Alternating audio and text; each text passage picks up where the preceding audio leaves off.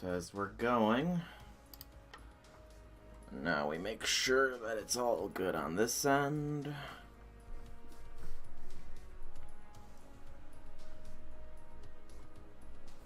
Does in fact look like it. We'll make sure. Do I have my wait, do I hear my voice? Yep. I do in fact have my voice as well. Alright. So, I suppose the only thing to do now is wait a little bit of time. That, or, you know, get our free summon out of the way. And then claim all of our boxes, and then we'll actually, start things off. That should take about 5 minutes or so.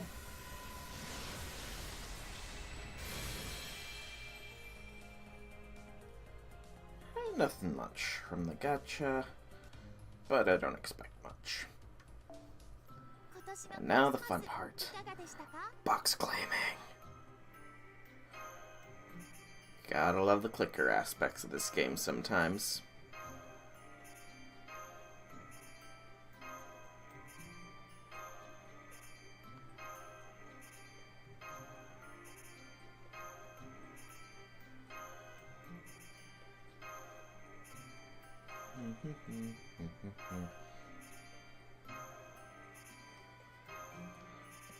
Probably update that information as well, just to be safe.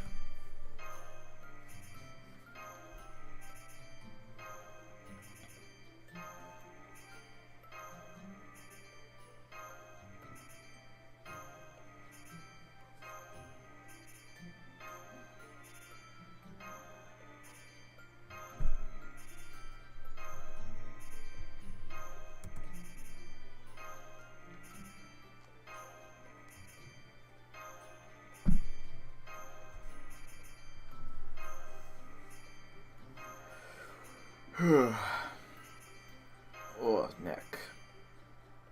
Oh. What's that one?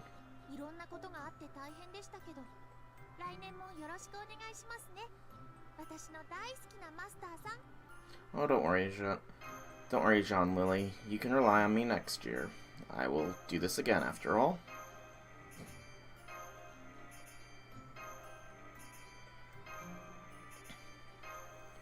And people are... Well, we got somebody trickled in. That's good at least. Just slowly waiting for some people to get them in. Claiming my boxes, because I haven't done that yet. Sadly did not get as many as I wished. I cry every time.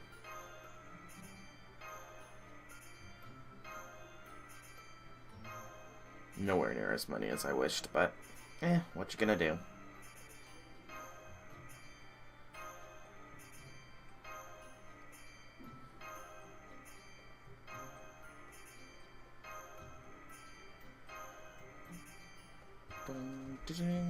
Dong da ding, dong da ding, dong da ding, dong da ding.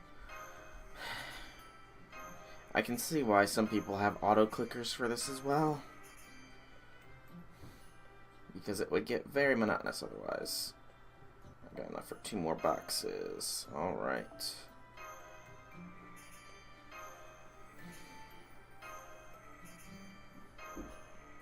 Sadly, not much after that. I cry.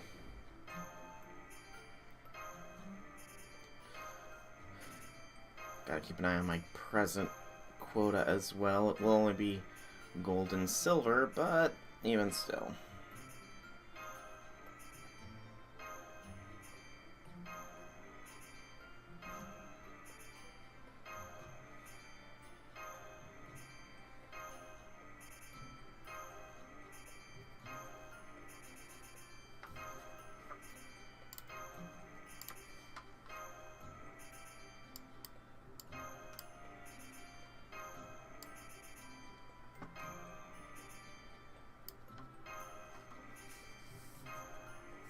Just getting that up for myself. Oh, I misclicked somewhere, didn't I?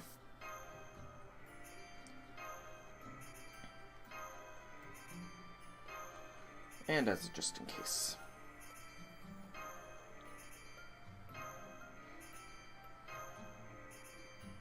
Alright, we're at 290, so before we claim the last box, should probably claim some of this.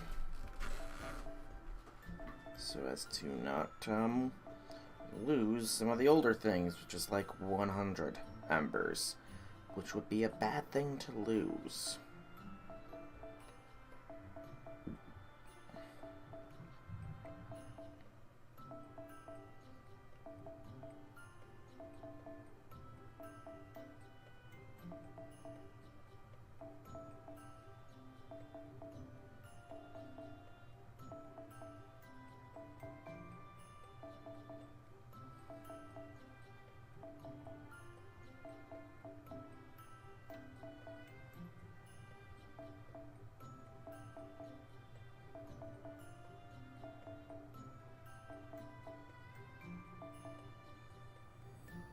Wow, one short.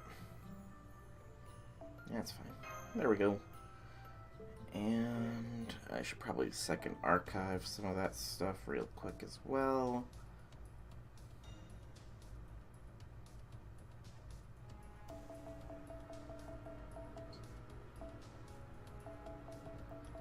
Just so it does not clog up my inventory.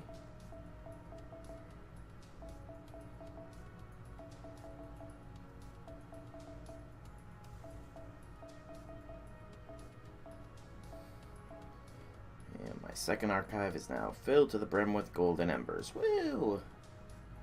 Alright, and then burn the silvers, as well as all the other stuff I pulled from the friend gotcha, I suppose.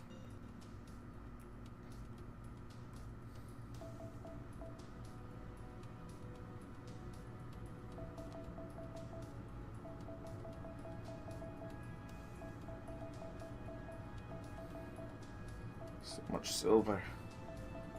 So much. Actually, not as much as I thought. Nope, don't sell that. Can use it next year.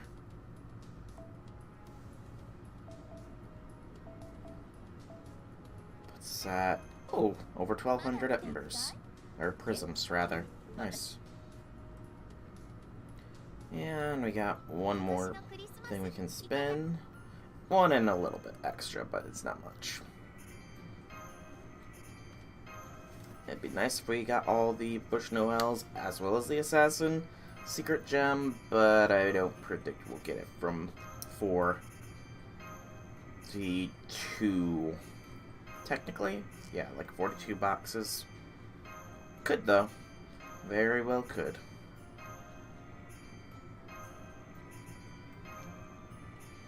Only one way to find out.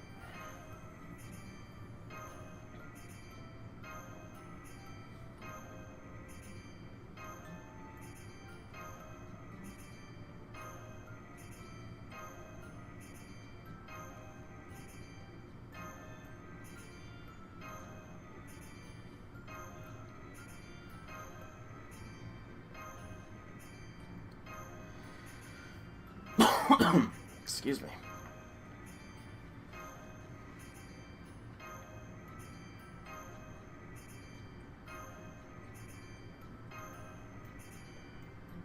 That was quick.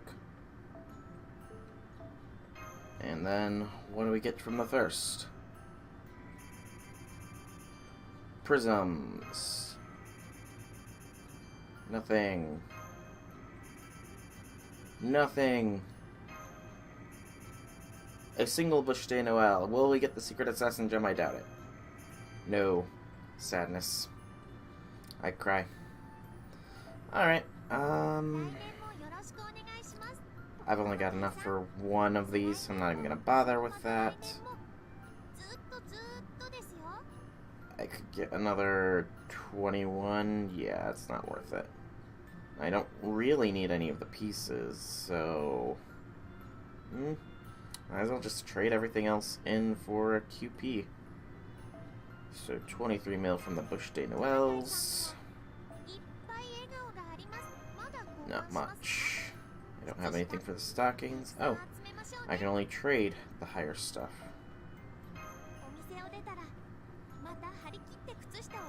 There we go.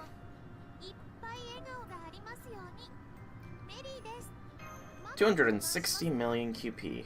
Not bad, but not the greatest either, considering most of that is going to be sucked away when I finally end up rolling for King Hassan. Woo!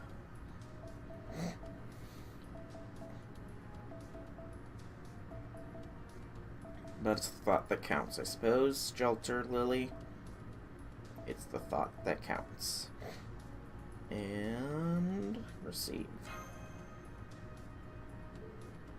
Burn, not friends, but shop, where we will burn the silver, and I guess we'll just hold on to the gold. I can't think of anybody that I want to be bumped up just yet. And that is all that, and it's not like I don't have room after all. And let me check here. Yeah. Alright. I'll check and see if any of my friends got, anybody. Did you get cast skill? Hard to tell. You have normal gil. Last online an hour ago, so possibly. Possibly. So, Misaki got cast skill. Very nice, very nice. And so I don't see anybody with anybody unique under this. So then it was Lancer for Enkidu, if anybody got him. Anybody with Enkidu? Anybody? Oh, Kiara got an Enkidu. Nice. And then go to casters. See if anybody has a cast skill here. The God should be with you indeed. I don't see a cast skill under support. Might just not be a good support servant. I don't know. Speaking of supports, I'm going to change my own stuff up a little bit because we don't need some of these things active. Best Kohoi, where is Iron Will? Because that's all I can think of putting on you right now. Where is it? Am I blind? I'm probably blind.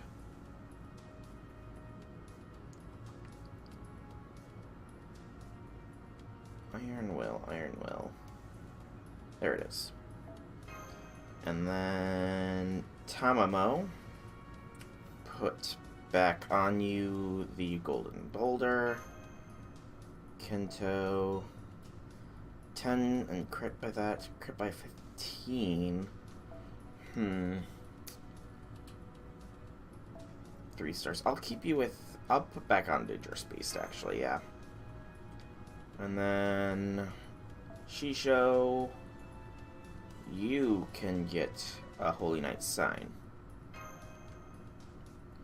Everybody else is good. Alright. Oh, I guess... it doesn't really affect your MP strength, so... I think I've got something for... arts. Victor of the Moon is not it. Sure, have formal craft Jean Arc. I haven't even touched you before, so... I have a little bit, but, not much. Alright.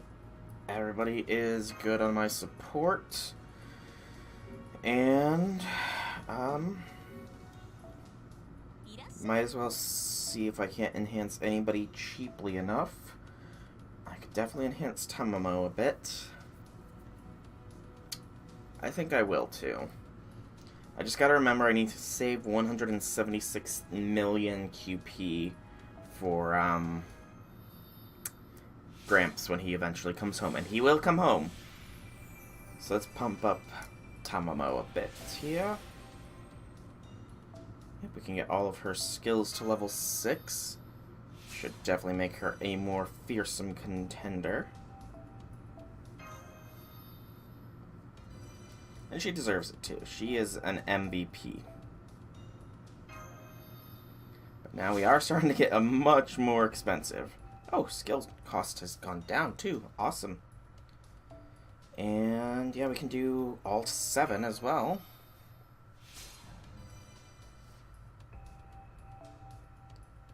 I don't remember if I need feathers or not. I probably should have checked that, actually. I don't think I do, actually. No, I don't. Claws I might end up needing, though. Give me just a moment to check that. Turn off that for a brief moment. Okay, I do not need claws. It's just bones, dust, chains, and lanterns. Okay. So I'm fine with doing this a little bit more for her. So yeah, let's pump everything up to level 8 on her. Make my Tamamo Lancer a beast. More of a beast than she normally is, at least. But I think that's probably going to have to be the cutoff point, since we do need to conserve QP. Alright, because yeah, I mean, we don't even have enough claws to do everything another go around, so yeah. That will be her. And Kentucky. I can pump up his first skill up to level 9. Yeah, I can definitely do that real quick. Make his dash level 9, and there's that. Alright, that will be it for skill level up, because we need to save for Gramps. So, skills, Christmas, summoning, everything is done here. So, it's been 16 minutes into the stream, but now we will finally begin with Babylonia. Is everybody ready? 'Cause I probably am not. Alright, let's go. Oh, no flashback this time. Morning, Mash. I have something personal to discuss with you today. This morning, the doctor came to me like any other day. Oh, I guess maybe it is still a bit of a flashback, just doesn't have that sort of vintage photography sort of look. His voice, his breath, his mannerisms, he was the same calm, peaceful man he always was. As your primary physician, I need to have a serious discussion with you.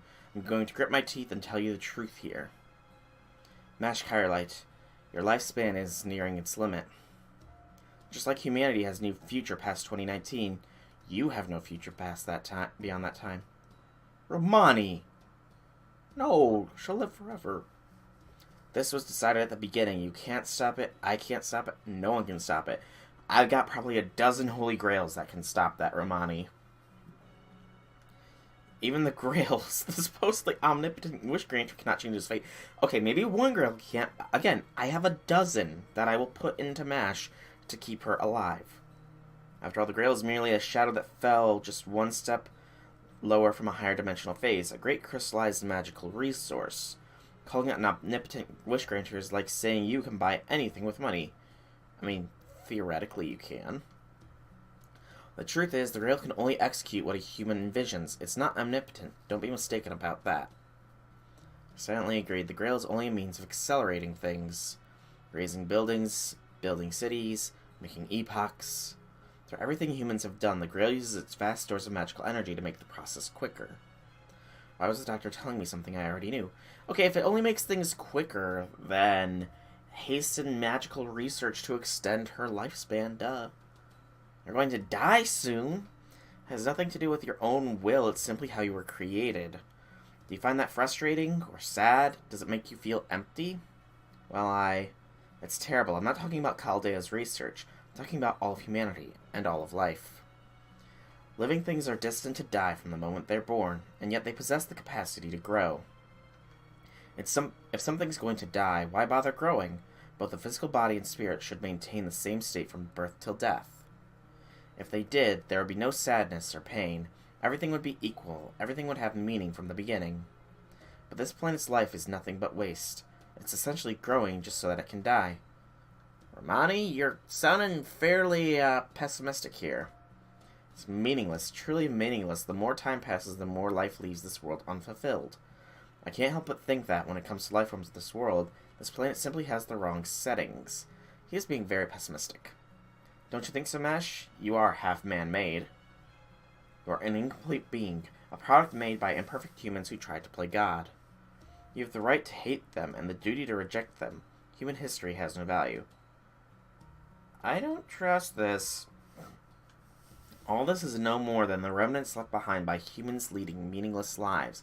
Yeah, this does not sound like Romani. It just so happens to look like a picture that has meaning. What was strange was how gentle his words were. Everything he said was impossible for me to accept. I couldn't agree at all.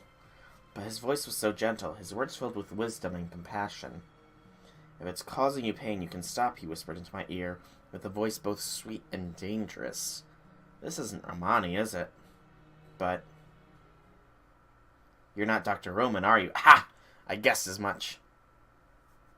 Dr. Roman can be pessimistic, antisocial, and he often says the wrong thing and gives up. True. But he would never deny any kind of human effort. You only look like him. You're something else entirely. Ugh.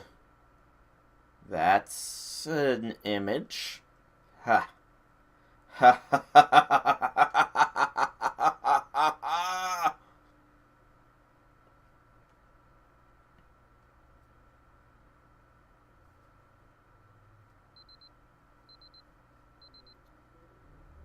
6 a.m. This is when I always wake up. What a strange dream. A dream indeed. I think that was probably Solomon. It felt like I was being dragged down, as if I took one wrong step, I would never wake from the dream. Senpai went through the same thing before, but why would that happen to me now? The call from the command room made me feel tense. Perhaps this strange dream has affected me. I had a feeling that this was a premonition, one that was telling me that my reshift into the 7th Singularity will be my last. No, it won't. Not if I have anything to say about it. Also, Mash, do you sleep in your full outfit? Because that's kind of adorable. You got here 5 minutes after the summons. Looks like you're ready to go, Soul. Given how abrupt the summons was and how early in the morning it is, I suppose there's no need for explanation. The day has finally come. Yes, that's right. The day's finally here. According to Chaldea's clocks, there's not much of 2018 left. The lost year of 2019 is almost upon us. Before that happens, we need to find out what caused the incineration of humanity. That is the purpose of our Grand Order, and our long journey is almost at an end. Master Soul, we owe it all to you and Mash. I'm sorry, I'm 2 minutes late. Mash Kyrite has arrived. Foo! Morning, Mash. Don't point out her tenseness. It's rude. Oh, hello. Good morning, Senpai. Sorry for being so flustered. I need to stay calm at all times, don't I? Yes. Good to see you're getting along. A tough spirit is one thing, but teamwork is important, too. Alright, Soul, Mash, let's try this again. At 7 o'clock this morning, Chaldea completed its preparations for the 7th Singularity race shift. We've little time left. Our backs are against the wall here. The last Singularity. This is the grail that Solomon sent into the past himself, and I'd like you to recover it. I know I sound like a broken record, but are you ready? It's going to be another tough journey. Leave it to us. We'll do our best. Foo! Foo! Yeah, that's the kind of person you are, Soul. I was silly to even ask. Then let's start the briefing. This time we will reshift to the beginning of human history. The beginning of all civilization. The world when it was unified as one. The mother that flourished along the Tigris and the Euphrates and influenced a great many civilizations. One of the world's oldest civilizations, which began almost simultaneously with the earliest Egyptian kingdoms. In the world of magecraft, this era was the twilight of the Age of Gods and a topic of research. The land of ancient Mesopotamia, 2600 BC, the beginning of the Sumerian civilization after the Ubaid culture. The world of the BC era, where reality was a place of mystery and the gods walked the land. Indeed, Mesopotamia in the age of the first Sumerian kings. Just the process of getting there makes this tougher than any previous singularity. It's the last age of fantasy on Earth, when gods and monsters were a part of everyday life. Good morning, Da Vinci. What kind of response is that? How boring. All my effort waiting to burst out at the right moment has gone up in smoke. Yeah, I could tell you were trying to be a little bit dramatic there, but... Didn't mean to take the wind out of your sails. I wouldn't say that. You surprised me to think one person has the power to silence the entire room in an instant. The way you put so much effort into such trivial matters, I wish Senpai could be like that sometimes. Foo-foo! I can, Mash. I can. Leonardo, quit messing around. Do you have what I asked you for? Yes, it's done. Of course it would be. Soul, here's a present for you. Ooh, present. Is this a scarf? It seems to be made from very fine and sturdy fibers. Around the mask I made to protect you in the desert, say hello to Mark II. The mana density in the atmosphere is much greater than what you experienced in ancient Egypt. There's a limit to what you can take with your own on a race shift. This is the bare minimum, but I promise you it's effective. I see. Thank you. Oh, by the way, I'll be in the command room this time as well. Don't worry about proving your existence in that era. Alright, I suppose I shall give you a small lecture on the place you're about to visit. The word Mesopotamia is Greek in origin. Meso means middle, and Potamia means river. It refers to the civilization that flourished between the Tigris and Euphrates rivers that flowed into the Persian Gulf. The order name is Babylonia, but it wasn't called that until a little later. Ancient Mesopotamia, Sumer. What's classified as an ancient civilization doesn't seem to span over a long period of time. For instance, between 5000 BC and 2000 BC, many different civilizations flourished, and they all played important roles in human history. Indeed, this time we're sending you to is one of those civilizations. In 2600 BC, the age of the first kings. From the point of view of magecraft, it's the era when humans parted ways with the gods. That's right, I don't know the reason the king of this era made that decision, but it was at this point that the age of gods came to an end, and by the advent of the Anno Domini era, all divine spirits had disappeared from the earth. And it's supposed to have gotten a pop-up there, but I guess not. Might only appear... Yeah, it's probably only going to appear on the video preview, perhaps. If that even works. It does not seem to have worked. Supposed to have it so that alerts would go off, but that just startled me more than anything else. So I should probably just shut that off real quick, because nothing actually popped up. And... there we go. Okay. By 1000 AD, they were gone. Oop, get that off there. Except for extreme cases like deities that remain completely isolated from humans. Well, let's put that topic aside. What I really wanted to talk to you about was the difficulty of this race shift. Race shifting into the BC era is extremely difficult. The further back into human history you go, the more unstable the race shifts. So as you get closer to the Age of Gods, things get more uncertain. Some academics call the Age of Gods an age of uncertainty. It's not something that lends itself to observation. On top of that, Sheba's refusing to stabilize. Actually, I doubt it ever will. Foo-foo! Yeah, but with the help of the staff at Chaldea, we were able to calculate the location of the seventh singularity and observe it. Given the difficulty, I'll be staying here in the command room, which also means I won't be able to act as a navigator, but still. On my honor as a genius, I hereby swear that I will flawlessly prove your existence. So, don't worry about a thing. Get out there and have a grand adventure. Leonardo's statements are inappropriate, but this really is an experience not many can have. You're going to the ancient world, a place that modern man will never know about. The danger is immeasurable, but I hope that's also how amazing your discoveries will be. Today, on the History Channel presents... Yeah, once we put an end to everything, tell me what you've learned on this journey. Hey there, don't get so sentimental. Soul is about to go to battle. You need to keep them sharp. Sheesh, Romani, go and get some sleep. Trying to act tough just proves you're tired. I beg your pardon, I got plenty of rest. I'm all fired up and ready to go. Come, your coffins are ready. From here on, this will be your battle, Soul. I kind of still find it hilarious that we go into coffins for this. The sixth singularity was full of special conditions we never came across. This one's going to be every bit as tough. It's a unique era, after all. Stay calm and be ready to deal with anything. A tense heart will shatter from a blow. Being flexible and adaptable will get you further. Right, see you soon, Doc. He doesn't deserve compliments. He tried to discourage MASH, even if it was a dream, him. And wasn't really him. What's wrong, MASH? I figured you'd be all set to go. Yes, I'm ready to do whatever I must to support Master's investigation and operations in the seventh singularity. But I'm sorry, Doctor, can I ask you something? What is it? I hope it's something I can answer. Yes, this is kind of a philosophical question, but does life have any meaning at all? I mean, objectively, not subjectively. I never thought about it, but it's really bothering me. That's a tough question. Objective meaning, huh? I mean, if you look at things from a god's perspective, life might all seem equally meaningless. Well, really, life is neither meaning nor merit, right up to the end. The end? Yeah, if you're asking about the meaning of it all, well, there isn't any. Nothing has meaning on its own. Meaning is something that gets determined later. Humans are born, grow up, and die all without meaning. It's only when a life's over that you finally see what it meant. That's what life is, Mash. We don't live in order to create meaning. We live so meaning can be found in our life. That's a very philosophical answer, Romani. Yes, that's how I'd like to live my life, too. Thank you, Dr. Roman. I'm grateful for all the kindness you've shown me. Alright, you're both in your coffins, yeah? Soul, your mission this time is to recover the Grail. It's important to find and remove the cause of the Singularity, but your biggest goal is to recover the Grail.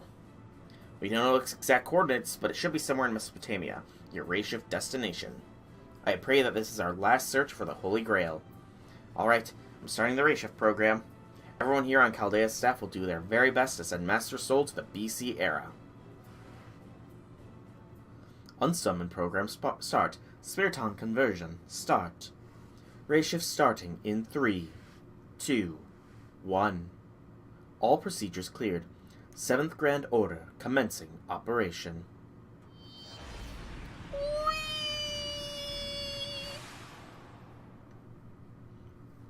And here we go. The title screen for the 7th Singularity. 7th Singularity. Humanity Foundation value A++. BC 2655. Absolute Demonic Front. Babylonia. That goes by very quick. Okay. Quite the map. Very nice. And I'm glad that we actually see it all from the very beginning. So, looks like walls, a big city, a few smaller cities, and a fallen Babylonia. In the Age of Gods. And I do have to remember that I do not have half AP main quests going on, so I'm probably going to be ending up using some apples. So, Rider-based enemies, so an assassin would be preferred. Update the list. See if we got anybody super awesome, sweet, and nice. I see a decent Cleo, just in case I need to bring her out. And we switch to primary party here. Alright. Vlad, you don't need that. You get the Victor another ending. There we go. Alright. And because I prefer... Wait. Yeah, there was no story support, so yeah. I prefer them to be towards the end. Alright. Let us... No, wait, yeah. Because casters are weak, but berserkers are super effective. Section 1, main story, In the Age of Gods. Here we go. Babylonia or bust. Ooh, interesting. Sumerian. Oh, please have mercy, oh Mother Goddess, Mother of demonic beasts, the one who reigns supreme. We do not defy you. The remaining cities, people, wealth, everything is yours. Don't eat me. Please don't eat me. Kazalu is different than Uruk. We have no intention of following that foolish king. We will sacrifice everyone up to our second-class citizens. You can have them all. Treat them as livestock. I don't care. So please, leave us. Leave us alone. Yeah. Ugh. Okay. Okay. Well, that's, you could have shadowed more than just the face. Lowly creatures. I'm disgusted with you. We have said before that not a single human shall survive. Even monkeys are smarter than these humans. Do they really think they're worthy as food? At best, they are fit to fertilize the land. That's still no reason to crush them to death with that serpent body of yours. After all, in our assembly hall, isn't it good manners to dispose of the prey you capture within your own lair? What? You don't like snakes? I thought you would enjoy playing with them like that. I'm really more for beating my enemies to a pulp and hand-to-hand brawl, yes, but... Gracias, pero no. The weight class difference bothers me. Your way of killing is too sloppy. I thought I was handling them with care. Humans are just too fragile. Eshuna, Separ, Kishin, Kazul. I've swallowed up most of the northern cities. It's only a matter of time before Nippur falls. It won't even take a month to break through that damned northern wall. Is that... Why is Eustace Goddess there, and why is she a blonde? Well, your ego sure is as big as your body. After working on it for half a year, you still need another month? You used enough demonic beasts to fill the land, yet you only managed to neutralize the north? Will you really be able to crush that front in another month? You don't need our help? I do not. We have sworn not to interfere with each other. I do not require your help. In the first place, I find massacring humans all at once to be quite wasteful. Thus I have ordered the demonic beasts to do whatever they desire to the humans they capture. They may drag them to their den and slowly kill them, or they may eat them alive. Or perhaps the humans can be used as raw materials for my temple. Raw materials for your temple? No wonder it smells even worse than the last time I came here. The stench is so strong it makes me nauseous. Pity, since death is so very pure. Isn't it the same with you? Wasn't death an everyday thing in your mythos? Exactly. Keeping the beaten alive for later is unthinkable. That being said, this is the result of the survival of the fittest. I won't condemn our principles. After all, I do the same thing. In the end, I meticulously snuff them out, one by one. That's a very creepy face there. Isn't that what this is? That's why we were summoned. The goddess who slays this era's king obtains the Holy Grail and will become the ruler of this world. That's what we, the Three Goddess Alliance, swore, right? Or what? Have you changed your mind? Do you feel pity for slaughtering humans, as foolish as they are? As you're the only one and legitimate surviving Sumerian goddess of this era, are you losing your taste for slaughter? Nonsense. This is exactly what I want. Uruk has been my land from the very beginning. I just let the humans borrow it on a whim. I feel neither mercy nor obligation. As a pillar for the Three Goddess Alliance, I will erase humans from the face of this land. Abandoned even by a native goddess. The humans of this era truly are inferior wretches not worth saving. Good, it sounds like your wills are unwavering. Mother will be relieved to know that the Alliance's oath is eternal. Is that you? When did you return? How many times must I tell you to go to Mother when you've returned? As you can see, I'm hurrying over to you now. Mother, you should refrain from associating with these two goddesses on your own.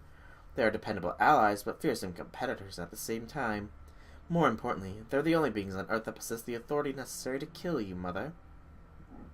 It's entirely possible they've joined forces with you because they want the Holy Grail and are planning to betray you. They wouldn't do that. The alliance of the goddess is not so fickle. An attack upon another goddess will turn into divine punishment that rebounds upon the attacker. She who raises her hand would be destroyed. Therefore, the only attack we have is to obtain the Holy Grail before the others. That is the game we play. Yes, the king of Uruk has the Holy Grail hidden somewhere. The goddess who obtains it will rule the post-human world. The Grail was sent to this land. It's the one contract that the Mage King established. However, the method of obtaining the objective it wasn't laid out. Therefore, everyone is free to search for the Holy Grail however they like. For example, Mother's method is to seek the Holy Grail within the ashes of Uruk after eradicating the humans. And your method, which seems to be decimating Uruk with nature itself, combines with your own physical prowess. Or finally yours, which could be as simple as waving a hand and wiping out all life in an instant before anyone knew what happened. All of these are little more than your own pathways to acquiring the Grail.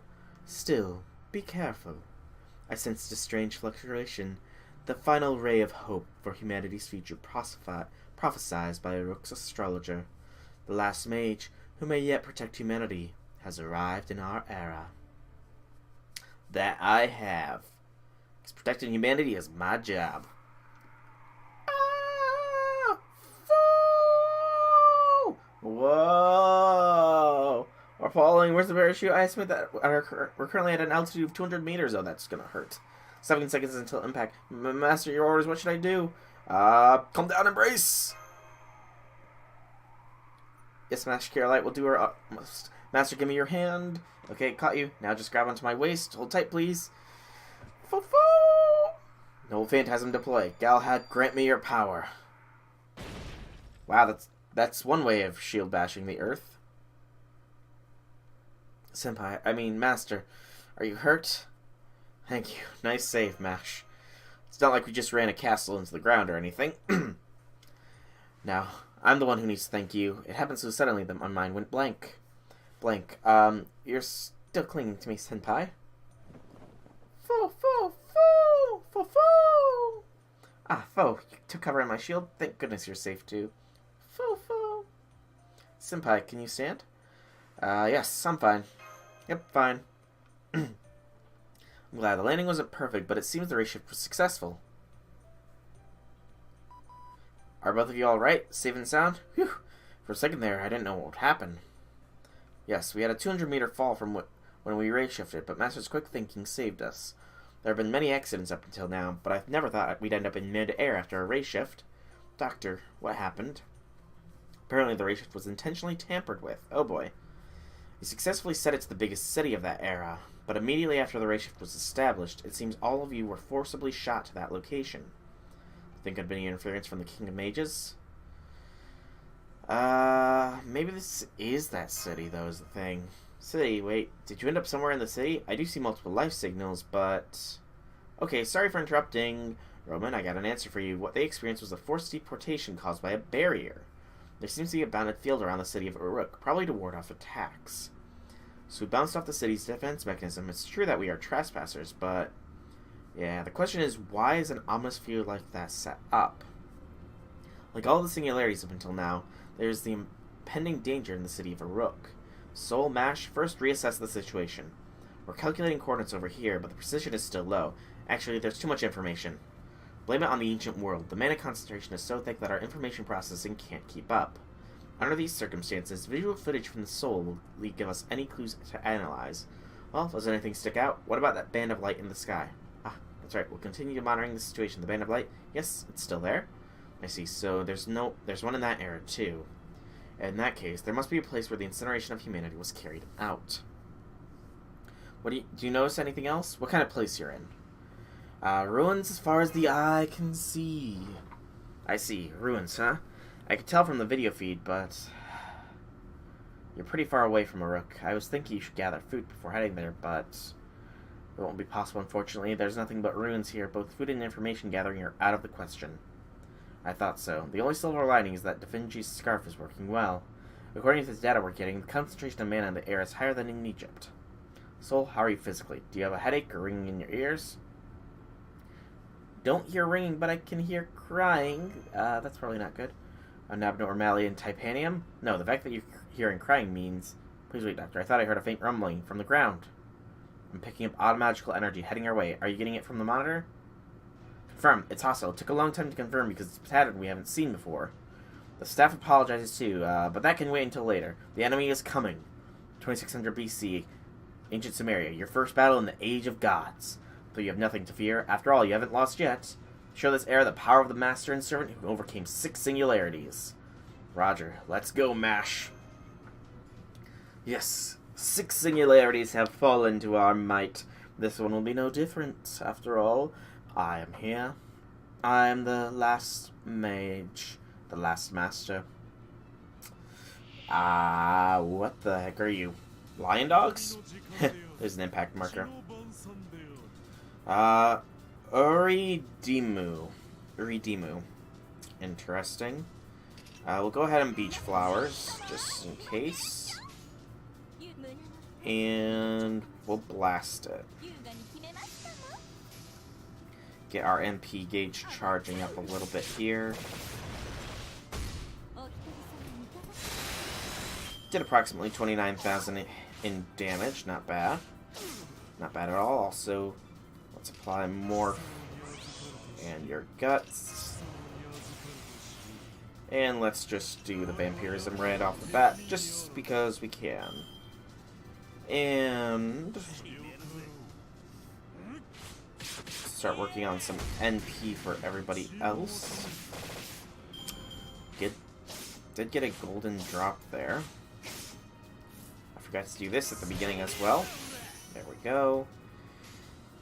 And 80% has a better crit chance. There we go. Hateful threat, crit rate up. Interesting. And yeah, this is gonna hurt them quite a bit. 30, 10, 10. Tamamo is getting to levels with her skill where we'll be able to reliably use it many times, or at the very least super consistently. Go ahead and heal, and get Arts Chain. Max out Tamamo's NP. Sadly not Vlad. It's close though. Very close. Alright. Do. Quick chain. Figured he wouldn't get a kill, but I was hoping he would get an MP, but guess not. Fatal Battle, 2 of 2. Just more Iridamus, whatever you want to call them. Okay. I do want to get Vlad NP Blast here first, but waiting is probably a little foolish. So let's just blast through 2 of them probably, and let Vlad get a good hit on the last one. So Kinto should have enough damage to knock this one out of the park.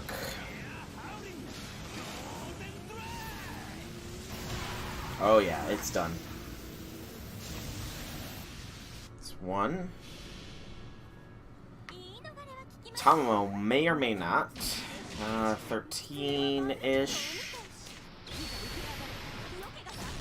And 32. Barely not enough. But Vlad got the kill, so that's what matters. And Vlad should in fact get a kill on this last one here as well. So go ahead, Vlad. Get a kill. With Kazakli Bay. Very nice hit there. 60,000 damage. Good. Okay, we did get some golden chests, so I am curious as to what those gave us. Embers, and we also got some more seeds, which is kind of good because we burned quite a bit when he took Tamamo up to par. Or close to it, at least.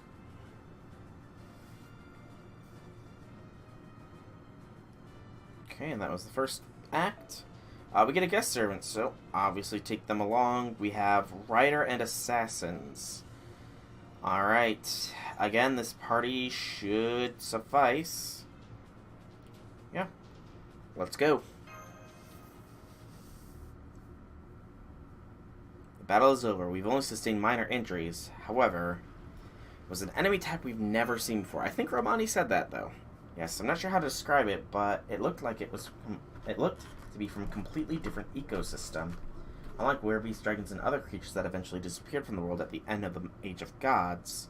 But those demonic beasts, I don't think they were of this world at all. Not of this world, huh? Perhaps they differed from the garden variety of demonic beasts that existed in the Age of Gods. We were prepared. We had data on all phantasmal beasts and phantasmal and demonic beasts from the Sumerian era. But none of it matches what you just encountered. What is going on? And that's not the worst of it. Those demonic beasts were clearly trying to kill us. It wasn't mere hostility. Their intention was to kill. All the demonic beasts we've encountered thus far have attacked us out of bestial instinct, to feed themselves. The demonic beasts just now, they attacked solely to kill us. I could feel the hatred in their eyes. Hatred? Demonic beasts that harbored hatred towards humans. Are you saying they're trying to annihilate us, not eat us? If so, you're in danger. Soul, leave that city immediately. Are you saying the city is in ruins because... Yeah, its possibility is high. That's why you should leave immediately. I agree with the Doctor, Master. Animals act in packs. Out of my way! I don't think that's the last of the demonic beasts. Oh? Hey you, you're in the way! I can't use my decrees with you here. Senpai, did you hear something? It sounded like a voice. Yeah, I did, but I guess... Huh? Wait. How am I supposed to brake in time if the air brakes don't work? Oh no, I'm gonna hit them. If Father finds out, he'll take my license away for sure. But let me say this first. I'm not in the wrong. And another crash. Seemed to happen a lot in Babylonia. Master, are you alright? Something beige coming in at a 45-degree angle has just fallen from the sky. Foo!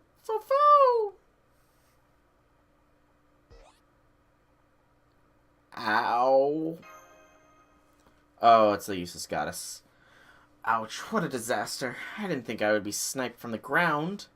Luckily, the damage wasn't as bad as I thought it would be. I guess I have my usual violent deeds to thank for that. Huh? What's this? Hey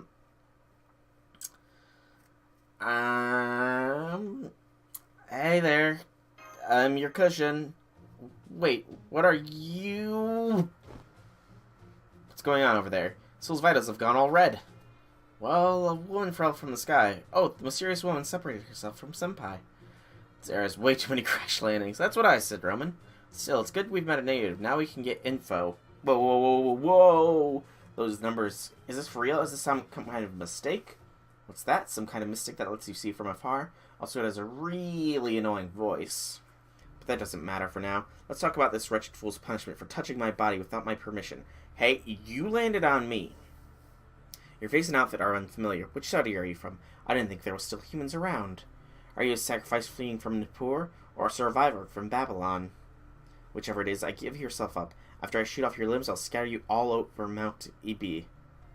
Master, this woman is ready for battle. I can sense her genuine animosity towards you.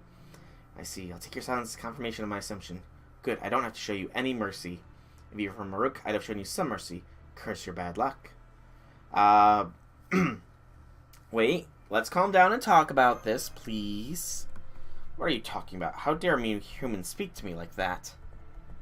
Talk it out? With me? Why would I do that? You're not even from the sacred temple. Please, hold on. The collision was an unforeseen accident. It seems that neither side was responsible. So can we please have a word with you? Well, Miss... Who are you? Yeah, we kind of need a name here. Are you guys serious saying you don't know who I am? Yes, well, sorry. It hasn't even been an hour since we arrived in this era. We are members of a group called Chaldea. We were sent here to the Singularity to correct the course of humanity. I'm sure you don't know what we're talking about, but we're not suspicious. Actually, Senpai's hands looks plenty suspicious, so something ought to be said about that, but hey, she landed on me, Mash. Foo-foo! So you're a guest from afar. That's hard to believe, but I suppose stuff like that happens. You might say I'm here in a similar manner. Fine, I will believe your words. In other words, you have no idea who I am. You don't know about this world or what's happening here. I see. Then your disrespect, insolence, and impoliteness can't be helped. You're barbarians from a distant world, after all. Look, touching me without permission is completely unforgivable in this world. Any Sumerian would immediately apologize, but wouldn't be forgiven even after offering their whole family's life savings. Keep that in mind from now on, assuming you want to survive in this world, that is. And thanks for being my cushion. You were at least helpful as a pile of hay. That's not a very nice way to say thanks. At least she seems to have calmed down, so why don't we reintroduce ourselves? I'm Romani Archaman. I'm the acting commander of Chaldea. This boy is Soul, a master who's formed contracts with heroic spirits and commands them as servants. And this girl is one of those servants, Mash Kyrelite. We're done introducing ourselves. So, who are you? Based on my readings, you're probably, you're not worthy to hear my name. Just forget about me. Especially you over there. Soul, was it? Forget everything that happened earlier. If you do, I'll at least spare your life. What thing earlier? Like, I was saying, if any of this gets out, like how I was mishandled the boat of heaven, or how I screamed, or about my current body size, I will chase you to the ends of the earth. This is not good, Senpai. She does not seem to want to kill you anymore, but I can still sense her hostility. In my personal opinion, getting any information from her will be quite a difficult task. Seems that way. One bad move and we're dead. She's kind of got the advantage right now, so I'm not going to call her a useless goddess or anything. Oh, you understand. Wonderful. It's a good thing to be humble. I won't treat you with disdain with that attitude, so revere me, like 3 times a day. Fine, there's no point in being mad at barbarians. You wanted to know about this area, you said. Go figure those things out with your own eyes and ears. I won't tell you anything. Actually, you tell me. Right. For example, did you see anything precious lying around here? What? What is it? Like I said, something precious. Was anything on the ground? Like, something that makes you think, wow, at first glance. It's something you'd know the moment you saw it, so I won't bother to explain. So how about it? Anything ring a bell? No, even if you put it like that, judging from the context, did you drop something? Idiot! Of course not. I didn't drop anything at all. I'm just asking for a friend. I don't care about that thing. This is terrible. Yeah, I can tell that across the screen too. Stay patient dealing with her soul. Anyway, you just need to tell me if something was around here or not. So, was it? Oh, and was it broken? Did it break? Did I do it again? Tough decision, but I'm gonna go with number 2. Why don't you say anything? Staying silent is so cruel. The game made that own sound for me. Nos? North? You're telling me it's to the north? Is that it? That's not it. That voice wasn't Senpai's. That is... Sorry, I looked away for a second since she seemed like a hassle. Numerous heat signatures approaching from the north. Looked like reinforcements from the previous demonic beast. You two get ready. Alright, Master, your orders. Okay, Miss Unknown, stand back. You're pretty quick to change gears. However, you still lack the observational skills of a good mage. Stand back because it's dangerous? Who do you think you're speaking to, you country hick? You are the one that should stand back. I'm really getting pissed off. I'll take all of my frustrations out on them, and I'll do it with a bang. You're kind of in the back line, so it's not really going to happen. Miss Unknown, who we actually do know, but humoring you. Alright, more of these guys. Go ahead and build NP, and I keep forgetting to first turn Kinto ability to boost. And I can probably afford to Tamamo's skill as well, because it's got a lower cooldown. Woot, woot. There we go. And we'll boost. I don't know who that was. And that was very loud. Alright. Oh, it's out of... Dang it, the screen's out of bounds because of that call. There we go. That's better. Okay. Where was I? I was here. Yes. Stupid phone call from nowhere. You distracted me. You made me lose my place. Nice crit, Tamamo.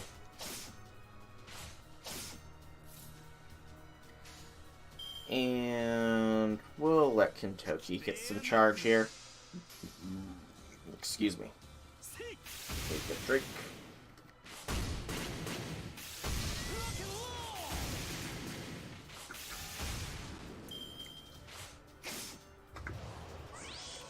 Threat. Alright.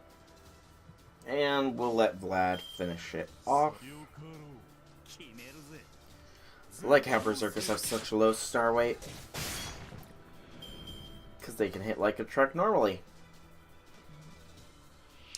And another trio. Okay. Again, having Kintoki take the lead is probably not a bad idea.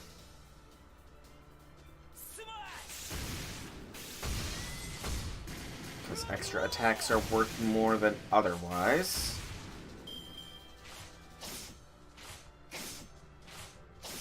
Ow. Get that guts put on as well. And we'll target this one with a Brave Chain from Vlad. Doubtful it'll get an MP, but should do a kill. There we go. Nicely done, Vlad. And, of course, for his increased damage, he had to be punished. Okay. Ba-ba-bum.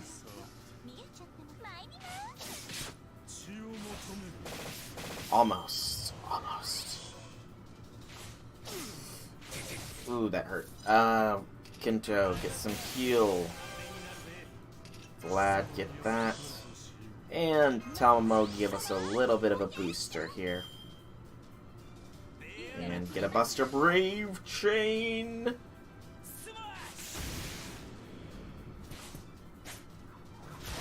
Almost. And that's that. Alright. Drain the MP, that's...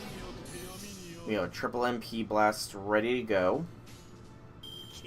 We'll have these two finish this one off. We still haven't encountered whatever the assassin class enemy is. I imagine it's probably a boss. Fatal battle.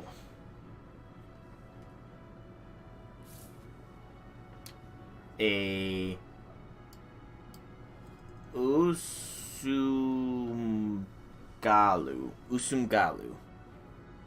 Interesting. Alright. Let's do our standard boosting. Thankfully, with a single enemy, we can more concentrate our forces. Unfortunately, Kentucky is not going to be as potent here, so he will take the lead, followed by Tamamo, and then Vlad.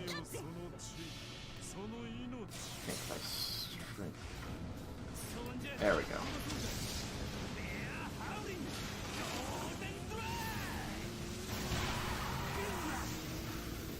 Not bad. It's even still weakened. You did 60 grand, Kinto.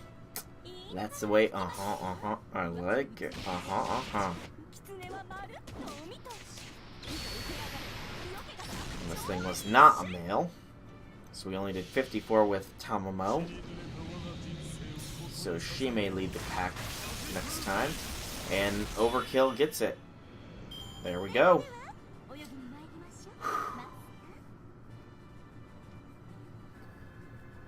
Alright, what do we get? We get a beast. Black beast grease. Didn't remember the exact name for it. Okay. And then no person, so we'll take look Jack,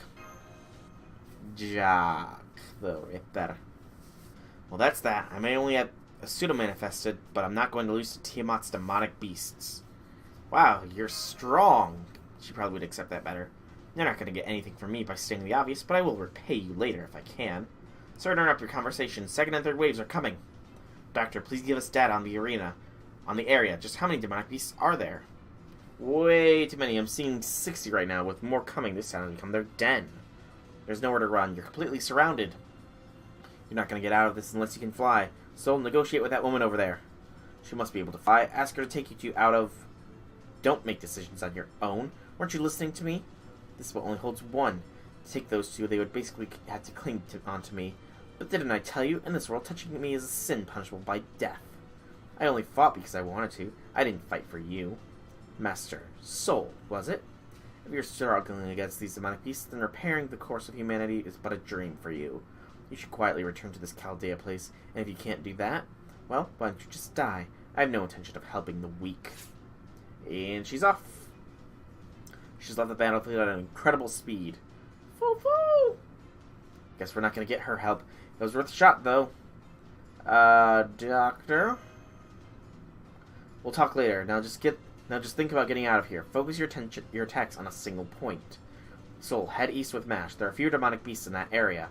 Roger that. We'll head for the castle ruins visible to the east. We're gonna punch through this, Master. Yes, we will. We'll punch through this or die trying. But we're not gonna die because we are too good. Too good. Oh, 9 waves. Lovely. Okay. Better get everything started right off the bat then. Nope, not that, but that. They are weaker, however. I should have noted that. but that just means that the later waves are going to be much more potent.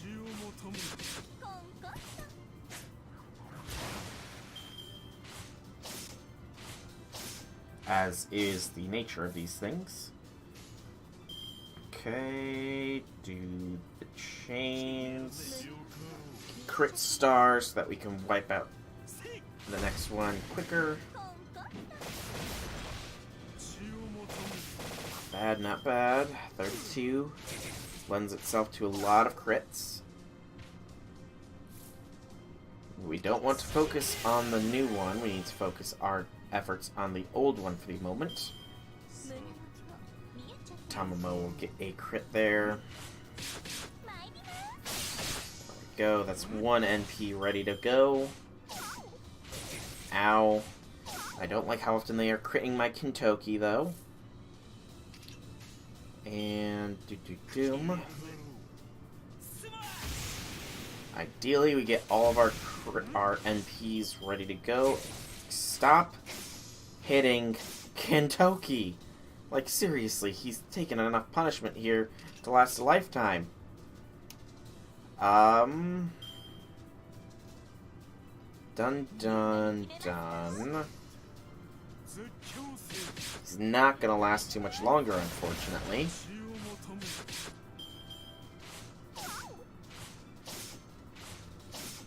Okay. Buster Brave Chain, I think, is the way to go here.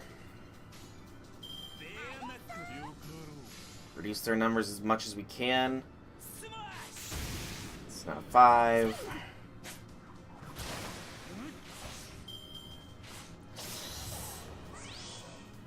One more hit and Kintoki is down. I have no method of healing him, so it'll probably be... I don't want to have to burn his NP right here and now, though, is the thing.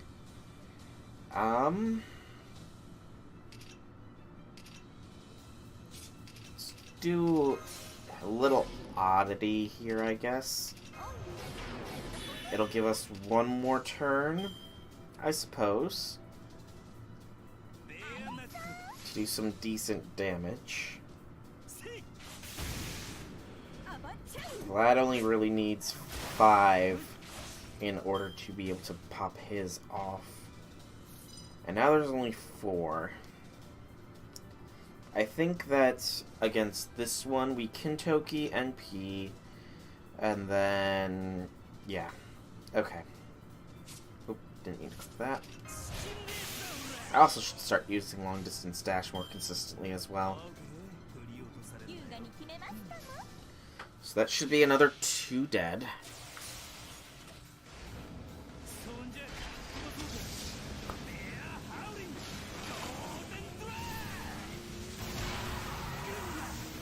Yep, that's that one. Okay. Tamamo wipes out that one, and Vlad does some good damage there. That hurt quite a bit. Quite a bit indeed. Indeedity-doodity. Alright. Go ahead and do that.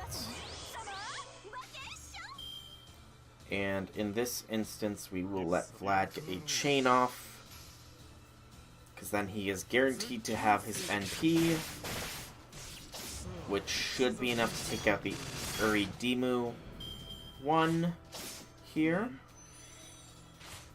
Provided Vlad survives, but he does, so it's all good in the neighborhood. Do that just in case, and this Uridimu should be Urideru.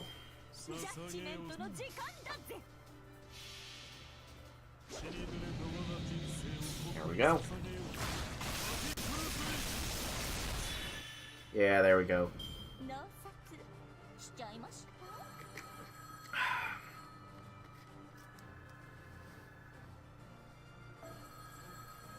Okay, nothing but QP. Not that there's anything wrong with it.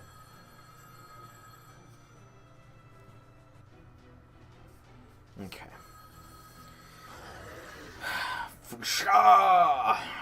The enemy reinforcements are endless.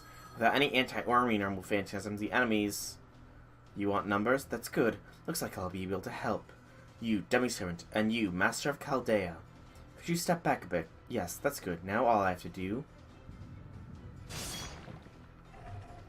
is wipe them out. Is wipe a lot of them all out at once. Since there are only 100 or so of them, I won't have to wipe out the entire town. If you're the master of Chaldea, I'm sure you have your own anti-normal and army noble phantasms, but you can use them next time. The city may be in ruins, but humans once lived here. It'd be best to preserve it as long as possible, right? Enkidu! Or Basque. Depends on your point of view. Alright. Unknown guest servant. I wonder who it could be. Surely not Enkidu. Sorry for stealing the show, but it's best to keep the collateral damage to a minimum. I know this place is a ruin now, but people may want to come back one day, you know? It's an honor to meet you, Master Chaldea. My name is Enkidu. I have waited in this age of gods for humans like you to arrive. I was given the task of connecting mankind with this world. Enkidu, did you just say Enkidu? Then you're the best help we could hope for. There's no individual stronger from that era comparable to even to that king. So you can trust this person. Work together and get out of this predicament. But this is not a person, nor a servant either. More like a machine than anything, and yet like a human with a soul. Oh, that's right. As a demi-servant, you're able to figure out my true nature. You must have sensed and categorized me as a foreign element created by the gods. I apologize for frightening you. I should have waited longer before meeting you. But now is the time for battle. I cannot let you fall prey to these demonic beasts. Please forgive me for being so callous. Would you allow me to fight by your side? Oh, of course. I apologize for being insensitive myself. Master, your orders. Enkidu and I will defeat the enemy. Again, Enkidu won't because he's at the back line, but it's appreciated nonetheless. Nonetheless.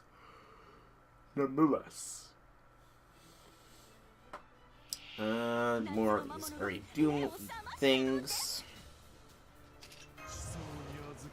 Again, standard protocol. Blast everything at the beginning. We'll leave Kentoki's quick skill out of it, though, since he does not have an attack just yet. And we'll let Tamamo blast this first one out of existence, maybe. Probably not, though. Still, 25,000 is not bad damage. Okay, and sure, we'll do that now. Let Kentoki do 2 crits, which leads to a full charge. Good. Very good. And then, I mean, when you got it, you got it. Go ahead and blast with the Buster Chains.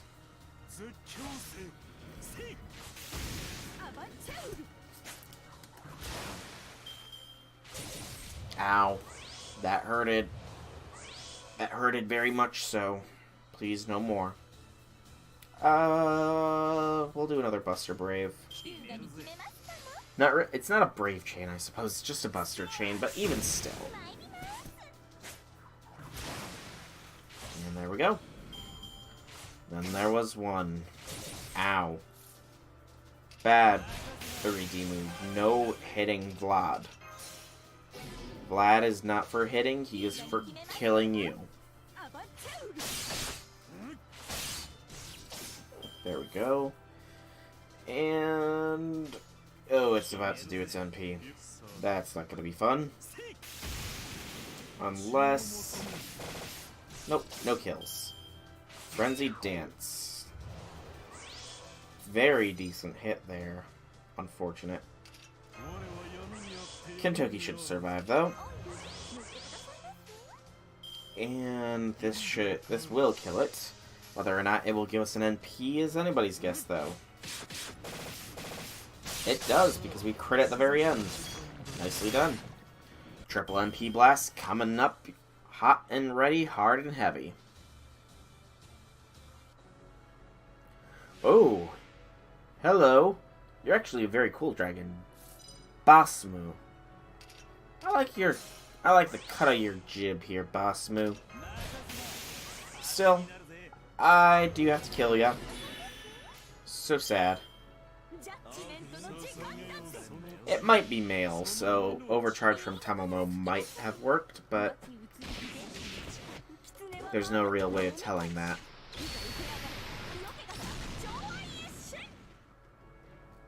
54,000, still good damage. Kentoki should do a little bit more, because he's MP5.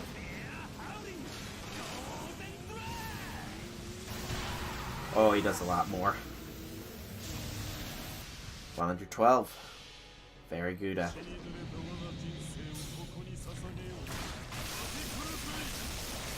And 86. And 49 crit stars means that this Tamamo Blast will kill it. Let's just be safe. I'm not gonna risk a Buster Chain or whatever. I could have, but I didn't want to.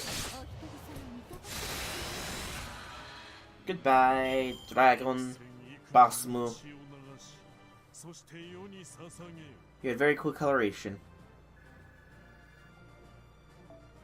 And we get a Dragon Wing scale thing.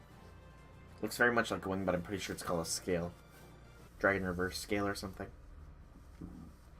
That poison dragon, Basmu, was the last one. At any event, we have exterminated all demonic beasts in this town. But we are not safe yet. The scent of the blood on the fallen will draw more here.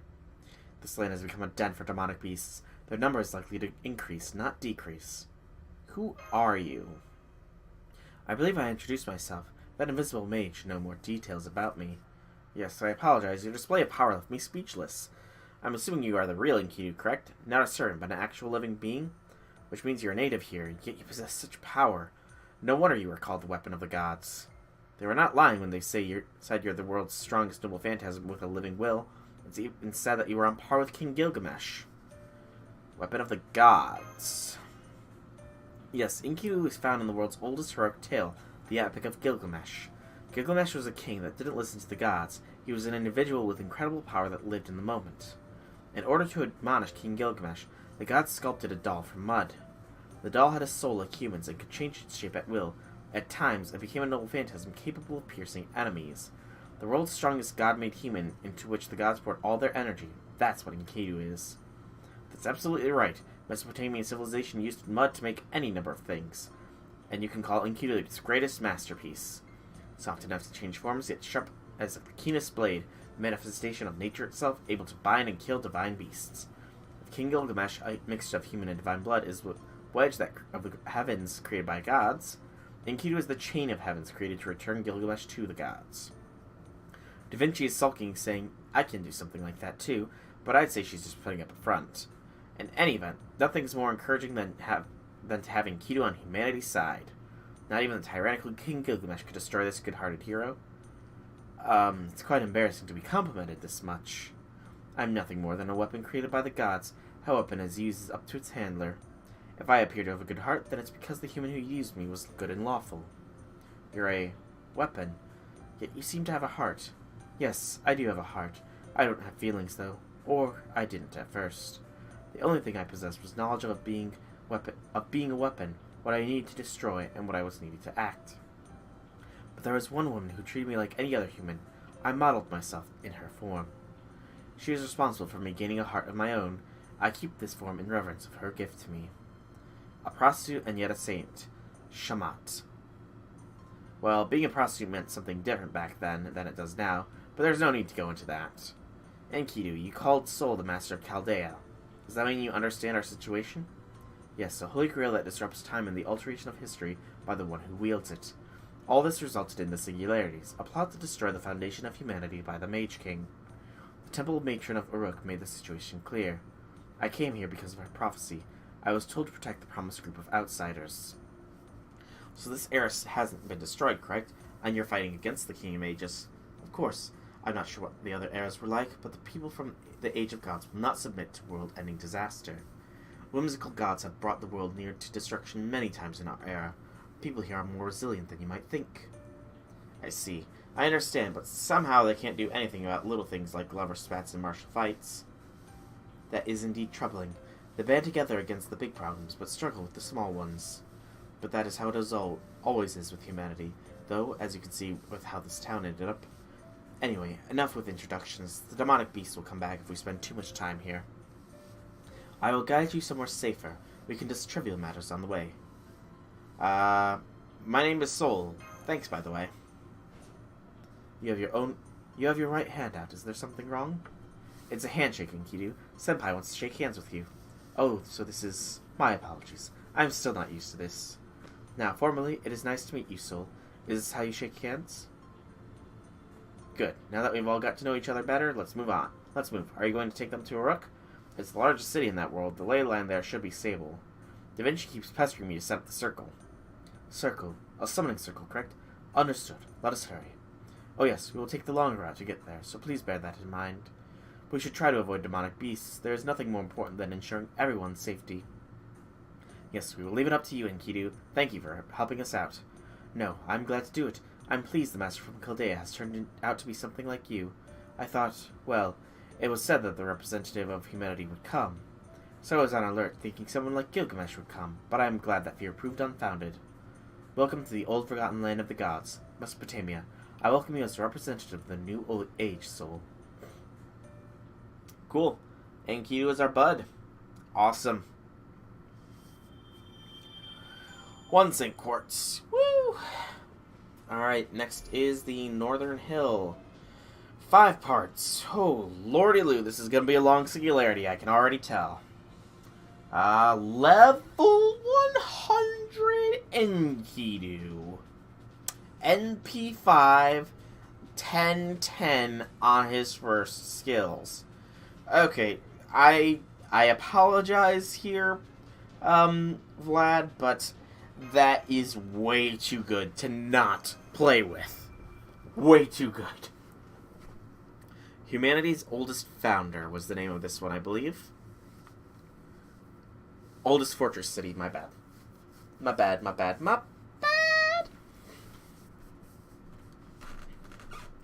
Battle 1 of 3. Guessing the rest of the road. Mushusu. Interesting. So increase Buster and random quick or arts. And decrease crit rate and remove evade. An interesting skill combo. No NP gains, but his HP is insane. Mainly because he's level 100, but even still, it's a very beefy HP bar. Let's see how he does damage-wise on a nearly dead thing. 11,000. Not bad. Not bad at all. And let's see how their Brave Chain does. We'll let them... The voice sounds very feminine, actually, sounding voice. Very cool attack animation, though. So 19,000 with a quick arts quick chain.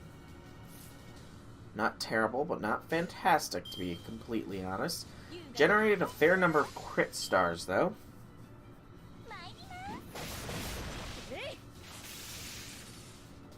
There we go. There we go. Poor Kentoki, he's just getting beat up. Okay, I think Enkidu probably generates a bit more crit stars. So we'll do 70, 80, 100. He'll probably die to Tamamos, but... Oh, Tamamo doesn't crit, so... We get the 100%, and we're up to 34 again. Not bad. We're generating quite a few. And more Musushus. Kentoki, you deserve some time to shine, so we'll let you get your Brave Chain off. Generate some NP so that you can blast next round, or the next wave with your magnificent golden ride. And you didn't even kill. Really, Kentoki? Really? I expected better of you. Because Enkidu needs NP as well. There we go. Almost everybody is ready for an NP blast. By the way, what is yours? It is a single enemy attack. Okay. And again, we have the quick chains. This is a very decent quick team, I suppose. And everybody is ready. We're up to 39. Defense and bonus attack. Oh. Okay. That's quite interesting. It inflicted poison upon us. So that's quite interesting. Poison. Alright. We'll let Kentoki get a brave chain because that's mostly crits. Wonder how long that poison lasts for, though. These things could be more dangerous than I first thought. And the final is a standard array, actually. Musushu, wing-bladed insects, and a stone golem. I mean, okay.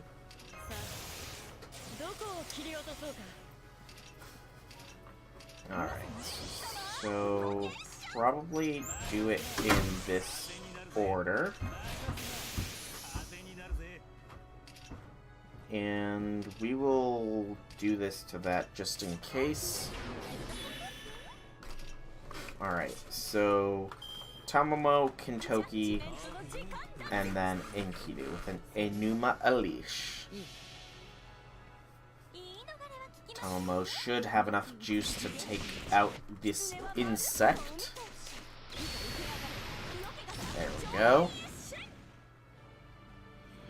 Kentoki should have enough damage, especially with the defense down, to take out this Musushu.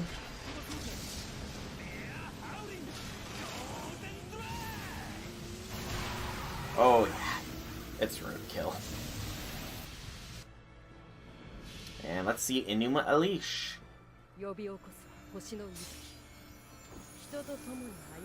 Ooh. That's freaking awesome looking. And it's potent as heck. Very nice. Very nice, Enkidu.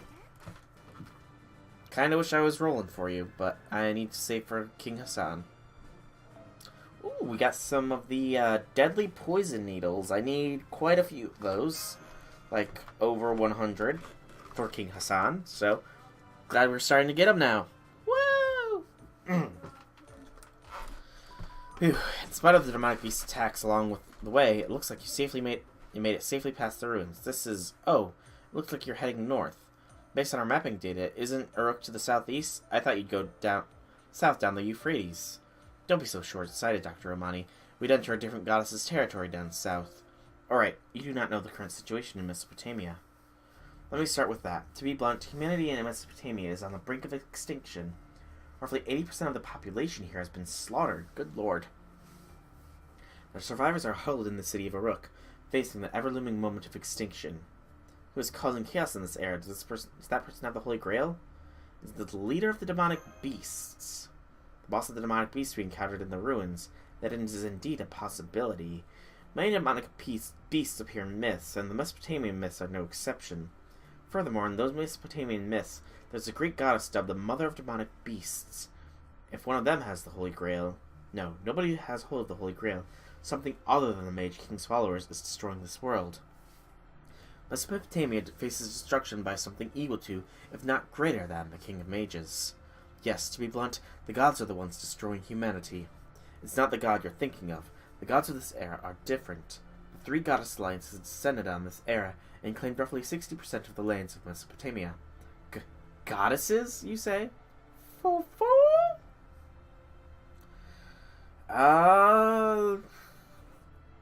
Probably like those devils back at the Shapeless Idols, which were Uriel and Stheno. As one who has been victimized the most, let me tell you this. Those three are devils indeed, especially the oldest one. She lacks authority because of her low rank among divine spirits, but if there's any male dictators, she can destroy the world another way. So there are divine spirit servants in Chaldea, too. That is slightly unexpected. I thought such powerful summons were impossible outside of the Age of Gods. Not all the goddesses we've encountered so far have been diminished somewhat. No, all the gods and goddesses we've encountered so far have been diminished somewhat in order to be contained in spirit servant form. Their spirit origins have been on par with heroic spirits, so I don't think they have the authority of a god. Good. That is more understandable. This must be what you call a fragment of the spirit.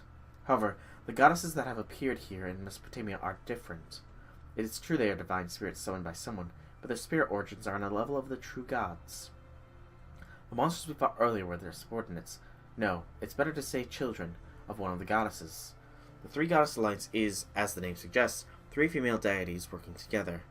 We know almost nothing about them, individually or as a group. Their objective, though, is crystal clear. And that is the annihilation of the human race. Complete extinction, no survivors. Eradicate humanity here to cause everything rising from this era to die out. That seems to be their objective.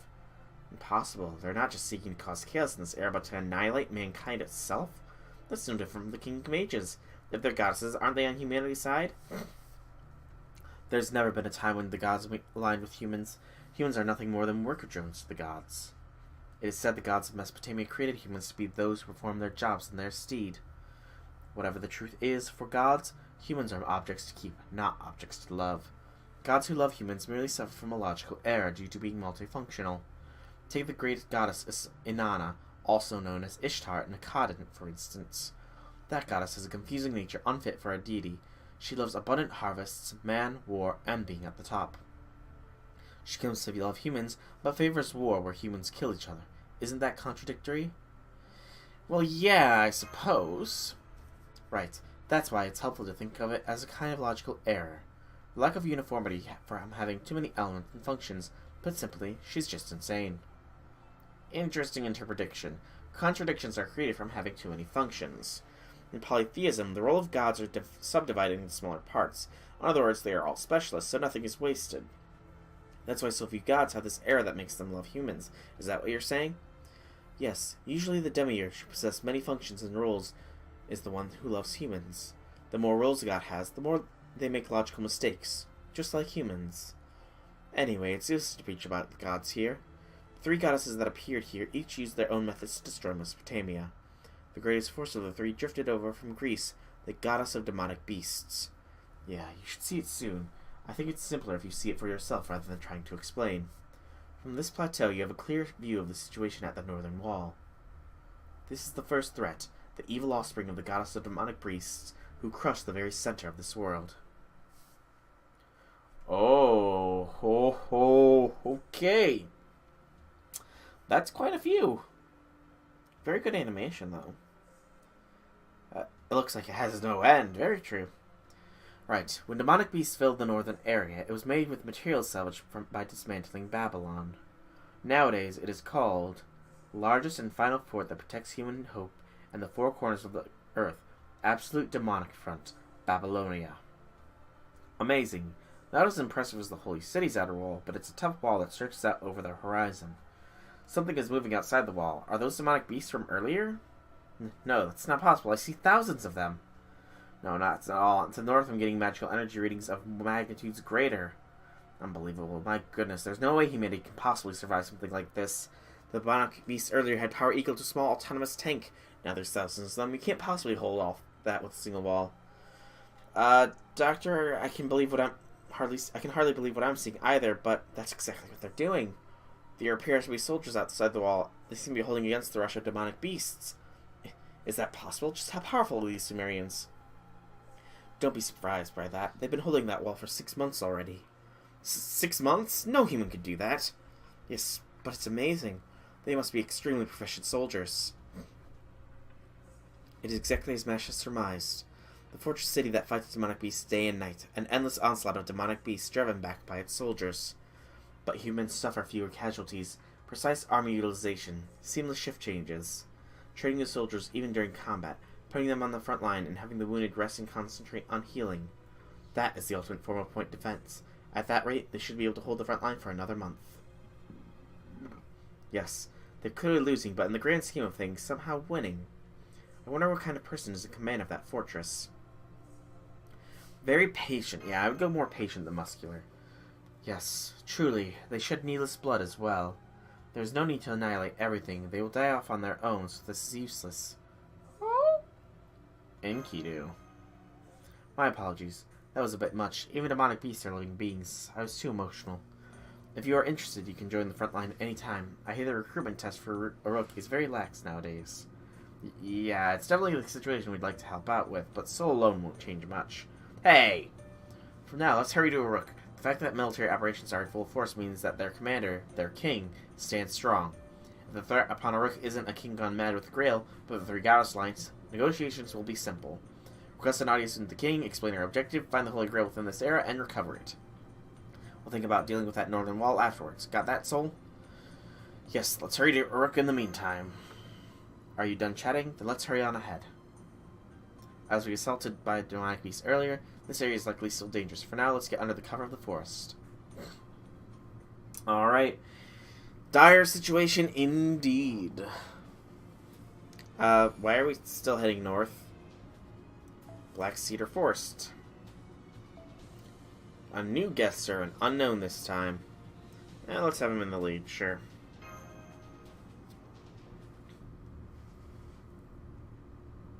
We are almost at the safe zone. We should make it by sunset. So this is the Cedar Forest. Legends say it was protected by the demonic beast Humbaba, though I thought it was believed to be located east of Uruk, in the Zengros Mountains beyond the Tigris. Oh, there are two versions of the story. The Sumerian and the Akkadian versions differ. The older records put the Cedar Forest to the west, so it makes sense that we would find it here, but it's the other way to Uruk. Yes, we're walking further away. Is something wrong? What's the matter? What should we do, Senpai? Should we point out that we are going farther away from Uruk? Let's see what happens first. Oh, are you worried about the direction we are going? There's a wharf at the river up ahead. There's a boat docked there. Once we get to the wharf, all we have to do is take it downstream. I'm sure you are tired, but hang in there. Once we get through the forest, it'll be all over. Senpai, that's... Oh my, what wonderful news. I didn't know there was a wharf up ahead. Hey, Meemlin! Hey, sorry to scare you. I'm not an enemy, so hear me out. We're stranded. As you can see, we didn't know our way through these trails and got lost. I figured we were going up to end up monster food, but luck must be on our side. See, Anna, don't you think you were right to follow me? We weren't lucky enough to reach our destination this time, but we met locals who know the way. Good things come to those who wait. 1 step forward, 2 steps back. I didn't expect to see humans in the territory of the goddess of demonic beasts. Senpai, those people who came out of the forest, I've seen them somewhere before. Wait, could this guy be Meemlin? Are you lost? That is unfortunate. We're heading to Uruk. Will you come with us? Of course, we'd follow you, even if you refuse to let us. We've been walking for 3 days straight, and my legs are so stiff. But, tagging along with someone when we don't know their names is unsettling. You there, can you tell us your name? Oh, I'm afraid I can't tell you mine, nor can the girl. I'm Soul. Nice to meet you, Meemlin. I see, that's a unique name. Sure don't hear it around here. And the lady, then? My name is Mash Carlight. This is Enkidu. Enkidu, did you say that's Enkidu? That's a problem. A big problem. Why, is there something wrong with me? No, it's just that if you're Enkidu, I'd have to start questioning my own memory. King Gilgamesh is commanding the front line in Uruk. He's just returned from his quest for the Herb of Immortality. Wait a second. Gilgamesh only went out for that herb after Enkidu died. And we know Enkidu here isn't a servant. Hold up. Doesn't make any sense. For in the era where Gilgamesh has already returned from his search for immortality, something's very wrong. He didn't set on to that question until after the death of his friend, Enkidu. And that means if he's already returned, Enkidu should be long dead. He might exist as a servant, but he can't be alive. Mash, get away from him. Now, quickly. Oh. Ha ha ha ha ha ha. Yeah, I figured this little farce of mine wasn't going to last long. Hello, Soul. Hello, incompetent fools of Chaldea. Oh, man. I was so close, though. Just a little more and I would have seen something so very fun. You're supposed to be the last hope of old humanity, right? All humans are failures, but truly you are the most pathetic of them all. Hey! If I had managed to offer the goddesses up ahead something as rare as you, I would have been able to see a living hell. So you let us into a trap. Are you really Enkidu? Of course. I talk like Enkidu. I have Enkidu's powers. I am Enkidu himself. Why would you think that Enkidu would be on your side anyway? I am a weapon created by the gods. Of course I'd side with the goddesses. Match enough to Enkidu magical energy already rivals a demonic god pillars. God. I don't know how it happened, but the thing you're looking at is aligned with Solomon, the enemy of humanity. Now that they've lured you out here, they'll never let Soul return home alive. You have to fight Enkidu. It's the only way to survive. How rude. Up until a moment ago, we were so friendly to each other. Ah well, sad to say he's right. You are doomed the moment you stepped into this forest. It's a shame I can't take you alive, but at least I can present your head to Mother. My head likes to be attached to my shoulders, thank you very much. Alright, it's time for your journey to come to an end, Chaldea. Enkidu is taking a combat stance, but we know how powerful he is, there's no way he can. That's right, you have a snowball's chance in hell of winning. Do you know why I fought alongside you? So I could show you just how much weaker you are. Humans are so pathetic. So die. Die, old humans, to the sound of my laughter. Fall into this waste dump as you envy this perfect weapon. I have no idea what this fake Enkidu is going on about, but I understand the situation. Soul and Lady Mash are at a disadvantage. Anna, help them. Fine, this wasn't part of the deal, but I will protect them. Meemlin, I'd rather have your help here, to be quite honest. Please be deceiving me and actually be the guest servant. I know you like your pranks, so so funny, so funny. No. Alright. So, let's see. You have a Siren Song, chance to charm a single opposite gender enemy, and Monstrous Strength. You have a Quick Noble Phantasm, NP4. Deal significant damage to a single enemy, chance to inflict stun. Increases with overcharge. Alright. It's only 2 waves, so I probably shouldn't be bursting out all the stops right off the bat. But we have to start somewhere. Okay. So an Art's Quick Chain only generated 18 NP and only did like 14,000 damage. That's kind of weak.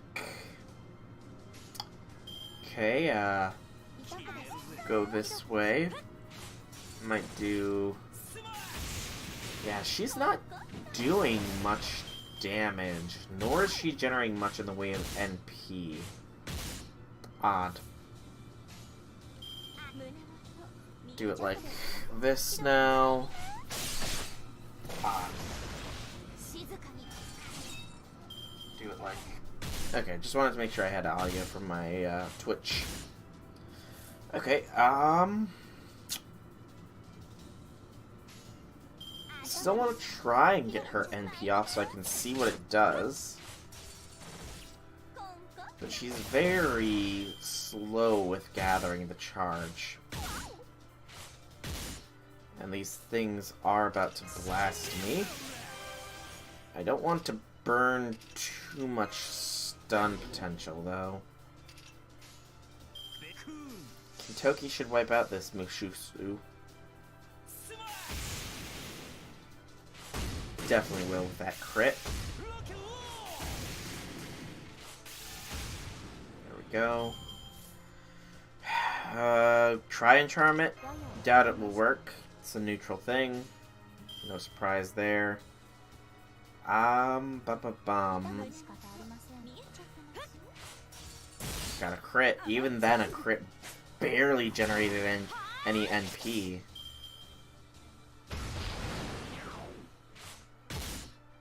Okay.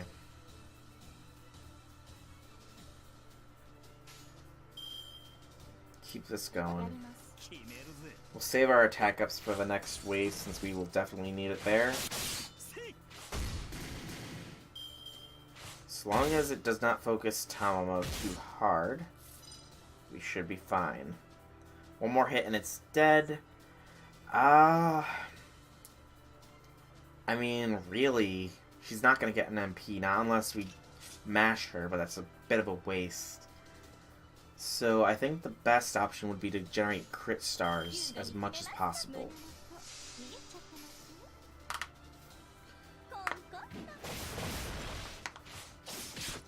Let's It's not much, but every little bit counts. Because now we should be facing Enkidu. Who have... Holy shnikes. Okay. Enkidu's a buff boy. A very buff boy.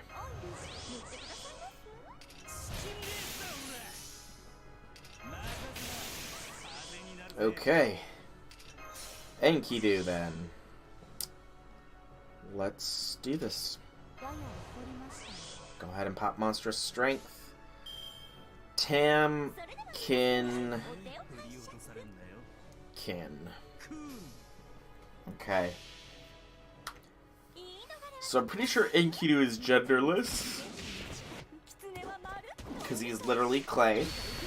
Despite being he, but you know what I mean. So, yeah, the buff first males probably wouldn't work.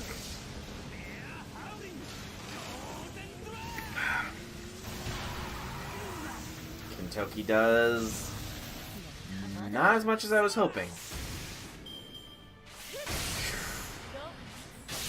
Oh boy, this is bad. That's my front line wiped out. Okay.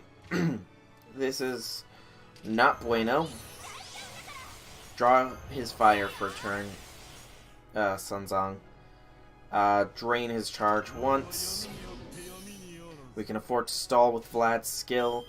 We can get a NP out of Anna here.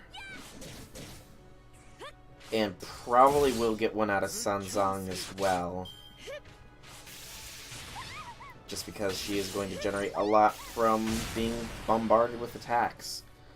This is a single target with a chance to stun with overcharge. I actually kind of want to save that then.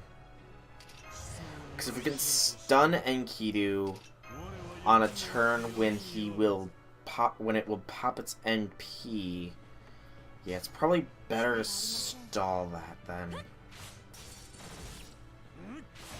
And possibly generate more charge, but she is one good hit from death, so gotta be... Okay, that hurts quite a bit. Okay. It's risky, but we're gonna go another round. Hopefully he turns focus to Vlad. Crest of the Medusa, so she's related to the Medusas then.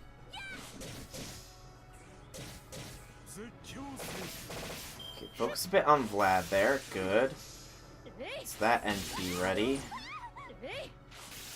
Alright, we have 3. No boosts, unfortunately. So... Doot is what I think we're gonna have to do. We're gonna have to pray we get the stun off with Anna here. Because he is about to no-sell us. Or no, he's a single target, never mind.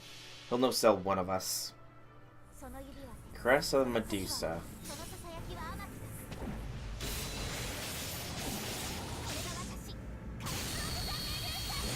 We got the stun, but that was pathetic damage. 21,000? Good gracious. Well, even then that only did 41,000. Good lord. No effect.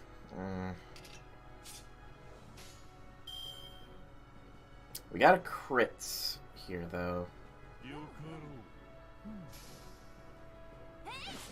Alright, so if Enkidu here focuses Vlad...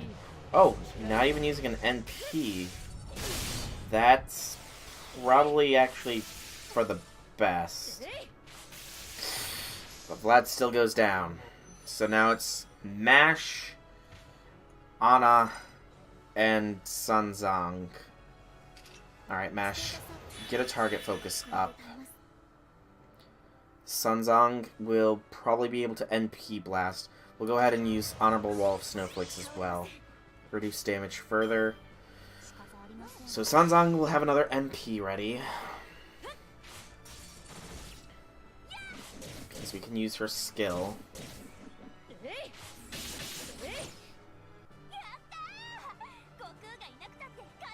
Uh... Why'd the battle just end? I mean, I'm fine with it, because Sanzang doesn't have the most in the way of damage, but I'd kind of like to know why. It's kind of sudden. Game? Am I going to get an explanation? Please? Be appreciated.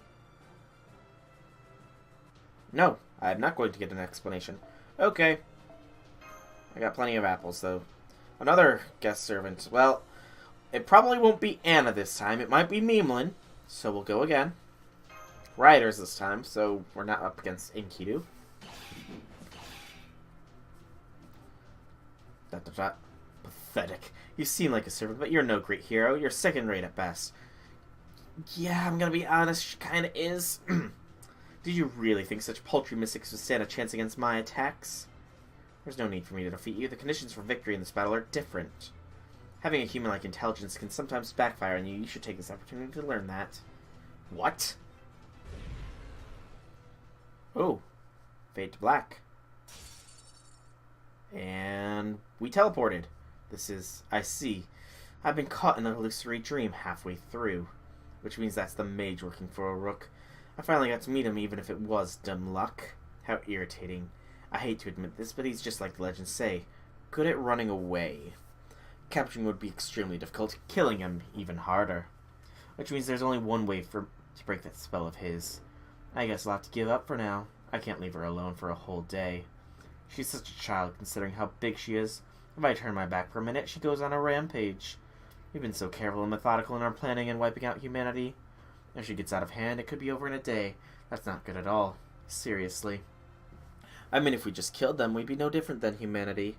There's nothing wrong with killing, but you need a reason and a theme. That's our duty as the new humans. As the new humans. Interesting.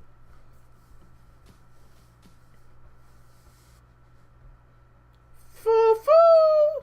We were fighting against a fake Enkidu, huh? Enkidu vanished. Ha ha ha! Wow, that worked out great! I figured that they wouldn't be able to resist mental attacks yet. I feel a little remorse because it was like tricking an innocent child, but oh well. We needed to survive. Nothing wrong with a bit of ungentlemanly conduct. After all, we were fighting against the mediator of the three great goddess alliance, the traitor to all Uruks, Enkidu. Oh, hey, Red Velvet! Nice to have you joining in. It's been a while. We've made it through not much of Babylonia, to be honest. And it does look like the chat has not popped up on there like it was supposed to. Okay. But nice to see you, Red Velvet. Nice to see you indeed. I'm going to just quickly, with you here and that not showing up, we will drop that and drop that. So now that should show up. But yes, welcome, Red Velvet. Welcome indeed. We have not seen Gil yet, so worry not. Yes, I have made a Discord. Not really sure on it, though, because, still fairly new to this all. Just, you know, making a Discord and everything. But feel free to join. The link should be a permalink. If it isn't, then I will get another link and post it in chat or something. But glad to have you. Did you pull Caskill yet? That young man. Or was it a young woman? Well, it doesn't matter. They've killed countless soldiers. After all, as the leader of the demonic beast, they are working directly for the Mage King. And Enkidu working for the King of Mages? Oh, no. Yes, they said as much while laying waste to many fortress cities, and while many Uruks seem to want to believe it isn't the real thing. Unfortunately, that combat capability could belong to none but Enkidu. You should be careful. They may look beautiful, but they're actually a weapon forged to kill humans. That Enkidu we met has reverted to their cruel nature, to the way they were before they met King Gilgamesh. Anyway, all that aside, let me formally say hello.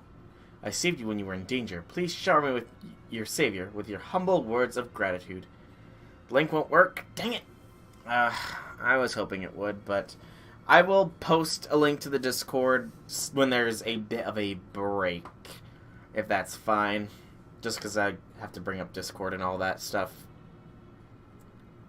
Oh, right. Thank you, person we've never met before. Wait, never met? Senpai, have we met this person before? Fo-fo! Oh, Fo's climbing a tree. That's weird. Fo-fo-fo! His claws are out, and he's twisting his body. Uh-oh. Fo-fo-fo! Murder Merlin! Fo! He actually spoke! He's gonna murder Merlin! Why? Why is he about to murder Merlin? Fo spun and slammed into it at full speed? Fo, what's going on? Fo! Oh no! What are you doing, you feral beast? Have you forgotten the years I took care of you? What is going on here? Fo, Fo! I never should have taken you in, you wicked beast. Cath Palug. Take that, you catastrophe. How many busty women have you deceived with your cuteness? You get all the ladies' attention just because you're fluffy? I mean, he does, but Meemlin, it sounds bitter. I feel like an idiot for having to work so hard. Don't you feel bad for making you pull out all the stops? Yes, I guess get wrecked, Meemlin, indeed. Fo does not like you. Is he scratching at Fo? Good lord. Merlin, please limit your lunacy to when you're alone at night. Oh good, Anna's burning him as well. I led the enemy away as you ordered. It doesn't appear that they will pursue us, but I recommend we move to our destination as soon as possible. That was a hilarious imagery. I kind of hope it gets animated. Oh, glad to hear it. Good work, Anna. That's a big help. This battle was not part of our contract. Do not thank me. Think over your actions. That's harsh, but you know how they say something something helping others? Yeah, it's good, I think. Now that Anna's back, we should introduce ourselves. I am Merlin. I'm actually a servant. This is Anna. She's a servant too. You can call me the amazing Merlin the Great. What about you, Anna? What do you want them to call you? It doesn't matter. Anna's just fine. Who didn't come home? Enkidu didn't come home, did he? I'm sorry, you didn't get Enkidu. But you totally got Caskill, didn't you, Red Velvet? You totally got him, right? Right? Thank you so much for saving us back there, Miss Anna. No, miss. Just call me Anna. I don't like humans. Please keep your distance if possible. Oh, don't worry about Anna. She really just doesn't like humans. There's nothing more to it than that. More importantly... Hold it! Oh, I'm sorry. I'm sorry you didn't get Caskill, Red Velvet. But you'll get him. You will get him. I know. Just, he's waiting for the proper time to come home. He will. I promise. This is also incredibly shocking that I've been sitting frozen in my screen, but now that I've thought out, let me just say, hold it. Oh, but you got Enkidu! I mean, you kind of had the proper catalyst for it with a maxed out Gil. So, it makes sense that you get Enkidu. Oh, and Jack. Jeez! 2 5-stars? Good lord, Red Velvet, please. Share with me that luck when it comes time to get King Hassan. Merlin. Did you say Merlin? The greatest mage of the Isle of Britain, born of a human and an incubus. One of the world's greatest kingmakers and the world's biggest scoundrel. The Merlin is right there with you? And as a servant, Merlin the Grand Mage shouldn't be able to die until the end of the world? I knew I could count on you for a grand introduction, Romani Archman. Indeed, I'm none other than the Merlin, Grand Caster, the greatest and most powerful, most handsome mage of all time. Well, actually, I only have the right to be given grand title. My spirit origin is but a normal caster. It's Arturia all over again? That is impossible. There's no way a Merlin could be a heroic spirit. I mean, you clearly look like him, but you're lying. You phony. Show us your true form. Fo-fo! You got all 3 new C's? Good lord, your luck, Red Velvet. Please, I needs it. What's gotten into the doctor, by the way? It's probably because of discrepancies in the legends about Merlin. Merlin is the fabled mage from the Isles of Britain who primarily appears in Arthurian legends. It was his help that guided King Arthur, Altria Pendragon, to the throne. Afterward, he served as King Arthur's court mage and advisor and appeared in many tales. But due to his womanizing habits, he was driven from Britain and eventually ended up in the Utopia of Avalon. After repenting his wicked ways, his sins, he was imprisoned in a tower he built himself. He punished himself by watching over the world in the cramped tower, never dying. 2 5-star CEs. You got Jack, and you got Enkidu. Good Lord, Red Velvet. I bow down to the greatness that is your luck. EX luck right there. Both Avalon and the Tower of Merlin is trapped inside... Both Avalon and the Tower Merlin is trapped inside, exists outside of time, and will only disappear when history ends. So Merlin is still alive, and no one who's alive can become a heroic spirit. I think that's what the Doctor is trying to point out. That's right, Mash. Merlin is a hero who isn't counted as a heroic spirit, though it is possible he could be summoned by some kind of irregularity like Skaha. But in terms of combat, he's completely useless. Oh! All casters with potentially Grand Caster are powerful clairvoyants. Sauron's eyes, for instance, can see the past and future. King Gilgamesh can see the future, and that scoundrel in front of you can see everything in the present. Some can see more clearly or further than others, but all possess the power as observers. But their superpower is basically magic sight, and Merlin is the worst of them. He's nothing more than a magical telescope. The only thing Merlin can do is view the entire world from the Tower of Avalon. In the modern world, it'd be like having the power to look into any computer network. Oh! That's actually quite amazing, Romani. Max limit broke in 2030 and a bunch of other 4 or 5s? Yes, you do have a treasury of CEs. I can see why Gil came home to you as well. As well as Enkidu, man. You're just... I'm jealous. I'm so jealous. Hey, excuse me while I butt in. I'm busy proving Soul's existence, so I don't get many chances to talk this time around.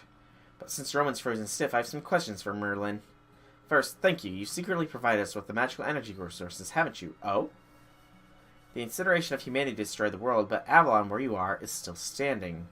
So you've been using a replenishing method similar to the ray shift of the kindle Chaldea's reactor, the fire of Prometheus. You've been doing it in secret, and only when you really needed it, without the King of Mages finding out. Impressive. I was just helping out. After all, I hold the world record for being the oldest shut-in. I mean, I suppose. I had nothing else to do, so I've just been helping Romani here and there. But it still doesn't make sense that you're a heroic spirit. You're still in Avalon, right? So how'd you become a servant? The reason and the method, unless you tell us those two things, we can't trust you. After all, Enkidu just attacked us. Based on the search plan of Chaldea made, Enkidu was our most trusted candidate for Navigator. But then Enkidu turned around and betrayed us almost immediately.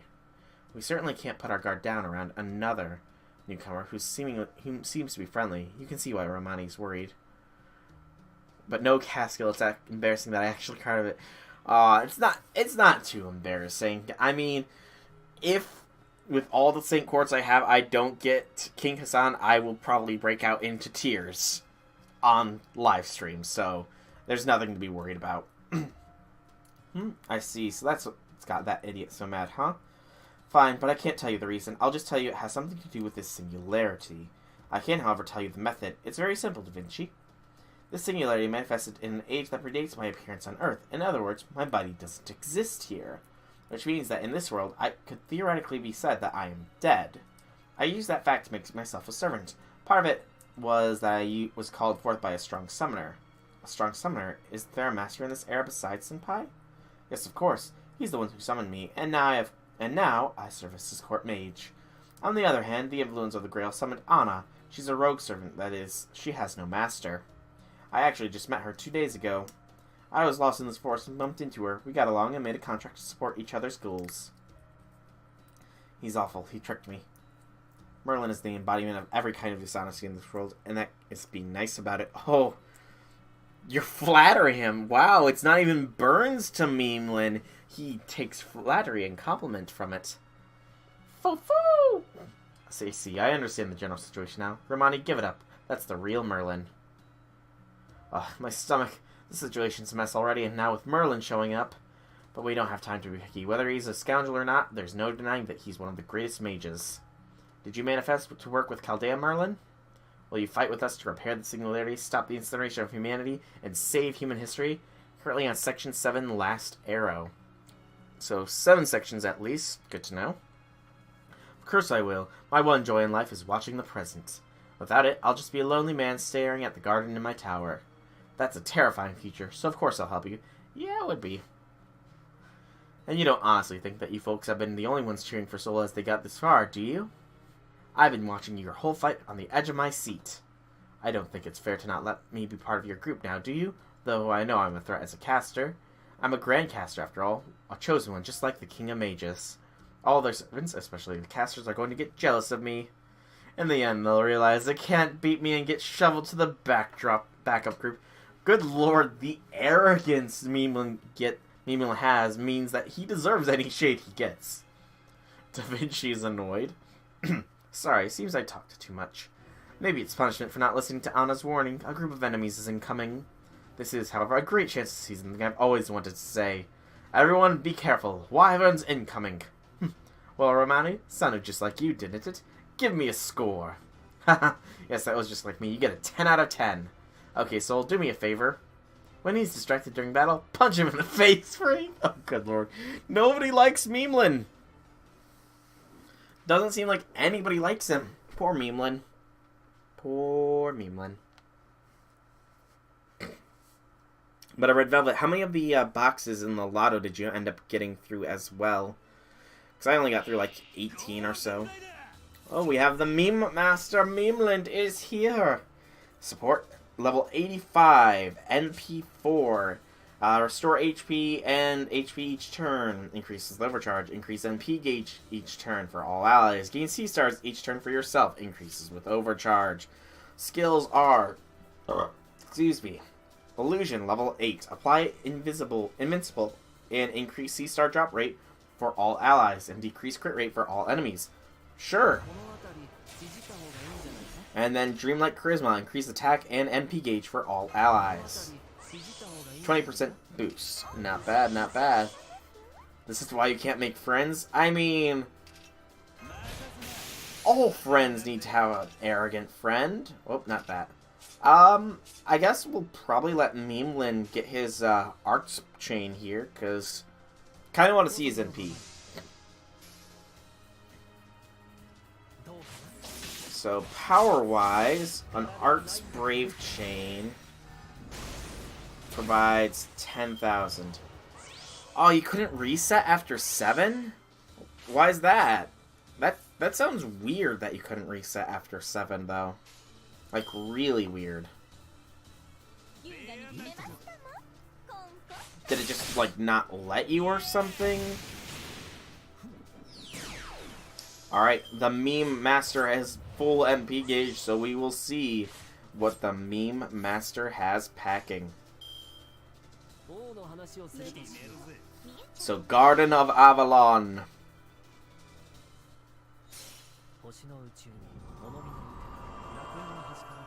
The button disappeared. That's really weird.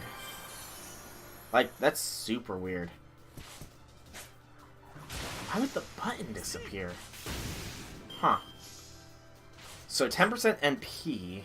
It definitely contact support with that issue, because that's kind of stupid. I mean, did you farm up a lot of stockings or something that it would matter that it disappeared? Because I would definitely contact support on that front. If it just went poop.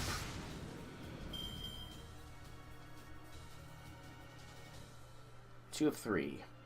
More Dread Wyverns. This time, though...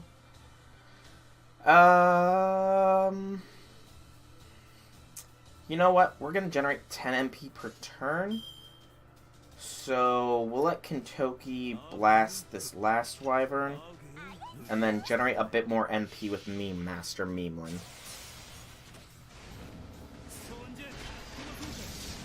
Bear Howling. Golden Flash. You accept your fate, but think of all of the embers that you're missing out on by accepting your fate. Do not give up. Do not give in. Fight until you see the sunlight. Ow! Merlin is in pain. The Meme Master must not fall. Repeat. The Meme Master must not fall. Just like my phone almost fell out of my hands.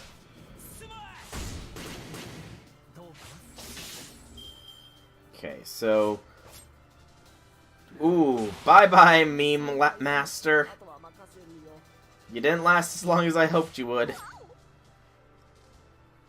Okay. So the meme master has fallen.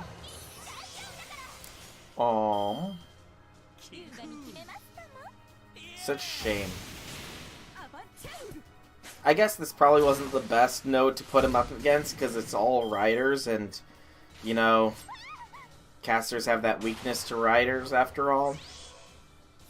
We'll have them focus on Zong a little bit. And we're likely gonna wipe this wave out here shortly, so do it like such. There we go, lots of crit stars for the crit gods. Ow. Well, Sun Zong didn't last long either. Jeez. Party's just falling apart at this point. Drain. And get your procs up here, Vlad. Oh, I don't know if you watched the beginning of the stream, by the way, Red Velvet, but I did end up going ahead and boosting up Tamamo's skills, so they are all 888 now. So, she is significantly better compared to the, like, 554 that she was before. She has gotten much stronger. So I have a better Lancer support now. Just like you have an awesome Lancer support in Enkidu. Quick Lancer support, at least. Because I got a slight test run with him, and Enkidu is a beast. We'll go for the Vlad chain here. Can never go wrong with Vlad. There we go.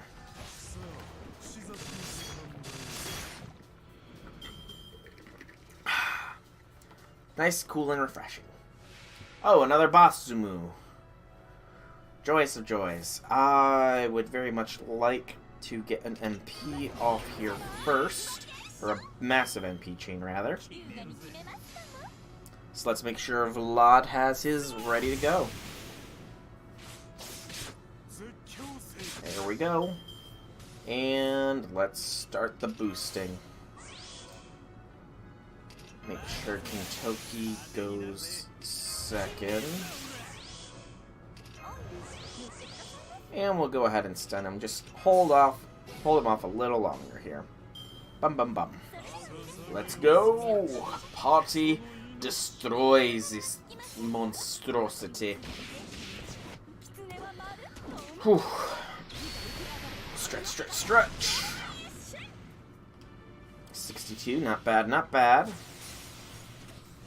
It does have a bigger defense down than before, after all.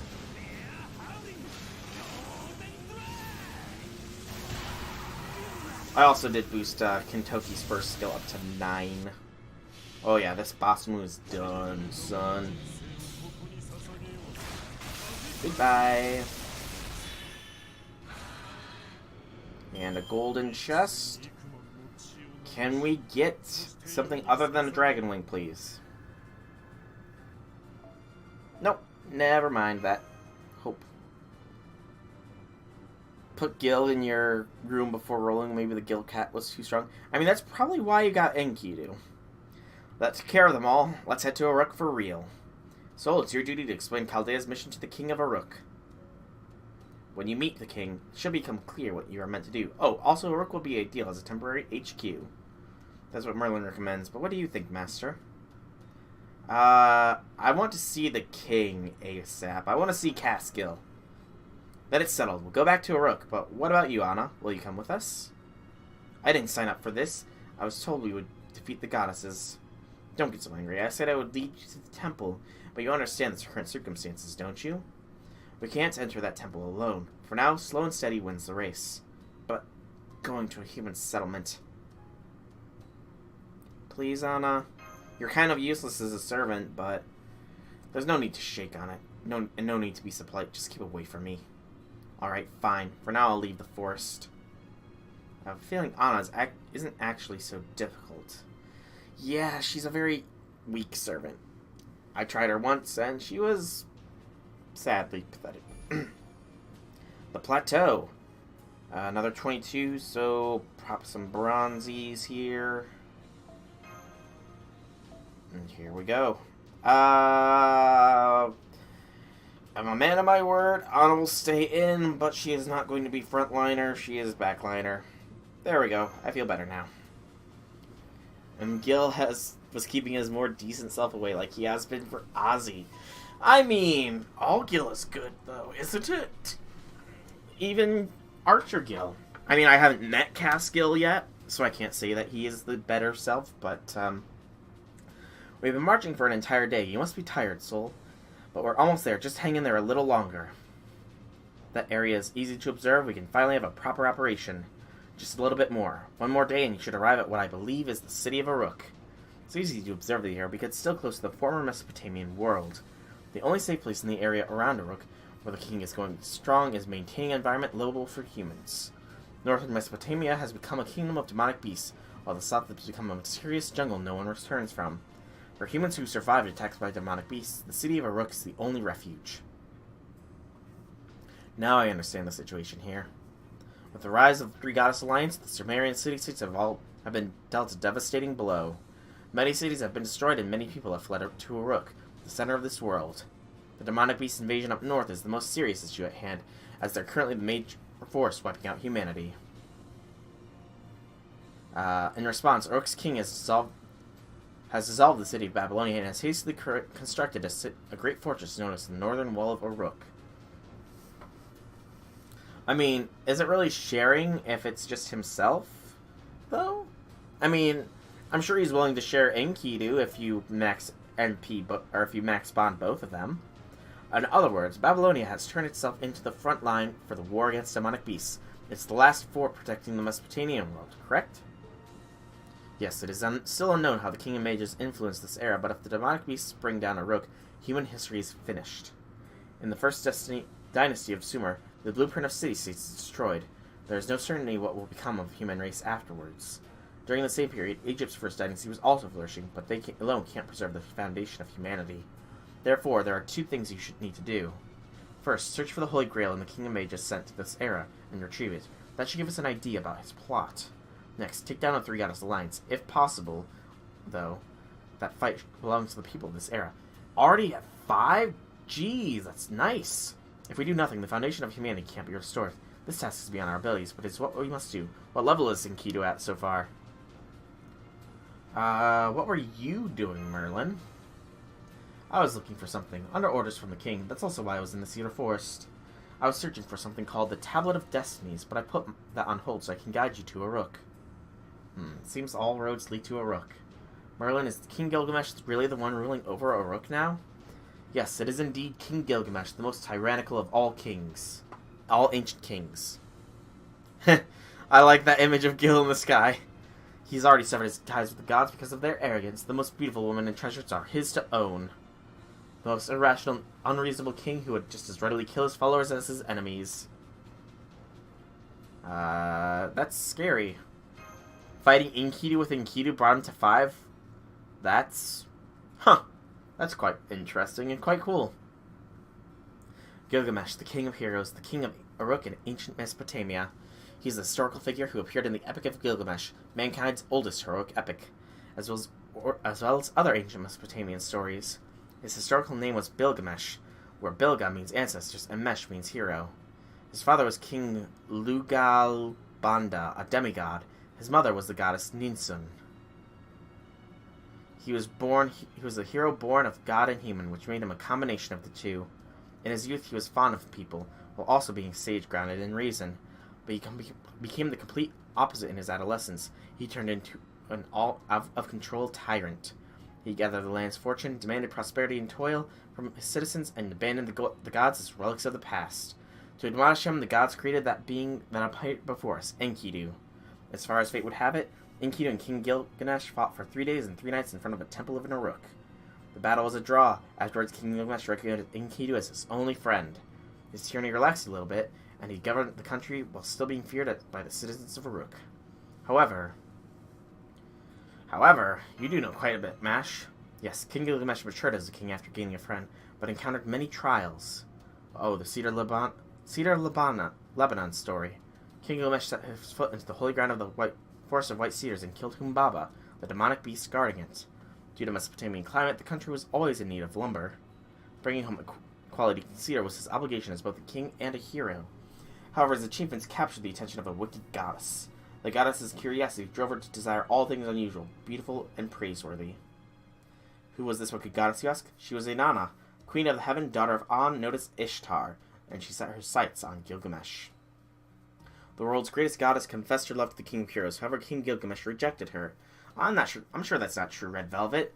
I'm sure that's not true. Everybody is beautiful in their own ways. Why? Because Gilgamesh knew how coldly she treated her husband, Dumazid. This must have been quite a shock to Ishtar to be rejected by a man, by a mere human. Furious, Ishtar went crying to her father, who, out of love for her, gave her something terrible. A divine beast powerful enough to destroy the world. Gugalana, the bull of heaven. With it, Ishtar tried to destroy Uruk. The bull damaged crops, made the rivers run dry, and summoned a tempest before being defeated by Enkidu and Gilgamesh. Uruk was saved, but by killing the holy beast, Enkidu incurred the wrath of the gods, and for their sins, the gods killed Enkidu. It was after the gods who created Enkidu in the first place. In modern parlance, the gods flipped Enkidu's off switch. Honestly, the Mesopotamian gods' greatest fault was being pushovers to their daughters. Between An and Anki of the Abyss, Ishtar was given a multitude of treasures. Yes. From that story alone, it's easy to see that Ishtar had a pampered upbringing. That's right.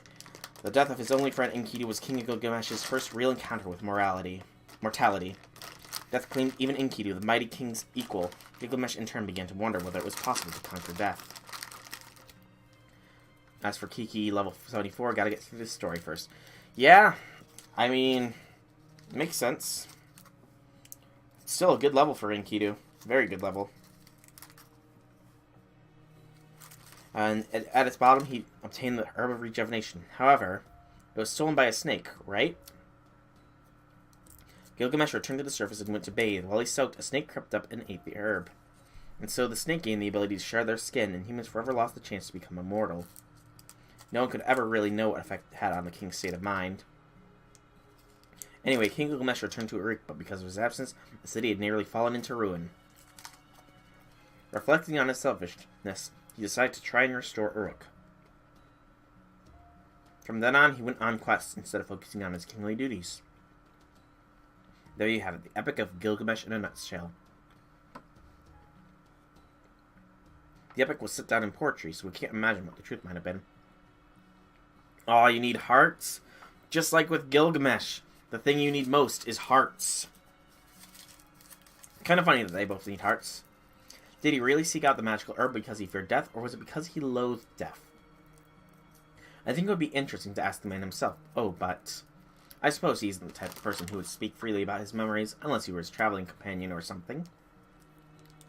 The point is, there is a man who had the guts to call a goddess as powerful, though spoiled, as this child fool and kick her to the curb.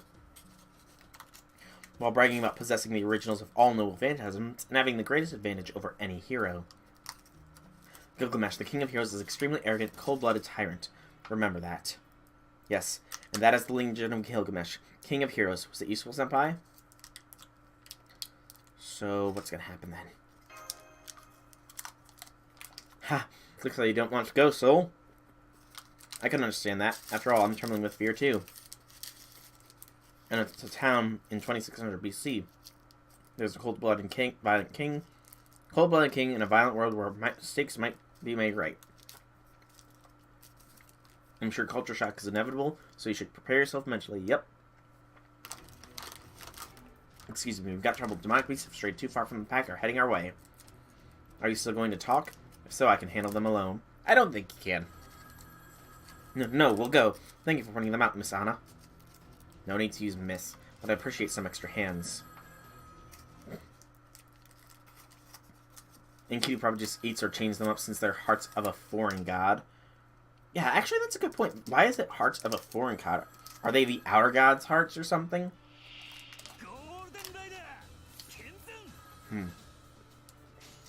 Thought-provoking.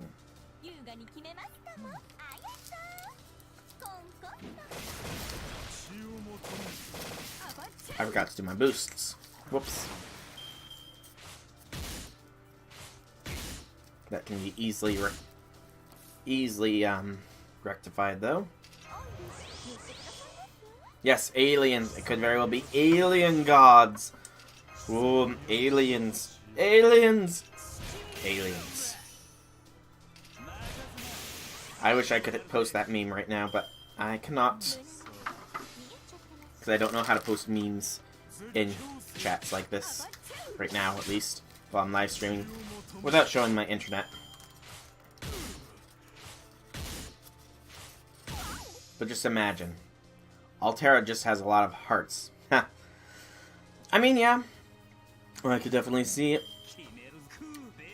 She takes out Bad Civ, after all. And in those bad civilizations, there's probably a lot of hearts of gods.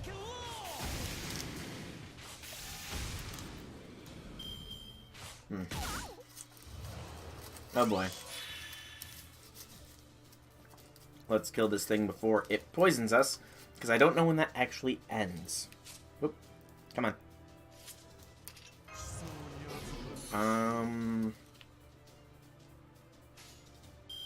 Do it like this. Arts Chain, probably gonna give Vlad the MP, but not going to kill this thing. Okay, so it only lasts on one attack. That's good to know. But it's on Vlad, who, while he does have guts, I don't think it's going to last that long. How long does the poison last for as well? Ugh. Stupid double packaged Reese's cups. Sorry, I'm munching on something because I'm getting 9 turns. Oh, good lord. I'm munching on Reese's cups because I'm starting to get shaky hungry. And I don't have other food readily available to me right now. So, if I go silent for a moment, it's because I am chewing on chocolate. And hoping that it's not double wrapped. Ow. Right, these things can hit hard and fast. Vlad is not going to last much longer. So what we should do is this. Should kill this Winged Blade Swarm. Maybe. If not, then we just wasted an MP.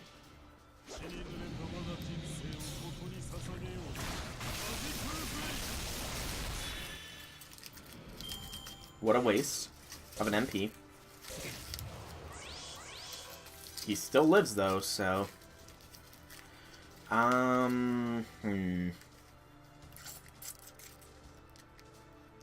really don't like these things. They're getting very, very beefy. Did I bring enough for the rest of chat? I mean, it's a freshly opened, like, package of Reese's peanut butter miniature cups. 11 ounces, so, you know, I think I do have enough for the rest of chat. Yep, just, come and get them at your leisure. You have to come and get them, though. That's the only stipulation. Boom. So if you come and get them, then you're free to have some yourself. And Vlad actually survived this long. I'm honestly shocked. Oh boy, a Chimera. We should be fine though. We have Kentucky's MP.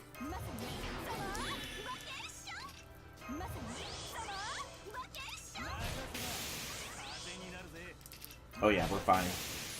This Chimera is done. It's deader than dead. It's so dead that people are wincing at the sight of it. Because we have a 300% blast from Kentucky. Get the job done. Come on, everybody, get it done. You know the one. Oh yeah. Goodbye.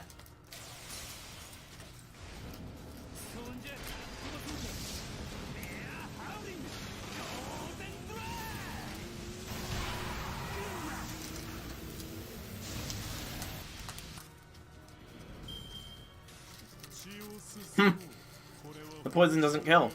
Interesting. Actually waiting for nausea to go away so we can eat hash browns. That actually sounds kind of good too. Hash browns. I know I'm getting pizza later today. Like in an hour and a half or so. Oh, you beat Ishtar with Enki? Yep, that is the proper way to do it. She is the reason he is... Oh. No combat. Okay. So, probably a lot of dialogue. Gonna eat one more, get a quick drink. It's been 3 days since we reshifted to the ruins of Babylon. Master, we finally arrived at Uruk. It looks like we'll have to pass through an inspection checkpoint before we get into the city. There's still some distance between us. Maybe we can sneak into the city without them noticing. Hello. No need to sneak through. Yes, hello. I see you're full of energy. I'm glad to see that. I've never seen you before. Which city are you from? Oh, they're refugees from Girisu. As for myself, I engage in business with the ritual sex permission, as you can see. I'd like to evacuate them into Uruk. Are there any procedures I need to follow? That's the sigil of Lady Sijuri. You may pass. As for reception of refugees, Nutra's shop in the West Market should be good today. Gotta get yelled at before some battles? Yeah, I mean, you gotta hype yourself up. Hype your companions up. Yell at them. Get their blood pumping. We just received word that the storage space on the second floor is opening up for refugees. Daily necessities can be picked up at each gate. You can register as a temporary citizen at Rana's brothel. Please, go there if you're planning to stay more than 2 weeks. I don't think Mash will be happy with me going to a brothel, to be fair. You must be tired from your long trek. Get some rest first. Welcome to the city of Uruk. We are fighting to survive, and we spare no efforts if it's for the cause. Oh, okay, thank you very much. That was unexpected, yeah. It was fairly unexpected. Hold on, I can't turn a blind eye on your fellow traveler. You in the black hood. Yes, you. Stop. Master, Miss Anna has a blade under her robe. What is it? I'm impressed you managed to walk all the way here with your small build. Here, these are just leftovers, but please take them with you. They're candies my daughter gave me as an afternoon snack. Yes, Merlin probably has theirs straight away. But I didn't know they had candies back in ancient Mesopotamia. It'd be great help if you would accept them. You see, these are a little too sweet for me. Anna, why don't you just take them? I'll just take one. Thank you very much. No problem. I was stationed here because of my good memory.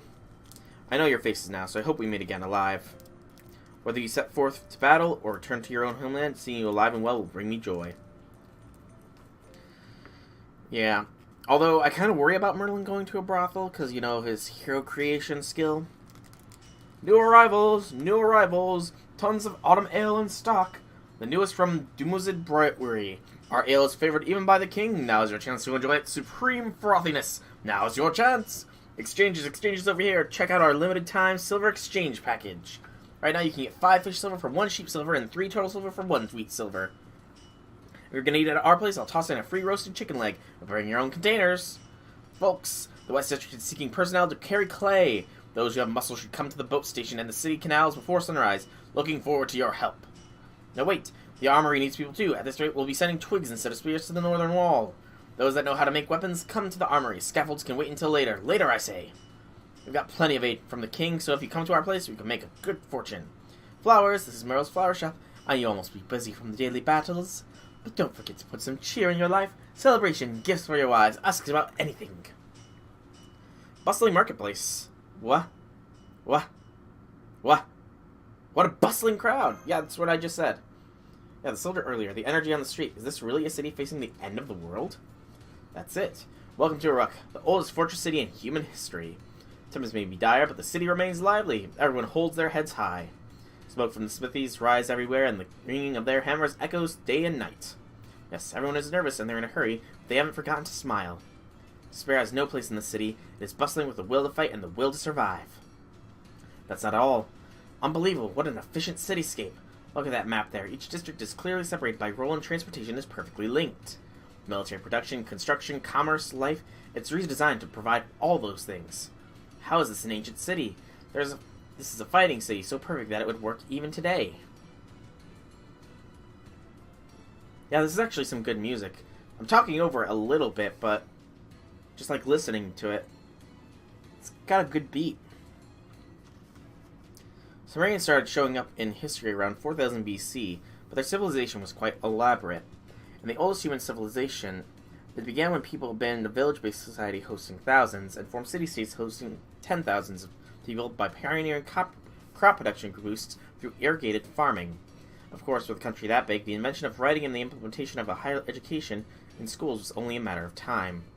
Though they were not blessed with lumber, the fertile land sandwiched by the two great rivers created quality mud, which the Sumerians needed to make clay. That in turn was used to build many fortresses. That is Mesopotamia, the land of mud, clay, wheat, and sheep. Now, Dr. Roman, you called the city quite barbaric. Do you have anything to say? I'm sorry for underestimating it. I assume it was just a city-state dependent on trade. Good, then we'll save the tour of the city for later. Let's head over to the ziggurat. Oh, I can't wait to hear his theme then. Mesopotamian shrine, you mean? Yeah, there's another shrine honoring Uruk's patron god, but unfortunately, that particular deity has not been seen lately. We're finally meeting King Gilgamesh. Let's head on with all due enthusiasm. I am enthusiastic! King Gil awaits. Aww. That was a short section. I guess it'll be... Okay. It's odd that appeared there, but... The ziggurat. Gilgamesh's Calamity. Alright. I don't like having to bring Anna here. She sucks. Section 3. Main story. Gilgamesh's Calamity. We were led right to the royal hall. I'm surprised at how friendly everyone is. Merlin's our fast pass. Yep. We should take him to Disney. Yes, although all the maidens seem to be avoiding... all the maidens seem to be avoiding Merlin. He's already got a reputation here. So we're still a ways away, but is that King Gilgamesh over there?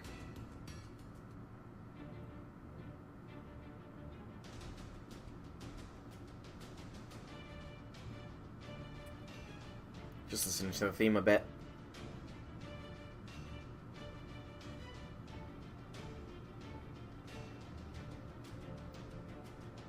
Ah, it's definitely got a good beat to it.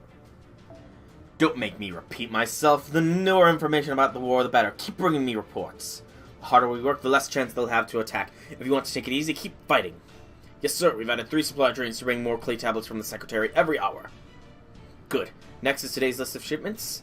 Shipments from the city of Aresh are being delayed. Did the demonic beast set up a lair on the roads? Send 20 men to the eastern barracks to clear the way. Timoon can take command. It's his home. He knows it well. Whose idiotic order was this? Why aren't the Basamu carcasses being sent to Iana? The researchers have nothing to do. This is the time to put their annoying little brains to work. Yes, sir. I'll send them over to Tiamat research team right away. Here's the answer from Girisu. Curse that temple matron there in Girisu. I know there's still supplies stored in the Temple of Bao. Have them send everything to the front lines. It'll be the end of the world if the wall breaks. Tell her food can't be taken to the underworld. Is this the report from the astrologers? Good. They match what I observed. The rating for the harvest season isn't bad. Give a lapis lazuli necklace to whoever's in charge. He's giving some away! But there's no time for them to rest. Have them read the report from Iridu's search team. By the way, I heard that Tabato's daughter is giving birth. Send her a sacred prostitute to aid her, along with some healthy fruits. And pull Tabato off Northern Wall and give him 3 days rest. His grandson's face will give him courage.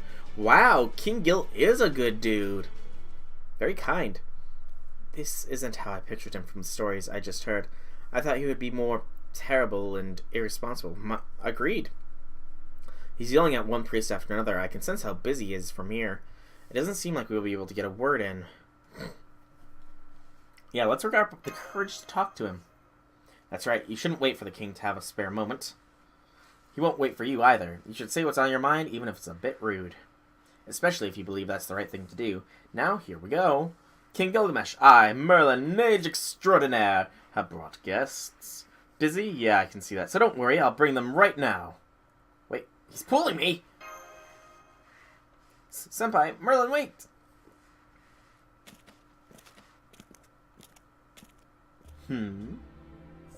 So you've returned, Merlin. Welcome. The king is happy to see you. And did you bring back the Tablet of Destinies as your king ordered? No, I didn't have any luck this time. It's not in the Cedar Forest. Sheesh, if only you remembered where you left it. Your Majesty, I wouldn't have to work this hard. Silence. Know your place, mage.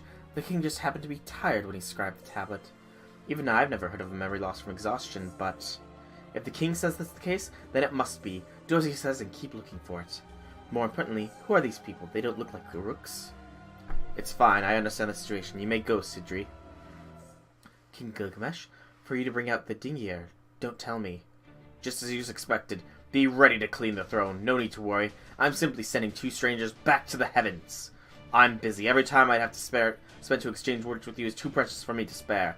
Thus I shall ascertain the truth of your words through battle. Prepare yourself, mages of the observatory. And Merlin, stand down. Do not interfere.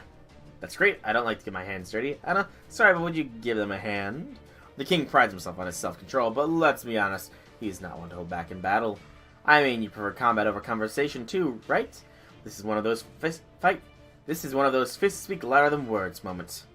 So I'm being forced into a useless fight again. Please die, Merlin. Sorry, once this is over, let's get Merlin together! It's alright. It's not your fault. I'll help you if you like. She's warmed up to us quite quickly, at least. She's useless, but she's a precious little cinnamon roll right now. At least it seems like she is. One of two. Ooh, arms. Abzu's arms. Okay. It's only a two-wave fight, so I'm not gonna pop... Actually, these are pretty beefy, so... Might as well pop our boost skills. And... Doot. Get some NP here, rather than just Buster Brave Chain, which probably would have been a little bit wiser now that I think on it.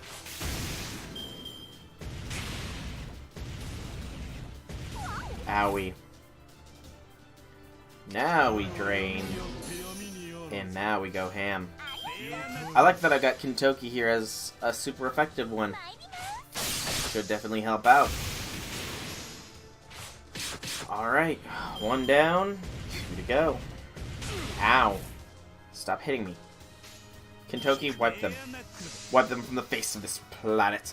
They do not deserve to be in my presence. Well done, Kintoki. Very well done indeed. And heal. And key is actually 7-6. That's fine. It's understandable. I mean, it's not... You don't need to remember everything about your servants. Especially one that you just got.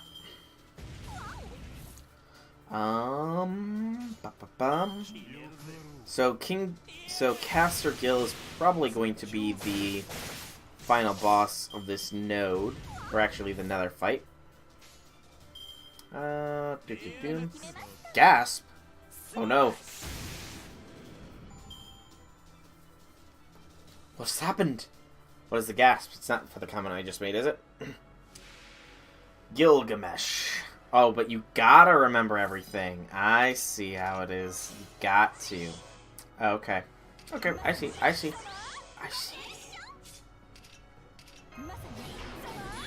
So... Alright. I think that we do it in this order. Should work.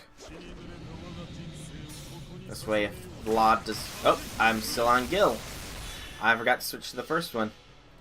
How can you be a good master otherwise? I mean, you give your servants tender love and affection. That's how. That's the best way to be a good master. I mean, sure, most of my servants haven't even been touched, but that doesn't mean I'm a bad master. I don't spend quality time with them either. Good lord, Kintoki. But even still, I treat them all with consideration. They all have their own rooms. Yeah, they all have their own rooms to live in, so they're not in cramped living quarters or anything. And beyond that, they can do what they want so long as it's within reason. I mean, it's not like I've got any really evil servants, so it's not that big of a concern after all. Frozen. Although for some reason, Tamamo is considered an evil servant. You defeated Caskill with Ea? Nice. He deserves it, I think. Rather, it's ironic that you defeated him with Ea.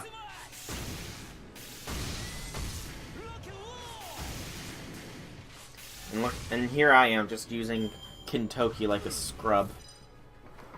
I'm such a loser master compared to you. I don't have the skills like you do. Tamamo was an anti-hero? I mean, I suppose. Still, I mean, even anti-heroes, are they really evil? Yeah, it's kind of debatable, I guess. And lots of embers. Lots and lots of gold. Not that I really need it, but it's appreciated. And another 2 bronzies. Oh, an unknown guest servant. Interesting. We will take them along. And we will put them at the front lines as well. She did do bad stuff. I mean, it wasn't really her. It was more her goddess form that she split off of that did bad stuff. I mean, that's like saying that, trying to think of a good comparison. There isn't really a good comparison, though. The battle's over. He attacked so suddenly that we fought back without thinking, but he didn't seem to like that. Yes, halfway through the battle, he clearly started holding back. Just who does he think he is, I wonder? A waste of time. I was curious to see who those tasked by the heaven could do, but you're no more than mongrels. You're unworthy of my help and unfit to serve me. You aren't even worth punishing for messing up my throne room. I'll let you go this time, so be gone. Your Majesty, please calm yourself. They seem like powerful warriors to me. Are they the strangers you spoke of? Merlin brought them here, so yes, they probably are, but it's too soon. Far too soon. See that stupid look on his face? Still not a clue what's happening here. There's no point in talking to them. Merlin, it seems you let yourself get distracted.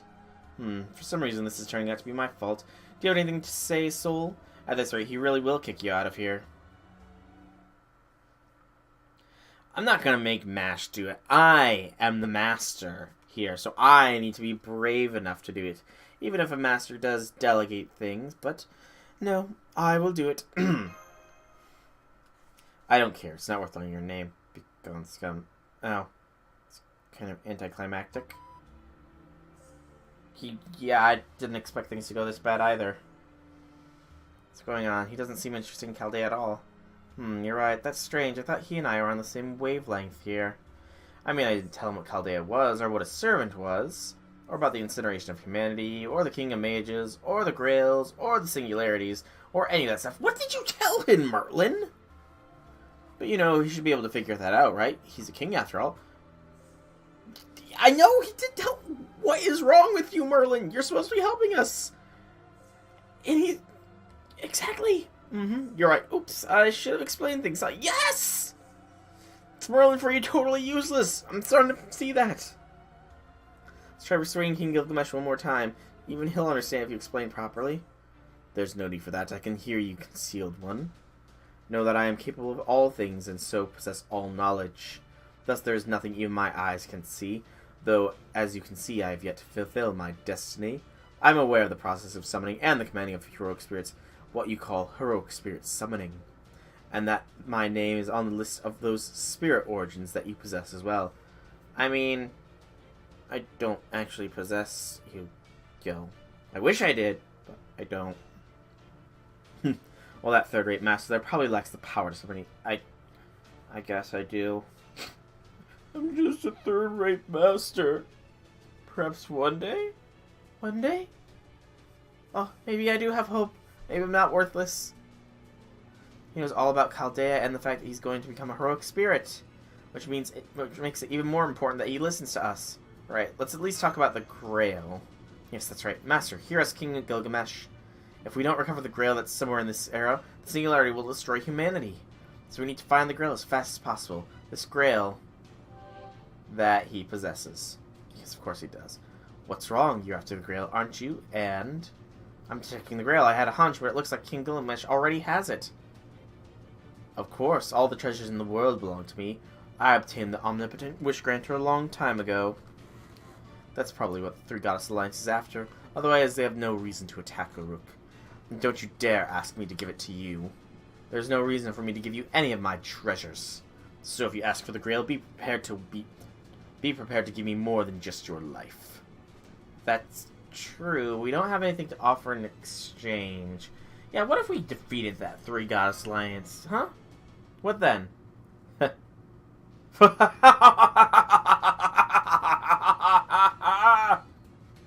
Defeat them? You're going to defeat those goddesses? Siduri, bring me my water. My life is in danger. These fools may make me laugh myself to death. Merlin brought me the future's greatest clowns. Wow, that was a good one. I'll put it down in the court records and say, the king is in great abdominal pain. But knowing everything I say, I've no use for you right now. You're all contaminants to this era. Rather, you're an excess. I'd go so far as to say you're unnecessary. Uruk is mine to protect. I do not need help from Chaldea. The heavens may fall and the earth may split, but this audience will be the last time I speak with you. Listen, do not think that you can beat those goddesses with the pathetic pawns you possess. Hey! Forgive me for interrupting your pleasant chat, my king. Does this look like a pleasant chat to you? Are you blind? We just heard your laughter echoing through the ziggurat and assumed you were having a good time. Fool! Don't you know that when a certain age, one can laugh at the drop of a hat? No matter. What is it? A message from an observation post near the Tigris. They've sighted the wake of the boat of the heaven in the sky. It's heading for Uruk at high speed. It's Ishtar, one of the Three Goddess Alliance members. Everybody's shocked but Meemlin looking smug. That fool again. Does she never learn? Or is she so stupid she can't even remember what happened a day ago? No, I doubt that moron can even manage to remember what happened 12 hours ago. Gil with the burns! Your Majesty, please refrain from insulting Ishtar. She is the patron deity of our city. Even as king, you shouldn't blaspheme against her so carelessly. When you spoke of her like that here, it makes it difficult for the sacred temple. Don't concern yourself with such matters. Has she ever protected the Uruks from anything? She destroys things that don't need to be destroyed and creates things that don't need to be created. She's a cross between a horde of locusts and a sandstorm and a child's tantrum. She probably is going to accidentally destroy Yana, her home, again, and then run home crying to An. Of course, An vanished a long time ago. Even at her father's given up on her. She got what she had coming. That girl's going to end up all alone, crying and crying until she finally dies exhausting. How revolting. What did you say? That girl just destroyed the ceiling. Is that Ishtar? Retreat! Everyone retreat! She's going to smite us! Emergency. Priest, prepare the special prayers. You're permitted to use them on our patron goddess. I didn't think you'd head straight for the throne room. You're like a gossip-loving city girl. Senpai, His Majesty making shoo-shoo motions with his hands and looking genuinely annoyed. You're the one who's acting like a brat. I've had enough of you insulting me behind my back. Now I'm mad. I was planning on killing you slowly and elegantly to make you sorry, but I changed my mind. You're going to pay for all those years of making a mockery of a goddess. Now die! Ishtar's ready in your heavenly blow. Good luck, my king. We are retreating. What, you're not going to watch? No need to be so humble. This is your chance to see the mythological sight of a nasty young goddess meeting her end. No, it wouldn't be worth getting cursed for generations just for having watched. Good luck! Hilarious. Even your soldiers have abandoned you. That's what you get. Your bad deeds finally caught up with you. Your deeds. I see. When I hear that from you, it really makes me think. The Cretan is calling me the worst, huh? Perhaps I should look back on my life and reflect a bit. Excuse you? I'm a damn goddess. Rethink your words. It's hard to believe that the king and a goddess are exchanging insults like that, huh? But senpai, isn't that girl? Oh god. Do I do the bully option? I mean, they're both kind of bully options, but should I do the really bully option? Yeah, and that is the point. If that wasn't true, then it wouldn't show up as a singularity. Fair point. A very fair point. Although, it's... No, it's just a fair point. It wouldn't show up as a singularity if it was true. I don't like insulting people's physical appearances, so I'm just gonna go with the weird girl. Who just said that? Even more rude thing. Wait, I know you, human. Oh, have you run into this goddess before? Oh, and it seems that she ran into trouble. Hilarious. Another tale of glory to add to Ishtar's myths, huh? I guess we are taking this to court. I didn't take her to court last time. Hello again. Oh, you're waving at me and saying hi like we're friends? You don't understand the situation at all, do you? That means I can do this with no regrets. You destroy the last of my conscience. I don't want weird rumors going around, so I'll kill both you and Goldie Boy over there. Excellent, now this is getting fun. For a brief while I shall permit you to fight alongside me. Let's go, Chaldeans. Time to slay a goddess. Let's teach this wanton, spoiled daddy's girl of a goddess a lesson. Well, the bully does not stop on the Ishtar train. Choo-choo. Oh, right into it. Ishtar guards and Ishtar herself. We have Caskill with us. Caskill deals heavy damage to all enemies and decreases defense for all enemies and increases our defense. Increase allies' C-star drop rate, increase all allies' attack. Probably a good thing to go for right off the bat. And the King's Return as well. With Tamamo taking the lead here, and we do want an MP blast here, we'll go ahead and start working on Ishtar's guard. It's not going to take it out, unfortunately, but it is going to do 60,000 points.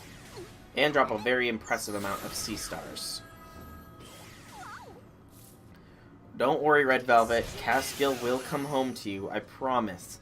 You just gotta be patient. He's probably very busy with all these people coming into his singularity for the first time ever. You gotta give him some time to set his affairs in order, and then he'll come home.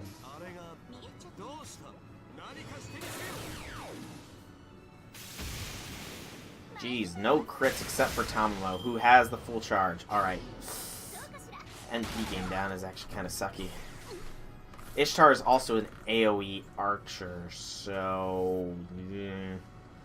Alright, we need to take out this one first. Do a little bit of damage to Ishtar.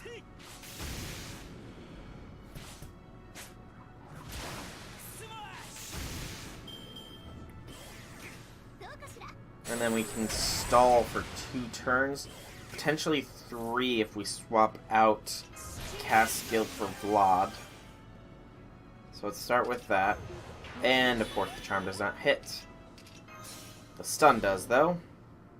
So we got another turn to wait before we hit Ishtar. You've been in a rook for over 20 days on your end? Good gracious.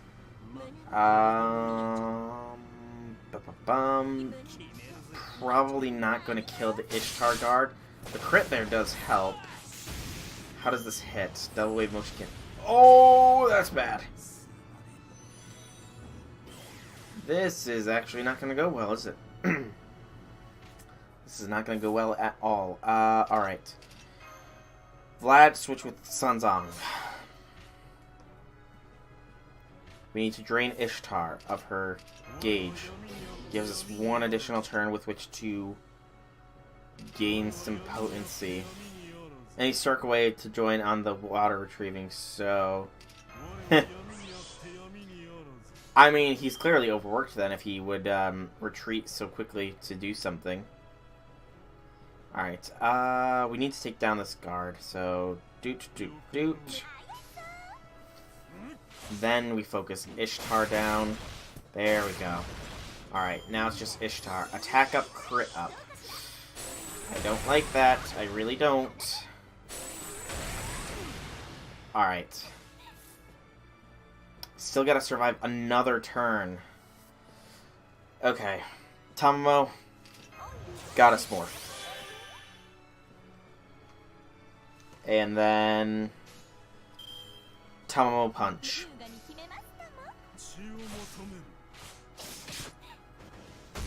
Not bad, not bad. Oh, she doesn't even use her NP. Gosh darn it. I keep preparing for them to use NPs, but they never do. They're deceiving me. They're so deceiving, deceptively deceivers. I don't like it. I don't like it at all.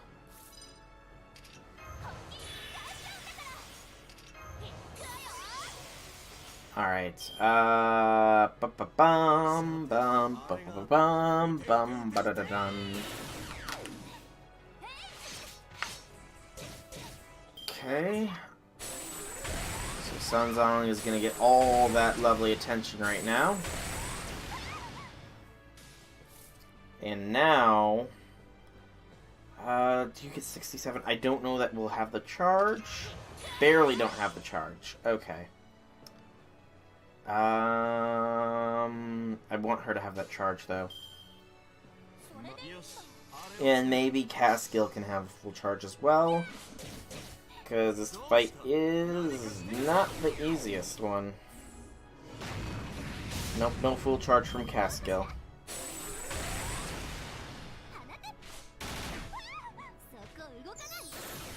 Okay. I think that's gonna have to be enough stall tactics time. And you know, given that we have Tamamo chains, we should probably take a chain from Tamamo. Would probably be a little bit more effective than otherwise. Sadly, no Buster Brave, but we got this. And I'm getting a little bit of stagger here. 28. Good damage. 96,000. And Tamamo did a metric ton. Very well done, Tamamo. Invincible. And Sanzong is down. Fantastic. Just mash now. Alright, how long does that invincible last for? 1 turn. Okay. In that case, Mash can gain some target focus and buff our defenses. Caskill will increase our crit star drop rate, and we'll have a Tamamo chain to generate crit stars.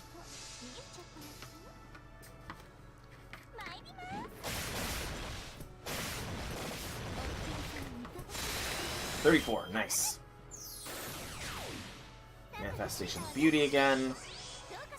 There we go. Alright, and you know what? I'm going to be ironic and have Caskill get the finishing blow here. So, Melamu Dingir. Go, Caskill, go.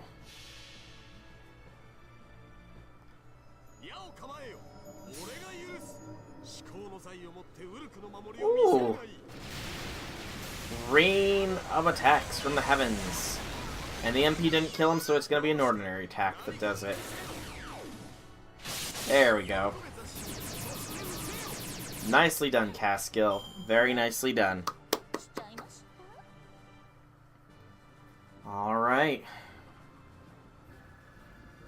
Bond points. XP. Gears. Why did Ishtar drop gears? It's weird.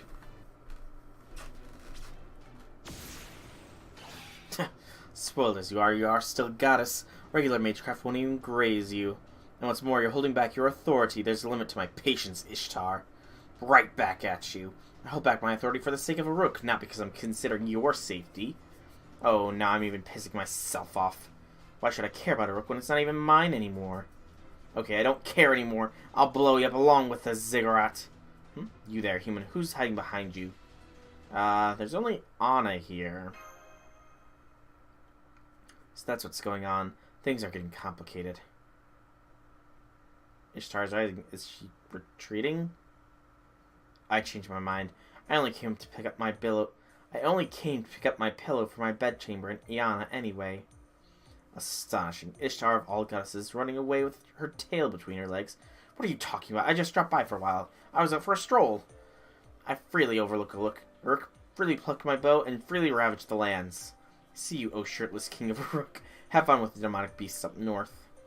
And Sidiri, when Gilgamesh dies, it's not like I won't save Uruk, so keep a white flag ready. White flag? What do you mean?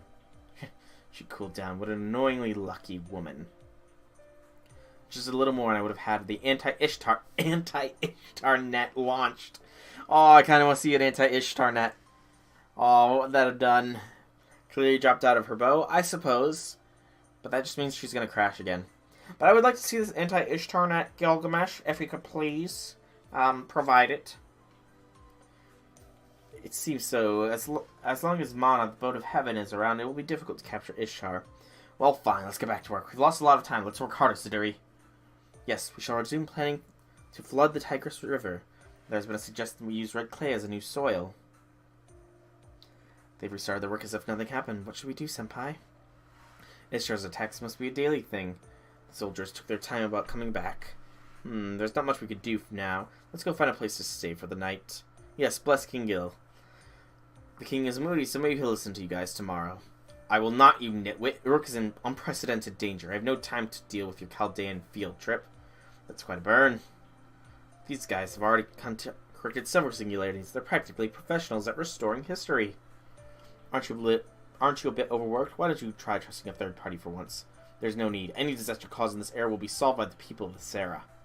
If they are needed, they'll be brought in later. And Merlin, remember who you are contracted to. I'm the one who summoned you, not Chaldea, and as such, you should be working only for me. Hurts to hear that. Oh well, it's not like I have much of a heart myself. Wait, did you just let some important information slip? You weren't summoned by the ritual sect, but by King Gilgamesh? Oh, I thought that was what I said. Yes, Gilgamesh is a wise king. He shed his warrior persona to become a mage instead. To protect Uruk, nay, the Mesopotamian world, he sheds his holy blood as a mage. He has become a more reasonable, regal, reliable version of King Gilgamesh. Unwillingly, that is. I can't fix this disaster with my strength alone. I must protect my people, borders, and our way of life. I must fight with all of the Mesopotamia. That is why I locked away my treasures and took up a staff. Summoning that half-blooded mage there was also part of the plan. This is the real heroic spirit summon, unlike the summons of Chaldea. Really, well, now I'm lost a bit of confidence. Even if you're an ancient king, to be able to summon heroic spirits that easily is so... It'd probably help to mention that this is the end of the Age of Gods. Summoning's much easier here than in your time.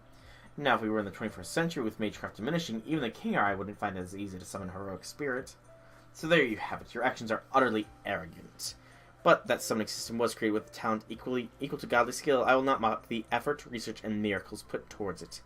That and the shred of the hope it offered you. You have done well in the first 6 singularities. The king complimented us! Oh boy, he complimented us! However, those errors are not this one. I do not need you at all. If you say you want to assist me, you may do so by working your way up from the bottom. High Priestess, I put you in charge of them. It may be a pain, but take care of them. Oh boy. So we've been driven out of the ziggurat. What shall we do now, Master? Siduri, do not worry. I shall oversee your stay here for the time being. Where are my manners? I am Siduri. I assist the king as well as manage the ritual sect. Siduri, by the way, a white flag means surrender. Oh, how embarrassing. So you noticed, I don't understand what Ishtar meant by that earlier. A white flag, I see. Sign of surrender in your country. You may perhaps be from the same country as the girl who became Ishtar's vessel. I never imagined Miss Siduri would be taking care of Soul. That means my work here is maybe done? Yep, that would help me out so much. Now I have time to peruse the markets. I heard Uruk's ale is to die for. Huh. I am sure you know already, but Merlin here will not be of much use to you. Unfortunately. Therefore, I shall give you some advice. The king has said you are not needed. However, he did not use the words worthless or meaningless. Therefore, if you would like for the king to listen, having some noteworthy achievements would be helpful. When you say achievements, do you mean the demonic front, like defeating the beasts that threaten Uruk? No, that would be a soldier's job. For you, let's see. Go and help with the various jobs in the city. I believe the king would want that. So basically, you'd be a jack of all trades. I will go and make the job arrangements for you. First, I shall guide you to your private lodge. Please come with me. Oh, we get a private lodge. Very nice. Thank you indeed. But, why would you go that far for us? Setting aside King Gilgamesh's opinion, I'm sure we are suspicious foreigners to you. Because the king ordered me to take care of you. Isn't it often he says something like that? I cannot understand yet, but you must be worth at least that much to him. Therefore, as his assistant, I shall trust in his word. Please, lead a righteous life over one of an incompetent being like me will be able to understand. That shall be my reward as well. That is how this country runs. We don't have many resources, so there isn't much in the way of entertainment. Farouk, ale, sheep, and people's smiles will give everyone the energy to survive. It's an interesting lifestyle, I suppose. Fairly interesting. And another SQ. Alright. And now we're at the embassy. 0. Hardworking citizens of Uruk. Oh no, wait. It's just occurring to me what she said. We got a job. I don't need another job. I'm saving humanity. Section 4. Hardworking citizens of Uruk.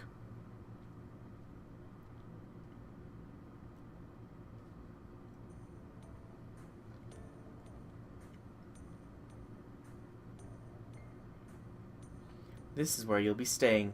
It's old, but it should be sufficient for your needs. It was originally used as a tavern. The first floor is a shared space, and the rooms on the second and third floor. Yes, he might very well take back what he said about you being unnecessary. I mean, just prove your favor to him, and then Caskill will come home. Maybe you should have waited till you finished the Singularity before actually rolling for him, though, because then you would have proved yourself worthy to him. But then you might not have gotten Enkidu, so it's a trade-off. I didn't think you'd lend us a whole building. Thank you, Siduri. Isn't this great, Master? 3 days after a race shift and we already have a home to call our own. Let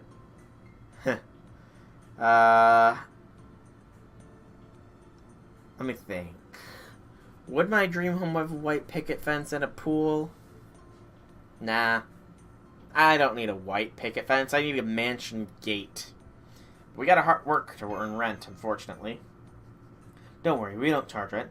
We'll also provide you with the basic essentials. Wow, this is a good deal. Where can I race ship to ancient Uruk? And it's also the ideal place to set up a summoning circle. I imagine this is going to be your base this time, Soul. It's the Chaldean Embassy. We can all live here. Senpai, Merlin, Anna, Foe. A hideout for the 4 of us, including Lady Mash, plus 1 beast. I have no room in the ziggurat, but this place looks more fun. Let's go take a look at the second floor. This may be a short stay, but it's important to choose rooms. Finishing Singularity for the Courts for the 10 roll. Yep, that's when you want to do it. When you've fully earned Caskill's favor. You don't look too happy, Anna. That's not it. It's just frustrating that I'm getting further away from my goal. I'll go check on Merlin. I need to monitor him to make sure he doesn't do anything funny. So they both went upstairs, huh? Let's get our work done, too. Mash, get the circle ready. It'll make navigation a little easier, too. Right, deploying round table, anchoring ley line coordinates. Okay, is that my cue? It's time for your circle setup mini-lecture. In this episode of Magecraft Trivia, we'll cover the Age of Gods and Divine Spirits. Since you're in the BC period known as the Age of Gods, it's the perfect subject. I told you about Divine Spirits before, so this time let's talk about the Age of Gods. Mages call the magical energy that fills the atmosphere mana. The further back in time you go, the more of it there is. Think of it as a magical energy of the earth itself. It was not unlike an infinite supply of gasoline for humans. On the other hand, the individual magical energy possessed by a human or a heroic spirit is called Ode. This magical energy comes from special nerve tissue called a magical circuit. Remember though, the difference in scale between Odd and a human and Earth's mana is tremendous. Mana is the vast reservoir of energy, and Odd is just a tiny little drop.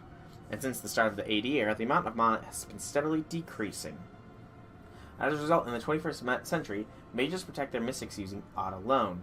Let's go over why there's less mana for now. It's got to do with the Isle of Britain, so I'm sure it'll come up eventually. Anyway, in the Age of Gods, mana was everywhere, and there just wasn't more of it. It was more potent, too. Mana in the AD area is called ether. The fifth imaginary element is the artificial magical energy you see. before the AD era, human civilization was still in development, and magical energy was called something else. True ether, the power that gave birth to planets and the form of the stars, the true fifth element. The true ether is the root that forms the gods. It wasn't humans who ruled this era, it was the gods, or you can call them nature, or concepts if you like. Gods in the sky, gods in the earth, gods in the sea, love was a god, hate was a god, death and battle also had gods. The laws of nature were among many authorities wielded by the gods. The world belonged to them. You could even say the gods formed many aspects of this world. There are different opinions as to whether the gods spoken in legends, faith, and religions in the modern world are the same beings, but modern images at least believe that many legends are interpretation of things that took place during the Age of Gods. The gods truly existed. However, with the arrival of the Age of Man, they vanished. These disappearances came in three stages: decline, parting, and opportunity. The opportunity phase took place in around the 7th century BC. A great disaster in 14,000 BC supposedly caused prehistoric mythological civilizations to weaken, hence the decline phase. You're in 2600 BC, the parting phase at the end of Age of Gods, when gods and humans went their separate ways. Mesopotamia is no exception. As it happens, the Mesopotamian gods came up with their own way of trying to continue the Age of Gods, but a single king ruined their plan. A king created to bind man and gods together, part man, part god. They had the man they hoped would be the wedge of the heavens, Gilgamesh, the king of heroes. But instead, he chose a path opposite to the one the gods had laid out for him. He chose to distance himself from the gods. Gilgamesh's rebellion caused the gods of Mesopotamia to gradually lose their power, and in time, they vanished from the surface of the earth. Even in this era, the gods are gone. They have fulfilled their role and vanished. The present theory is that they exist as hollow divine spirits on a higher plane, watching over the world. The true gods have vanished from this world, leaving behind only shadows. In 1,000 years, those shadows will be gone, replaced by the minds of humans only by legends. That's why I thought you wouldn't run into any living gods. I was shocked to see you'd found an alliance of goddesses. From the data I just saw, Ishtar's spirit origin was extremely close to the real thing. A god's authority is a mystic far beyond magecraft. You could call it a manifestation of omnipotence. We're not sure who your true foe is in this era, but it's clear the goddesses aren't on your side. Be careful, soul. I know I'm wasting my time saying this, but don't do anything too crazy, okay? Hey, I don't do crazy things! Yes, you can be the proxy, Red Velvet. You can.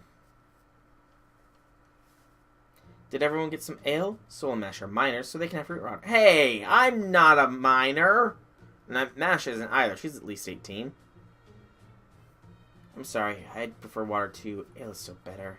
Oh, how thoughtless of me. I heard you were a servant, so I didn't think about it. How about this milk instead? It's got honey in it, so it's sweet. I don't like sweet things either, but okay, thank you. Okay, everyone, I'd like to have a quick toast to celebrate Soul's new job with the Uruks. Ready, everyone? Cheers! Cheers! Wow, that's good stuff, especially after a half day of cleaning. Hard work is the best way to make booze taste good. I live for this kind of thing. This is delicious. I don't like sweet stuff. And Merlin took the quarter room. It's not fair. If I get the chance, I think I'll murder him. Cheers, Senpai. This fish is very good. They say it was caught in the river, but it doesn't taste muddy. In fact, it's quite firm. Oh, the lamb was nice and juicy, too. How'd they flavor it without spices? So mysterious. My curiosity may never be satisfied. Yeah, Mash, you are definitely enjoying yourself here. It's good to see. Yes, and it's all because... Oh. Hello, Ushiwakamaru. Fate must have brought us together again, Lord Soul. Here, have a drink. Oh, hey, Benkei. Ushiwakamaru, you mustn't go pouring ale for Soul. And I think you should limit your own drinking as well. Just like your sense of taste, you cannot handle liquor very well. Don't tell me you've forgotten how you embarrassed yourself on the bridge in Uruk yesterday. Ha ha ha. You didn't quite jump over 8 ships, more like 6 or maybe 5. You did a somersault into a big jump, then landed so hard you split the bridge in 2. Ha ha ha. That was crazy. Ha ha ha ha. Fine, sit down, turn away from me, and stare at your feet, Benkei. I heard your warning. By the way, you never seem to stop talking. Is it because of your sense of impending death? I may die tonight, so I should say everything that's on my mind. Is that your logic? Perfect. I shall help you with your beheading. Nice. I like that they actually animated that. And then I pop my head down at the last second. It's like a party trick. I like to call Wakabenkei. Ha ha ha. Do you like that, Lord Yoshi Hitsune? The trick to pop your head out like a turtle. A turtle! Why, you have the most bizarre talents, but it was funny, I suppose, so I shall forgive you. Yes, as you can see, it's because I've met some reliable allies. I guess you can call them reliable, I suppose. Yep, I never imagined King Gilgamesh would summon other servants.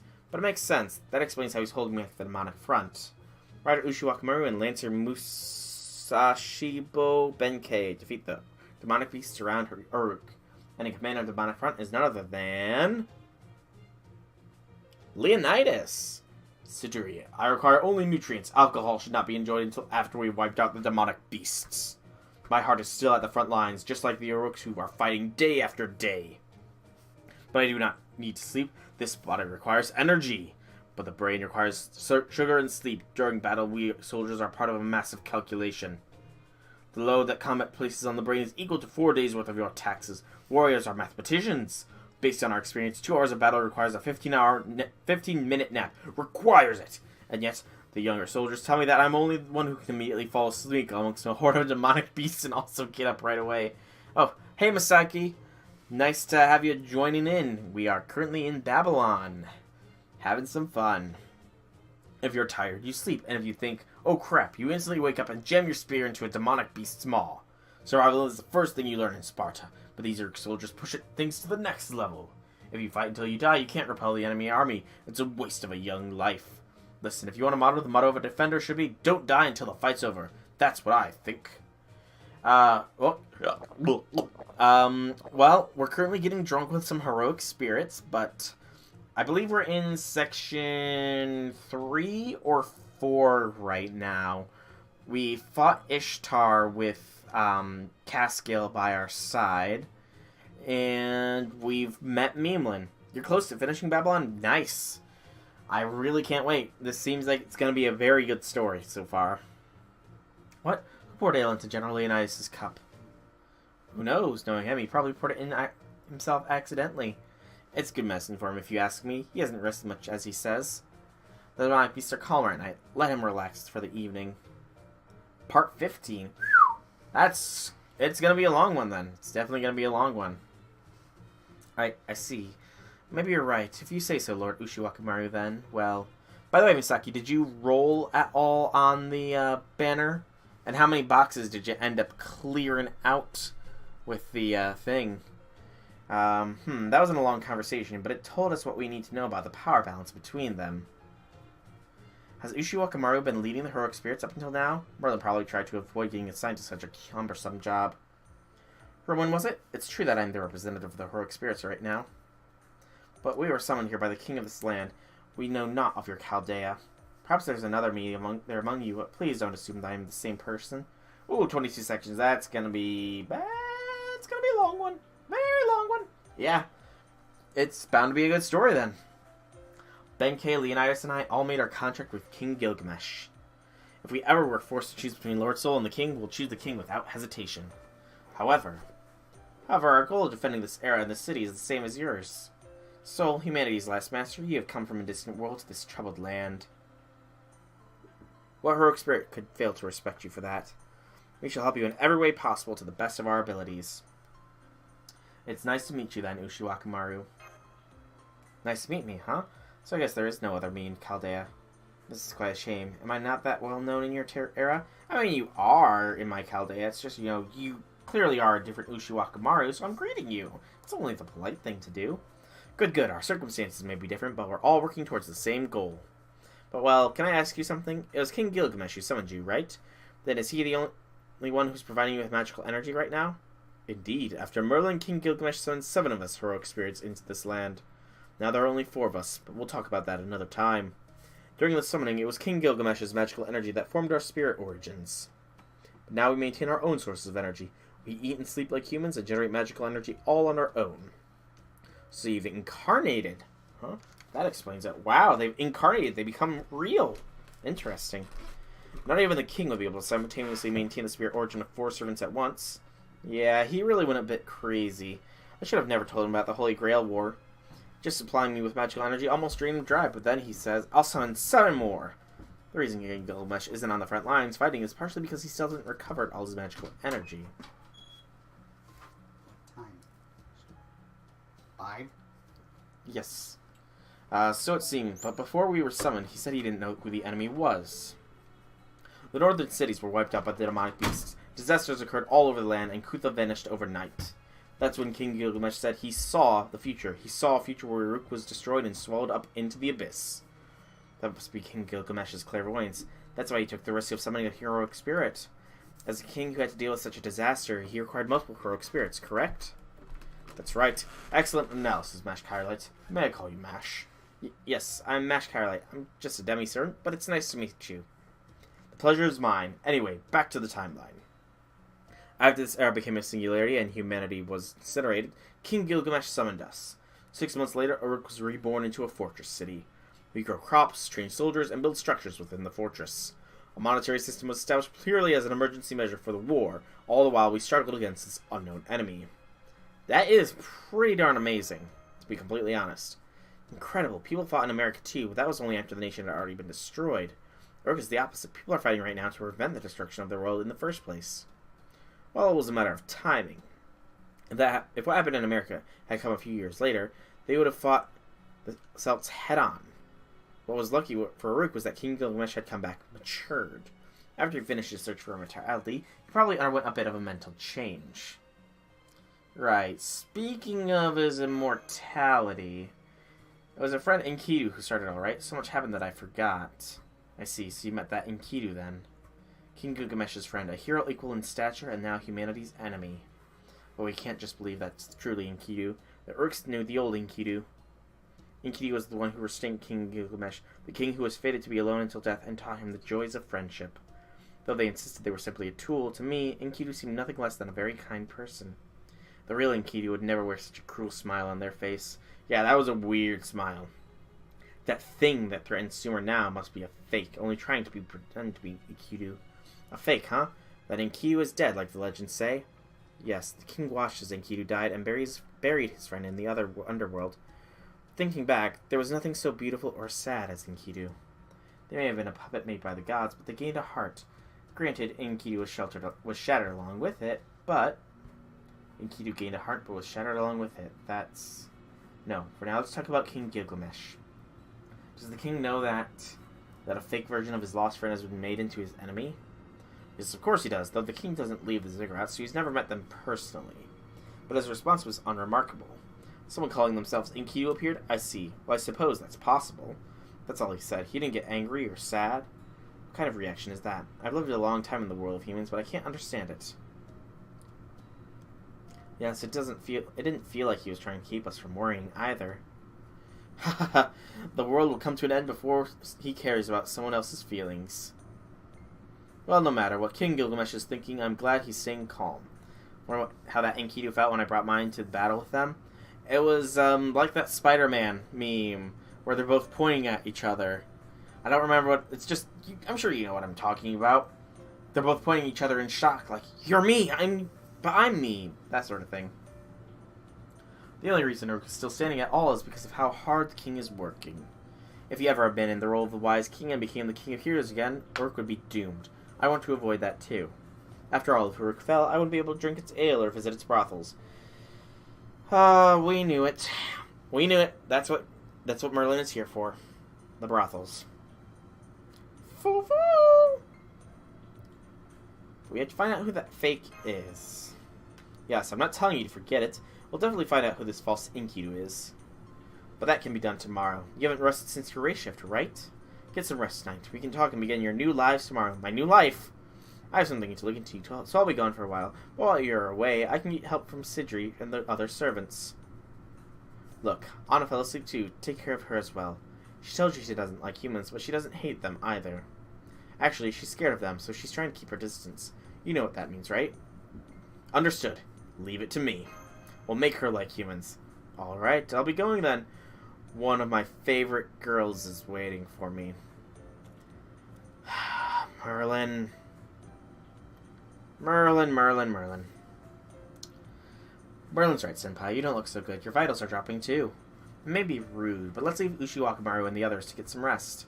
You're right. Good night, Mash. Yes, good night, Master. I'll see you tomorrow, here in the lobby of the Chaldean Embassy. I mean, if there's a shortage of rooms, you can always join me in mine. Just saying. And 22. Because I got plenty of them bronze fruits. And of course, always bring the guest servants along first. This'll do. You drew Gilgamesh, was that mean? Kinda want to see it. Good morning, Senpai. You must have slept well last night. Good morning. Both of you are early risers. So amazing. We're just swapping out the staff over here, too. Good morning, Soul. Fo-fo! Morning, everyone. It seems we're all here. Very well. Let me give you your assignment, Soul. Today's task is from Mr. Liama at the ranch. Apparently he wants help shearing his sheep. Huh? Shearing sheep? Shearing sheep? That's such a menial chore. It isn't a menial task. Wool is priceless. It is a valuable commodity for trade. Sheep are normally shorn 2 or 3 times a year, but the shorter the cycle, the greater the profit. Mr. Liamot's menial sets are 180 sheep. If it takes 4 hours to shave one, he can only shave for a day at most. In other words, it would take Mr. Liamot over a month to shear all those sheep by himself. A whole month. If this could be shortened to 10 days, do you see how much of a difference in profit would make? So, it's like a shipment coming in a month late. Yes, I do in fact have a Discord now, which I will be posting a link to since the link that it gave me is not working. That analogy is really the opposite, but I see what you mean. It's like it's the age of the Fast and Furious, or rather, the Rast and the Furriest. Understood. Leave it to us. Let's do this, Master. I like your enthusiasm. Now then, here's your referral letter. Sheep are nice, Mash. They're very fluffy this time of the year. So they are fluffy. This will be one tough mission. Foe. New challenger appears, foe. Be ready. Oh, that's right. I forgot to mention that the ranch is on the outskirts of Farouk. There are reports of previously undocumented demonic beasts roaming in that area. Please be careful. Of course there is. Because it can never be so simple, can it? Never be so simple as to, just a menial task. Demon boars. I mean, they're not... Technically, they're undocumented. But we have fought against demonic boars before. Back on the island with all those servants. That island. Oh, I mildly miss that island, honestly. It was very peaceful there. And that's the only reason I miss it. It's totally the only reason I miss it. The island with all the servants. All of them in their swimsuits. Totally the only reason I miss it. Totally. Ooh, 100%. There we go. More boars. Thankfully, they are all berserkers. Do that. Good. Goody good, good. And ows. Alright. Bum.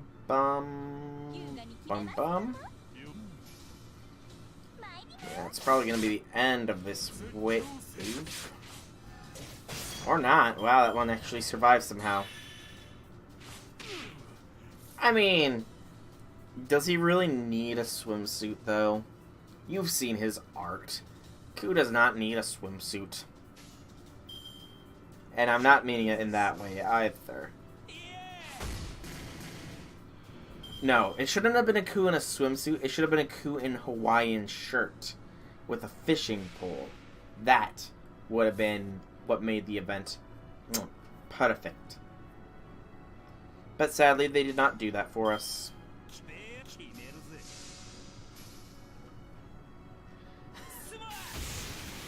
Very insistent on seeing Ku in his swimsuit, huh? Are you channeling Medeb there, or Maeve, I suppose is what her name is pronounced? Equality. Okay, equality indeed. Focus this one next.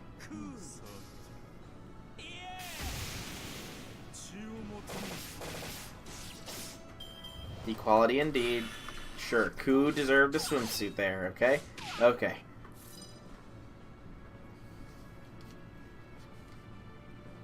Alright, get that. And get that. And kind of want to get an NP2 Tamamo Blast here. So go ahead and go for the stun on it for now. And then don't really like this wastefulness, but we have to. Mavis Bad Civ. I mean, you're kind of chailing her though with wanting to see Ku in a swimsuit. Just saying, just saying. No bully, but just saying. I'm sure she would share that same opinion with you. Also, why you need Summer Caskill. I mean, Summer Caskill is completely different, though. I've seen his art. He looks more like an he looks more like a rich mogul who's come to a beach for vacation, for casual vacation time, than he does in a swimsuit. And do that. Just in case this Phantom of the Black Shepherd survives. It's not likely, but it is still possible.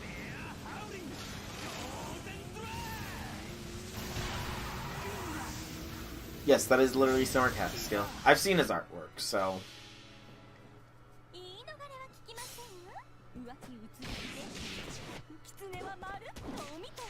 And Tamamo Smash. Tamamo Smash. He's on vacation, he even says so. Oh, that's cool. I mean, it makes sense. Everybody deserves a vacation. Everybody does. Even Gil does. Especially Caskill. I mean, he's so busy right now, as is plainly visible, so... yeah, vacation would be nice. I'm sure he would very much enjoy that vacation. Another Seed of Yggdrasil. I really don't need that many of those anymore. I would prefer to get these new drops that are supposedly supposed to be around. Hey, I owe you one. I was helpless against those vermin. I only expected you to keep watch as I was shearing, but I never imagined to exterminate them. I expect nothing less from the elites working directly for the king. Help me again sometime. Here's 3 sheep silver. Huh? Don't I have sheep to shear, you ask? Well, circumstances have changed. The girls from the Sacred Temple wanted to try shearing so much that they're willing to pay me silver for it, so the other sheep were reserved for them. Who knew that shearing sheep would become a business unto itself? Oh, brother, fads sure are weird.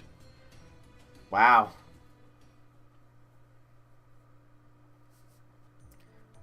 The sheep passed by right in front of our eyes. Both of you get a hold of yourselves. They might have been fluffy, but... well, that didn't go the way they'd hope. I have nothing to say to Masha and Anna. It must be a side effect of some introduction to a monetary system and the ability to buy entertainment. It's an effective method of livening up a city, but it might be about 500 years too early. Yes, I believe security deposits of silver began thriving around the Akkadian period. They didn't exist in the early dynastic period. It's not that King Gilgamesh is at fault, but perhaps it's too early for the citizens of Uruk. I agree, Mash. The monetary system is bad civilization. Reservations are terrible. Oh, they're just sad that they didn't get to play with fluffy sheep. Though he says his look is trending, which is why he's not in a swimsuit. I could definitely see it. If I could pull off that look, I would definitely try it. Wow, that was actually a shorter one. What's my AP? 112 until next level. And I'm on section 4. Okay, we'll bring the higher level guest servant, Ushi Wakamaru. And we'll just go with this party. Set up. No need to put her in the front lines. Good morning, I guess we're heading to work at the same hour today. Siduri, what is Lord Soul's task for the day? Today's request is from Mr. Kisinama. His wife has been acting strangely for the past few days, and he'd like you to investigate. To be blunt, you're investigating an affair. Investigating an affair? Shouldn't things like that be resolved between parties involved? Oh, poor innocent Mash. Mr. Kisinama is the boss at the armory. He cannot leave his workplace during the weekdays. But it's all weighing heavily on his mind, and it's affecting his work. An early resolution would be ideal. Also, he needs evidence if this is to go to trial. Try to catch her in the act. Identify the adulterer and look into her history. Oh, that sounds interesting. Lord Soul, may I come with you? We are in charge of patrolling Uruk today. We shall help you while giving you a tour of the city. I'm not going to say I'm understanding Uruk and less, because it seems very modern. Civilization, for very odd reasons. But I understand it. Haha, that's the spirit. Of course I will accompany you too. You should not underestimate the difficulties of investigating an affair. It's normal for the cornered wife to show her devilish side and retaliate by swinging around a giant hatchet when caught in the act. Is that normally what happens when you're caught having an affair? Is you swing a hatchet around? However, my Buddhist power is undiminished in a foreign land. Benkei here will exercise them without a second thought. Lord Soul, needless to say, you can ignore that. Naysayers, doom and gloom and all. I won't be going with you. An old lady I met on the street asked for my help earlier. Oh, the lady from the flower shop, right? I do remember she was looking for an assistant. She will come around and the others will help out, so we'll be fine on our end this time.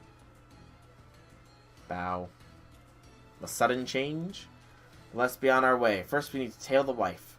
Uruk is like my backyard now. You can put your trust in me. Come along. So, how is there going to be combat in this one? I guess we might be facing up against an axe-wielding, cheating wife. Maybe. No? Why did Uruk suddenly become a devastated wasteland? Anybody? Anybody have an explanation for this? Did Ishtar suddenly just bombard everything while we were talking? Because these are heirloom of the gods, so... kind of makes me think so.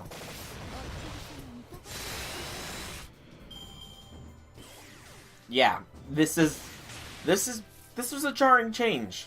Like, seriously, what is up with it? I was not expecting this. What the heck happened? I'll get it after battle? Alright, I'll trust you. I trust you. Red Velvet. What's the fatal battle against? Creeping Yeoman. Is that Kiyohime Lancer? And is she being clipped by that heirloom of the gods as well? It looks like.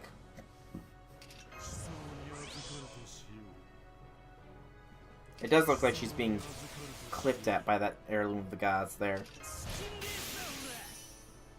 Oh well. If we'll get it after battle, then we should finish this battle with most haste. And with most haste, I of course mean stalling to try and get an NP with Vlad, who does not really gain NP that well. Yep, that's Kyo Lancer. Okay. Sure, Vlad, you can get another chain, I suppose. Take out her charge a bit. Nah, it's a Yohiman. But, I mean, it looks like Kiyohime Lancer, right? I'm not seeing this. Am I? I've not gone delusional or anything. I mean, I'm not seeing Kiyohime other places, so... I mean, at least I don't think I am. Okay. We can now focus this. We will... One turn bot is better than nothing. Yeah, I suppose. Yeah, reusing their sprites.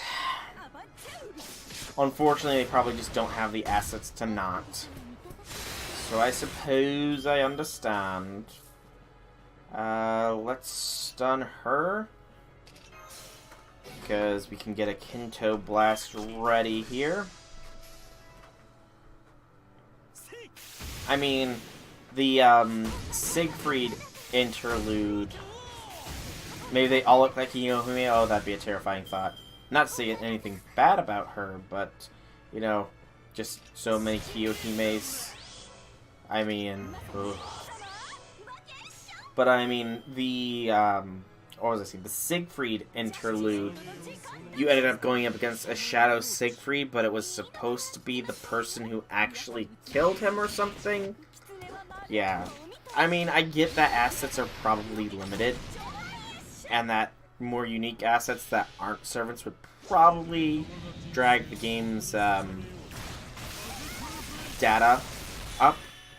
But even still, I don't know. I'm just rambling at this point. Because the thought of another Kiyohime scares me.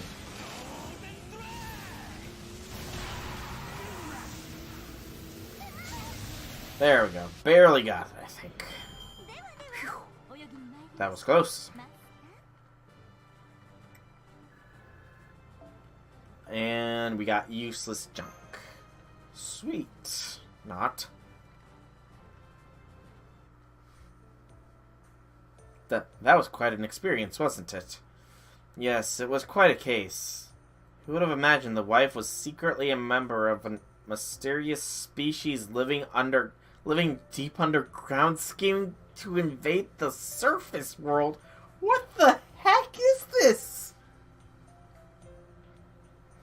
Who would have imagined the wife was secretly a member of a mysterious species living deep underground, scheming to invade the surface world? What is this, One Punch Man?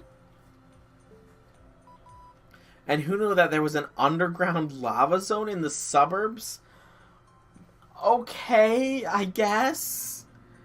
But it was tragic, too. Her love truly was real, and in the end, that is what saved the surface world? Okay. Okay. Okay. This is, fiery love is universal, I suppose.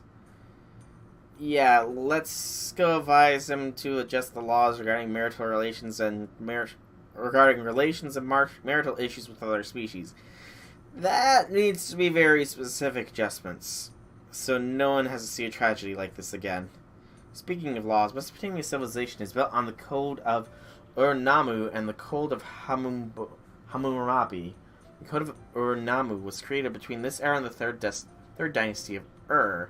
It said that it consolidated all the nebulous rules into one code, which became humanity's oldest structured law. I see, Master. You're really well informed. You are. No, I just have a smattering of knowledge, and I don't know the dictates of the code in detail. By the way, Lurtzel, I heard you've only been here for a short time. We have been walking and eating around the city, but what about outside of Uruk? Neither Benkei or I are very knowledgeable about it, but we could at least tell you about the rumors. But even better when you tell it to King Gil. Yeah, I can imagine trying to explain that situation to King Gilgamesh. It'd be odd. But an underground lava zone would be a great place to retreat to in times of a siege. Plus, lava's a good geothermal energy source, so yeah, I'm sure King Gil will be happy to know about this area. Tell me about the Three Goddess Alliance. Yes, that is currently the most important issue. Ushiwakamaru, by all means, tell us. It means to say the Three Goddess Alliance is a major threat to Uruk. The demonic front up north, the jungle of the south, and the aerial attacks from Ishtar in the northeast mountains. Currently, the city of Uruk is under 3 separate attacks from these directions. Leonidas is keeping the demonic front to the north in check, but there are no countermeasures for the other 2 problems. The goddess Ishtar possesses a bow called the Boat of Heaven. As the name implies, it's a divine vessel that can soar through the sky. She does not have the overwhelming force of the demonic front, but she is still a nuisance. She's like an unpredictable storm. As for the jungle in the south, we don't know anything about it yet. King Gilgamesh has sent a number of scouting parties, but no one has ever returned. On the one hand, the Demonic Beast Legion is a dynamic invasion. On the other hand, the jungle is a static invasion. So all the forces invading Uruk are unique. 3 menaces, the 3 Goddess Alliance. Who are these goddesses and what do they want? Well, we do know that Ishtar is one of them. According to King Gilgamesh, the goddess's objective is the capturing the Holy Grail he possesses. The Greater Grail of Uruk, huh?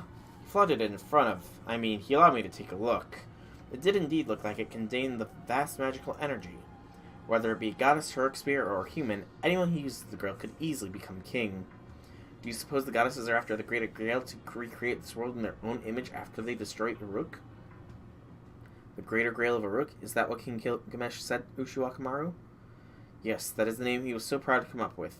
When I said I wanted to touch it, though, he refused quite vehemently. A wise judgment from a wise king. Much better than handing it to Lord Ushiwakamaru and having her accidentally drop it, smashing it to pieces. Or I could see you saying, I like this, so I'm keeping it, and then try to decapitate the king. Lord Roland, what's the matter? And Ben can't go sit in the corner until morning. Oh, to recreate my standing death through sitting. The lukewarm stares from the people of Rook are excruciating. No, it's nothing. Now that I think about it, it's only natural. Forget it. The Greater Grail of Rook is not this era's Holy Grail? Interesting. Yeah, I'm pretty sure that's what that means. At the beginning, King Gilgamesh possessed a treasure where they'd be called a Holy Grail. They mistakenly thought that was the King of Mages' Holy Grail. Gilgamesh and Merlin both realized that, but didn't point it out, which is vexing. Merlin is rotten to the core, so I'm sure we can never get a straight answer from him. And as for asking King Gilgamesh, he would only get furious and say, "How dare you compare my treasure to the King of Mages?" Either way, the Holy Grail we're supposed to recover isn't in a rook, but somewhere else, correct? Or maybe it could have been used already. There's a good chance of that. If you think about it, the very existence of the three goddess alliance is strange. It's possible that the Holy Grail was used to summon the goddesses. That would mean we would have to defeat all three, but we're probably going to have to do that anyways, so yeah. More apples. Yay. And of course, the guest servant. Again. Alright, what's our job today? Oh, Lord Soul, Mash. Good morning. Fine weather we're having again this morning. King Leonidas, you're going out? Ha ha ha. No need to address me as a king. I'm a mere soldier now, nothing more than a shield to protect a rook. And today I shall be a drill sergeant from hell in the Eastern Barracks. This may be a touch juvenile for someone like myself, but I'm going to take great pleasure in introducing the soldiers that the hell that is Spartan training. So the Northern Front is fine then? Yes, the flooding strategy at the Tigris River was successful. The demonic beast invasion should be weakened for a few days. In the meantime, we must ready our army. The armory has done an excellent job of replenishing our weapons, but the quality of the soldiers is disheartening, a matter I shall handle directly. To make them more combat effective, I will beat the fundaments of soldiering into them. Oh. Good morning, Soul and Mash. Anna, I see you're up as well. Yes, something was very noisy. I thought it might have been an enemy raid. An enemy raid? Rest assured, as long as Leonidas is around, Uruk will not fall. Leonidas, was it? So that's what was so loud. Well, good work. Today's request is actually from Leonidas. Oh boy. He mentioned that his trainees are coming along well, so he wants you to have a mock battle with 100 of them or so. What? I know how you feel, but it's best to just go along with it. Really. Indeed, sparring with 100 people sounds stupendous. I engaged in many such trials before my coming-of-age ceremony. But why such a hard task, you ask? Lord Soul, I assume you have a Spartan acquaintance? Foo-foo! Special translation, you. Oh boy. 100 people. Please don't actually be 100 people. I will probably lose my mind. Unless they're all really weak. Okay, it's only 10. Thank God. If it was actually 100, I would have cried. I say that a lot, but this time I really mean it. Okay. Deal with the beefier of the three.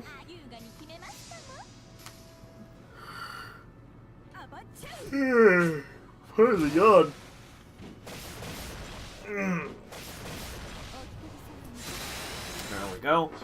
That's a 1. Though really, sending for... I mean, these normal soldiers are still kicking butt, even though I am a heroic spirit possessor.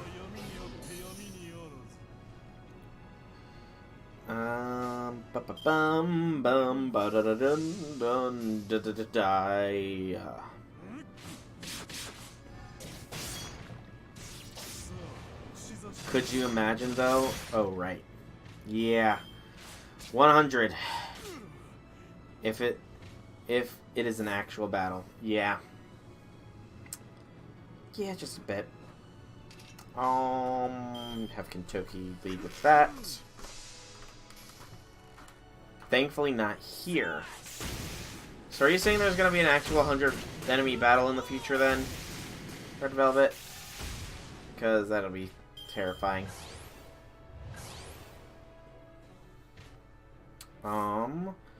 Deal with this one. It's got the higher charge built.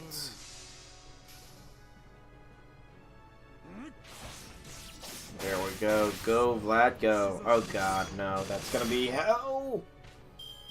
Unless you're talking about Nerofest with the 100 Hassans thing, that was painful.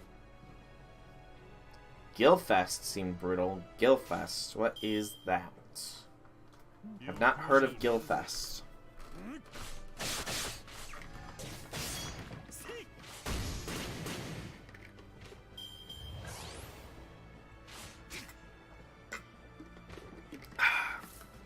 Drink up, drink up. I mean, I know Nerofest. I mean, I guess I can understand what Gilfest probably is then. It's probably just Nerofest, but with Gil at the helm. Which will actually be cool. 300, maybe. Please, please don't let it be 300, because killing 300 an enemy, that is fresh hell.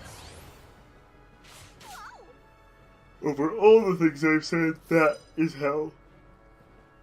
Most assuredly, more than any of them. Alright, let's see if we can't ready our NPs here. Tamamo no Ma is all ready to go. Kentucky is definitely ready.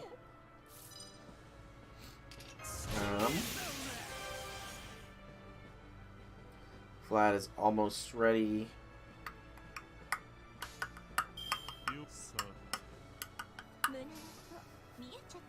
Get some kills here, please. There we go. Vlad is ready. And now it is the final 3. Vlad barely survived. Oh, okay then. Hot Gates Drill Sergeant. I should have expected this. I really should have.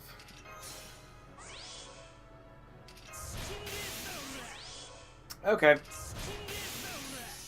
Leonidas' surprise appearance. And of course he does not get the defense down, which I wanted. So just blast this. So Vlad, Kinto, Tamamo. Because Tamamo will get the boost because Leonidas there is definitely a dude.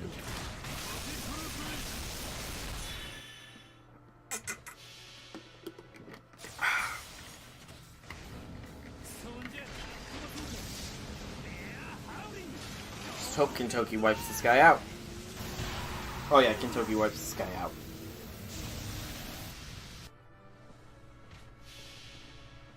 And let's see how Tamamo does. 18-ish. Yeah, not bad, but not great. 300 cause lore. Oh, to joyous of joys. That's going to be fun, isn't it? So much fun. F is for friends who do stuff together. Ow. Also, this Hot Gates Drill Sergeant was very unexpected, I must say. Unexpected, however, does not mean impossible. Oh, 10, 10, 20. So I'm guessing that this Gilfest, the 300 soldiers, must mean that it is probably Leonidas' 300-man army that defended Sparta, whatever that whole thing was that I can never really remember too well. Good Lord, Leonidas. You need to chill yourself. Check yourself before you wreck yourself. Oh god, I forgot I had Anna here. And she's got her chain here. So we might as well. And do a teaching Samsung. And draw his fire with your damage cut. Alright. Go ahead, Anna. Maybe do some actual damage here. So from 66,000 down to 41. 25,000 with a brave chain. Okay. She at the very least got the charm off, I suppose, which is better than nothing. And yep. Oh, joy. I mean, even if it's not mandatory, the completionist in me calls to me to, when that does come out, complete it 100%, regardless of it being mandatory or not. Boop, boop, boop. This should be enough to bypass that guts. Yep, there we go. And only 6800, Kinto has it. There we go. Well done, Kentucky. Well done, team, in general, I should say. And we are almost at a level up as well. Sweet.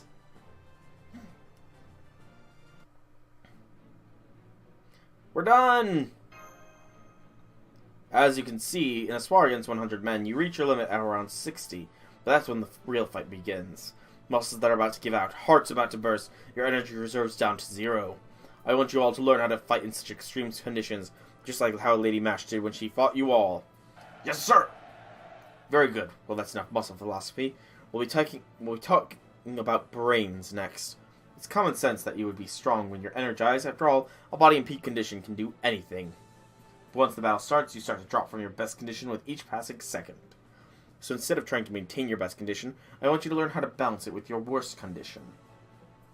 The tenacity you get when you're in that state of fatigue reigns supreme. What can you do when you can't do anything? Understanding that alone boosts your survival rate. The limits of your stamina are much like waves that break upon a shore. You'll be able to fight again if you can get over the peak of your fatigue. Don't forget, fatigue is not a bad thing. Okay, yes sir. Illness comes from the spirit. I say that you see ghosts when you are weak-spirited, but being wounded is bad. It's bad. If you're wounded, you need to switch out with someone else immediately. Fighting spirit doesn't heal wounds.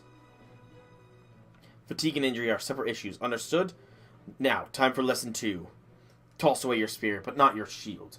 Any spear will do, but a shield is special. You'll never find another one like yours. You must find the best shield for yourself. There is no shield superior to the round shield.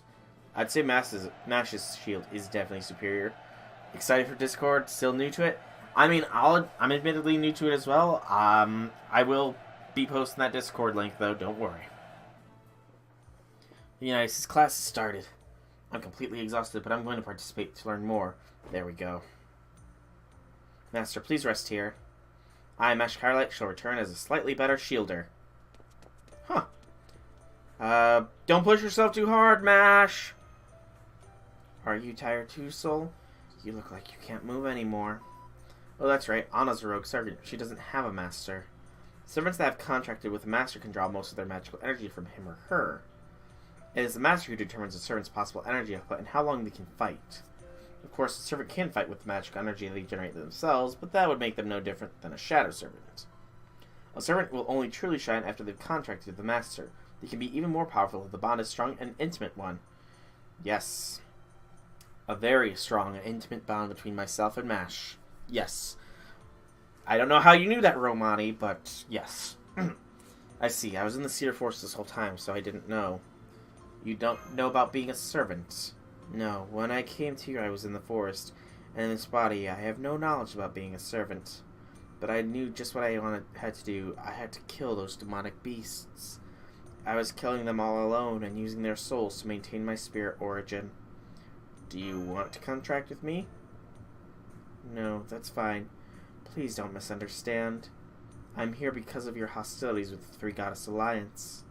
You will without a doubt fight them at the Northern Wall. Merlin said so.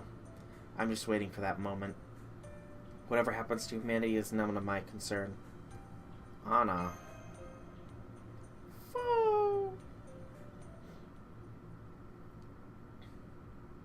So did Mash learn to be a better shielder? Did she get another skill up? No. Hard-working citizens of Uruk. This one is a no-battle one.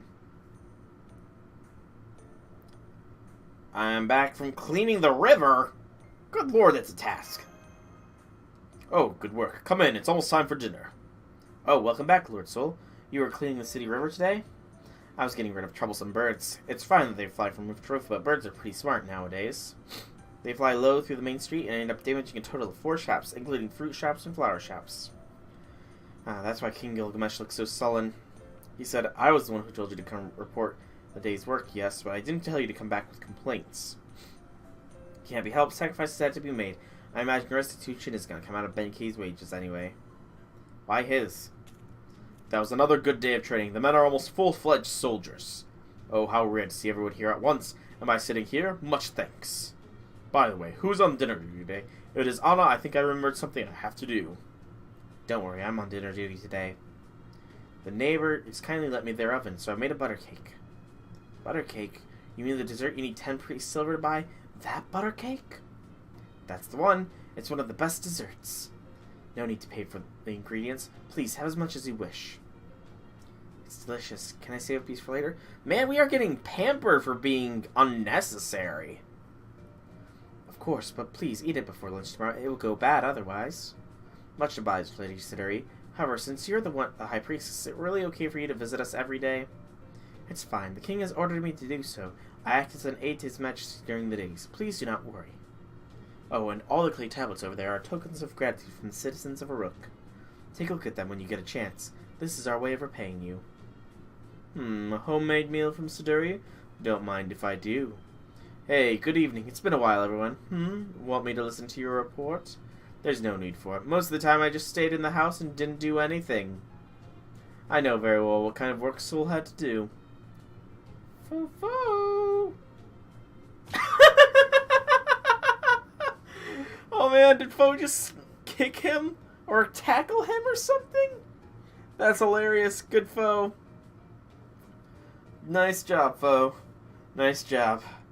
I guess we are Gil's elite, aren't we? But are we in a dorm or something? I know, right? This is supposed to be the last singularity threatening humanity. But we've got so many people living under the same roof, no wonder it's turned into keeping up with the Chaldeans. It's important for you to get used to life in Uruk. It will only help you know how people lived in this era. You can kick and scream all you want, but a battle is inevitable. Why not loosen up and have some fun for the time being? Good point. Very good point, Romani. Very good point. If you think about it, moments like these are hard to come by. The Uruk spirits present aren't normal servants. They are all working to protect Uruk like the people living in this era. It's a deeper relationship with human history that doesn't exist in Chaldea. Miracles like this don't come by very often.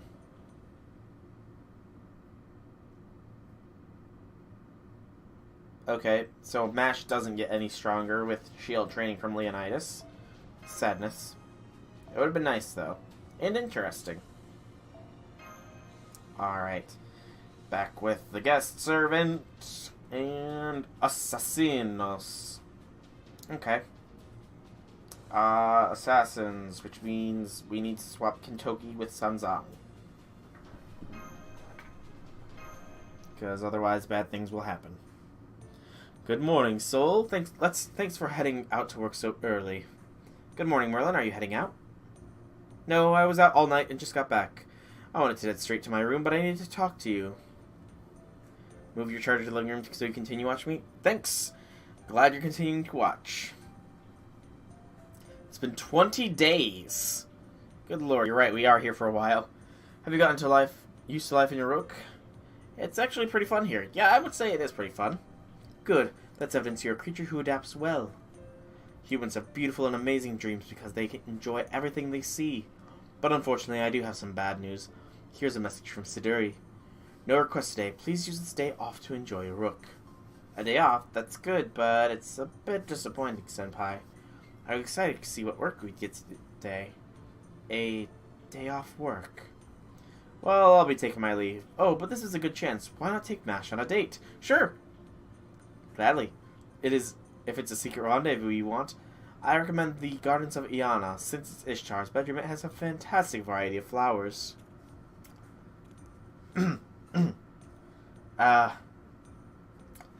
Thanks for the tip, Merlin. Maybe you don't need to be bullied as much anymore. You know, I guess we have to go out on that date, Mash. I guess. Excuse me, do the both of you have a stare moment? If so, I have a job I'd like to ask you to do. No, Anna, no. We have something to do, Anna. All the silver I managed to save up, I've exchanged for King Silver. I have 7. That'd be enough to have you accompany me for the day. Wait, no, Mash. Dang it. Dang it, Anna! Isn't that right, Senpai? We were just looking for some work worth doing. Mash is right. Leave it to us, Anna. Then I'll take you to the site. We'll have to fight, so I'll be counting on you. Huh? Fight? Fo-fo? Dang it. Merlin actually gave us good advice for once. And then Anna had to ruin it. Dang it, Anna. Oh. Galoo Spirits. Interesting. Oh. Almost did the wrong unit there.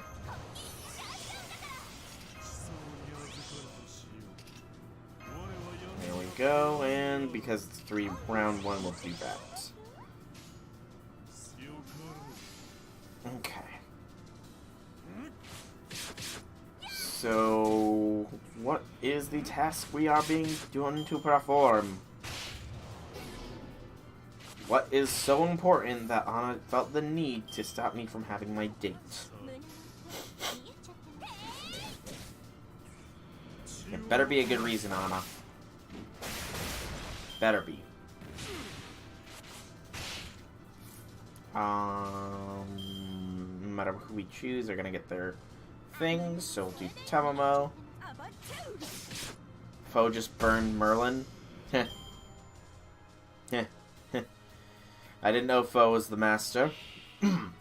Anyways, oh.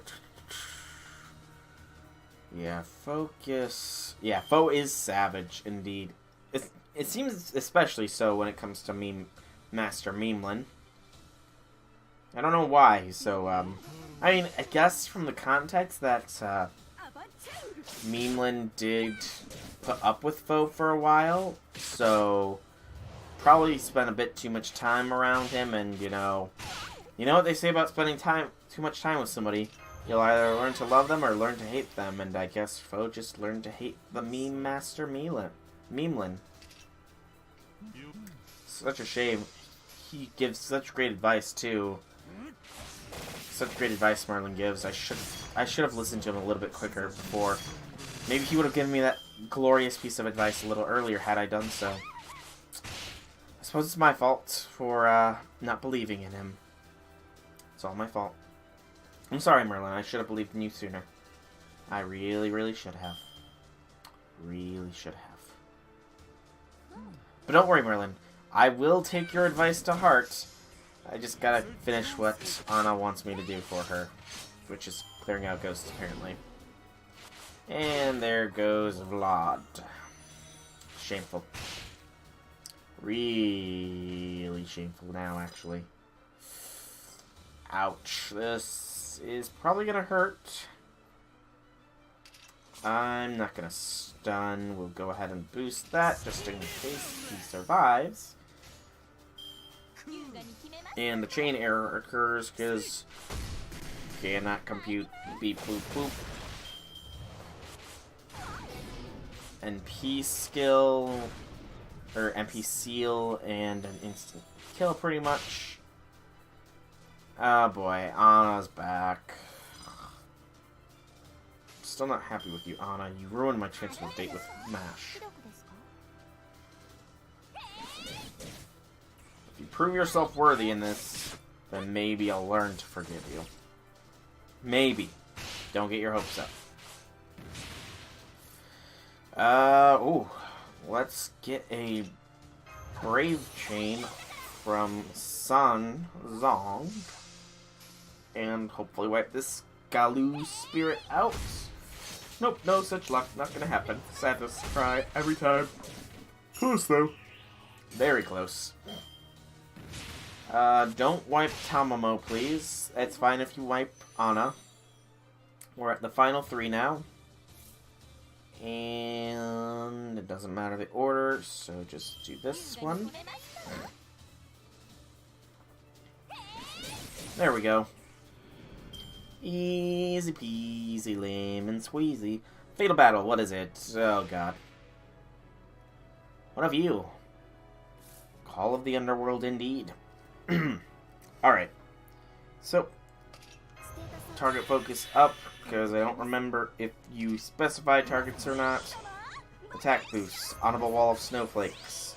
Attack boost. I don't know why I target focused up to you because I'm about to do this. Boop, boop, boop. Go punch them! Okay. 5, 10 is 15. 16 and 21 is 37 is 42. Or 52, rather. -ish. We came close. The extra bits put us over. And Sunzong smashes good. 127,000. That's how you do the smash. The Sunzong smash. The Sunzong smash. It was a graveyard. Nah, I don't know. I'm getting hungry again. Luckily, I should be getting food here soon. Gloom. NP loss, AoE. So you are an AoE attacker. Very good to know. Unfortunately, you will not be attacking things any longer. I'm gonna have that be last, just in case we can wipe it out beforehand. Oh yeah, we can wipe it out beforehand for sure. There we go.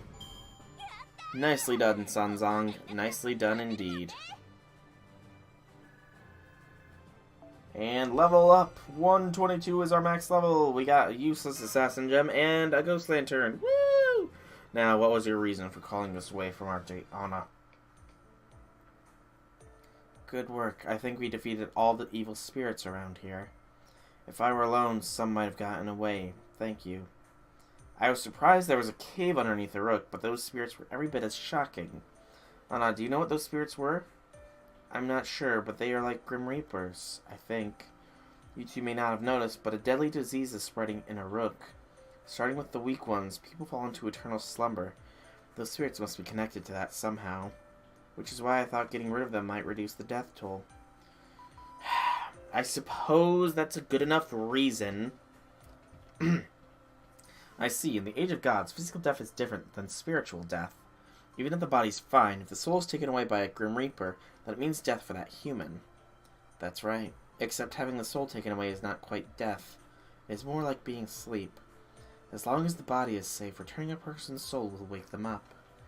In the Age of Gods, bringing the dead back from Kur is simply a type of medical treatment. Even if your heart stops, you can come back as long as your body is preserved. Is that what you mean? Yes, but a person can't be revived if their soul is destroyed before it reaches Kur. In that case, the body will share the same state as the soul. It will shut down and eventually return to the earth. A life after death sounds very Age of Godsy. That must be one reason why the quality of mana is different here. So, going to the underworld itself doesn't equal death. Death is the nothingness that awaits beyond Kur, beyond the underworld. In a rook, that nothingness is called the Abyss. Whatever it is, the spirits of from Kur are like kidnappers that steal the souls of the living.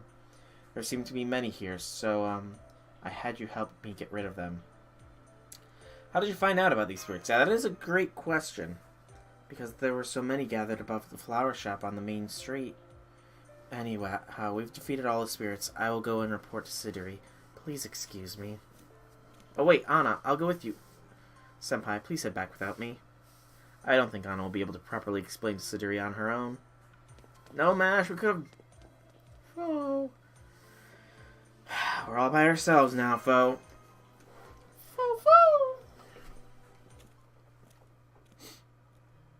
Who's that old man? He's not from around here, is he?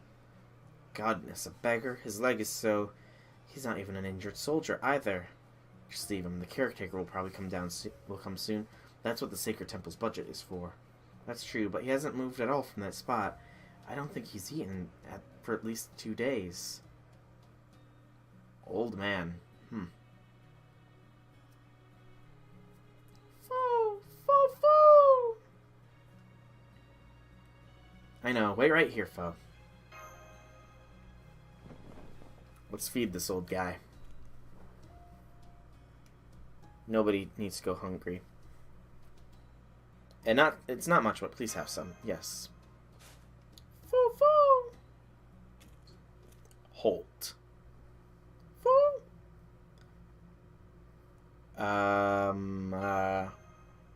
Indeed, hear me and attend. Child, remember this. Pity betimes can be crime unto itself. Void of purpose, compassion to evil is twisted, so too with shame. However, 'tis not but the bitterness of age that scorns kindness thoughtfully given. Your insight, child, impresses me. Your gift was not mere money, but that which was most needed. I shall gladly accept it. But you're not gonna eat it? Having accepted your charity, I must offer recompense. Zeusudra, I am called. As you can see, I am no more than an old man bereft of the future. However, child, a future may yet be yours. So to you, counsel is greater than any coin, I suppose. Heed me, child. 3 storms will soon sweep over a rook. Empathize not with the hateful one. Celebrate not with the joyous one. And extol not the pained one. Remember always, in defiance of your purpose, it may be, but 'tis a fool's task to set men against God. Who are you?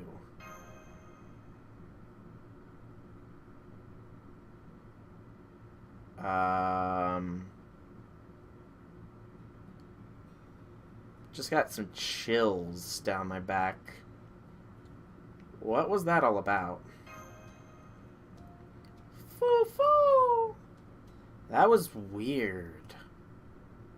Like, really weird. 3 storms, though. I think he probably was talking about the 3 goddess alliance, then. Interesting. Spooky indeed.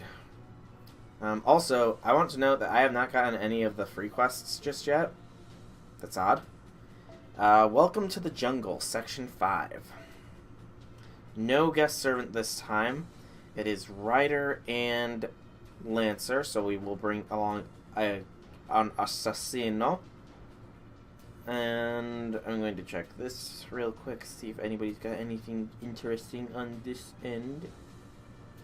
You know what? Rather than an assassino, I think we'll bring a coup altar. Because coup altar is pretty cool. Yeah, this'll do. Plus, I have never really used coup altar, so it'll be nice to use him for once. Aunt, go. Don't go. Aunt, leave. Don't leave me alone again. Don't leave me again. This is... Come back. Come back. Once more to me. Once more. Just once more. No, no. Never again. Ever. Love me again. Okay, we're not done with the spooky, are we? What is this? Yes, your guard, Papa Red Velvet. We're underwater. It is original sin. This is mankind's original sin. There are different kinds of sin. To harm others, to deceive others, to envy others, to take the lives of others. These are all evils that mankind holds. These are all toxins that affect only mankind. However, this is the oldest evil of them all. The original sin too. The sin of parting from blank and leaving paradise. You think free quests will come after Singularity? It makes sense, and it's actually a nice change of pace to have them be after the Singularity. Original Sin 2, the sin of parting from blank and leaving paradise. So Original Sin 2, the main original sin was defying God and eating of the apple of the tree of knowledge of good and evil. The sin of parting from blank and leaving paradise makes me think of, it might be the sin of parting from Eden and leaving paradise? But life was born from the sea, the primeval sea, Namu, the goddess of the beginning. To mankind, the goddess is the sea itself. The roaring of the waves became a voice to expose your sins. Never forget that. That voice is your original sin. This name shall become your savior. That name is... how sad. Again, the the spooky factor does not stop here, it seems. Yeah, this is Mesopotamia. I'm not really 100% on Mesopotamian mythology. That concludes our report. We couldn't shear the sheep, and we ended up having to eradicate the surrounding demonic beasts. I see. How boring. What's the matter, High Priestess? Don't stop reporting. Don't mind them. There was evidence of a summoning at the altar of Yana, as I expected. Ask those who were working there at the time. A ritual of that scale must have required them to clear some people out ahead of time. Look for people who were suddenly given days off. That will be your lead. Yeah, I imagine it was probably different. And that concludes our report. We were supposed to help make some sweets, and it somehow turned into the great... We were supposed to help make some sweets, and it somehow turned into the Great Uruk Dessert Championship. The adventures that we apparently have had here in Uruk. Like, seriously. How does that happen? I don't understand. You soldier, what do you want? Don't waste my time. So even Ugala has appeared. At this point, all the offspring of Tiamat have been... Yes, Chaldea shenanigans, indeed. Send 200 more units of firewood to the northern wall. The poisonous dragon Bossmu will soon appear there. Boil water and be thorough with sterilization. And that concludes our report. The investigation of an affair somehow ended up in a deadly underground revolt. King Gilgamesh, I was in the middle of my report. Would you focus over here, please? I've heard your report, Sideri. Close the books. You just interrupted the best parts. Give her the belt of Nidaba from my treasury. It'll be more than enough for the temple matron of Aresh. And that concludes our report. Senpai solved the argument over rising prices of mutton milk with a single remark. Let them eat Let them eat beans. Apparently is all you need to say. Wait, you're saying that was all it took? How are beans better than mutton? That's my question exactly. How are beans better than mutton? Mutton is delicious. Ha, don't tell me. You sold those beans and told them to pair it with ale? No, that's no good. It's too early for Rook. We can't have people enslaved working only for beans. King Gilgamesh, reports are building up, so let us return to the matter at hand. I see. You are right. Fine. Continue, Chaldeans. You may leave now. Well, Chaldea shenanigans indeed. So now for today's report. King Gilgamesh is a busy person, so let's make it quick for him. It's becoming sort of fun. I suppose it is. I suppose it is. And that concludes our report. We should take our leave, King Gilgamesh. We're sorry to have taken up your time. No, wait a moment. Soul. Did he just say my name? He said my name! What of it? If your name is worth uttering, then it's only natural for me to do so. You've made quite a bit of progress. I've been hearing many comments from the citizens of Uruk about your work. Your work was not that interesting. However, I must take public opinion into consideration as well. Soul of Chaldea, I'm sure you're getting bored of all the petty tasks now. I shall grant you a pass to go outside of Uruk. Spread your wings a little. My king, more details, please! Yes, Chaldea shenanigans are best. I'm not your king, I'm Uruk's king. Oh wait, I suppose it's the same now. Insolent fool, how dare you make me correct myself on such a trivial matter? Ask Merlin for the details. I expect good. No, I expected an amusing report for you. Oh boy. Senpai, Merlin, we did it! We got a direct order from King Gilgamesh! Yes, it is an achievement worth notarizing. Foo-foo! Yes, congratulations. Even I didn't expect the king to give in so soon. You will head to the city of Ur in the south. Your objective is to investigate the force from which no one has yet returned. I wanted to lie around and do nothing a bit longer, but I suppose there's no choice but to go. Maybe it's time to move the pawn forward. So in other words, being sent away to a place that nobody comes back from. King Gilgamesh clearly trusts us. Lord Sol, I heard from Lady Siduri. How wonderful. I feel just like when the Emperor Shirakawa awarded me my titles. Yes, truly. However, Lord Ushiwakamaru, that is not a very auspicious example. Thank you, both of you. It's a shame we can't tell Leonidas now, but I will let him know when we come back. Not only that, but you're going to investigate Ur. It would be nice to accompany you yesterday But I received word from Lord Leonidas that something happened at the demonic front, so I should hurry over there. Truly unfortunate. Alright, Benkei, let's do the thing. To congratulate Soul's promotion and wish for their safety return. Oh, that? Well, then. Lord Soul, Lady Mash, head outside. Ushiwakamaru, why is your sword drawn? The two of us shall wish for the safety and success of your trip. Come, it's just a practice battle to get you fired up. We're definitely not thinking of defeating you to trade jobs and hit ourselves, so don't worry. This is completely ridiculous, Master, but I guess we have to. Let's fight as a quick warm-up. Yes, quick warm-up indeed. And then I'm going to be after this battle, I'm probably going to take like a brief break so I can go and get my pizza, which is here. I'll bring it down here and I'll probably eat while playing, though. Just because I don't really want to miss too much, because this is good. But this is not going to be easy. I think I made a good choice by bringing Guard Dog Goku, didn't I? Battle continuation. Create an attack for all enemies. Sounds like a good idea. Boost R's.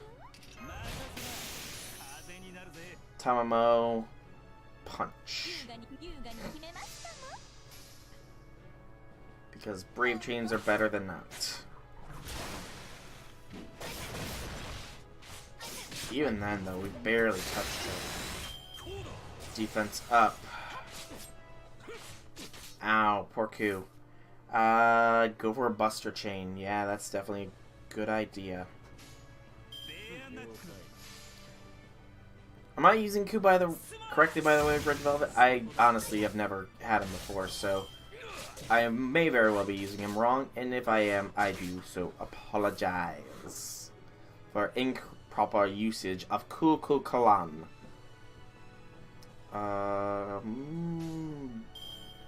Buster Quick Buster. I think taking down Ushiwakamaru first is probably the better of ideas.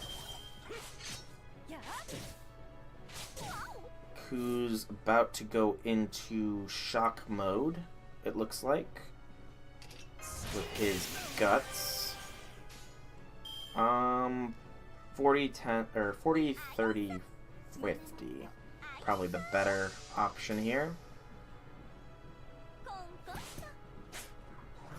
Not bad. Not bad. Not bad. Queen Tamamo is here. I usually evade first when it's up. I use Guts so he lasts longer. Okay.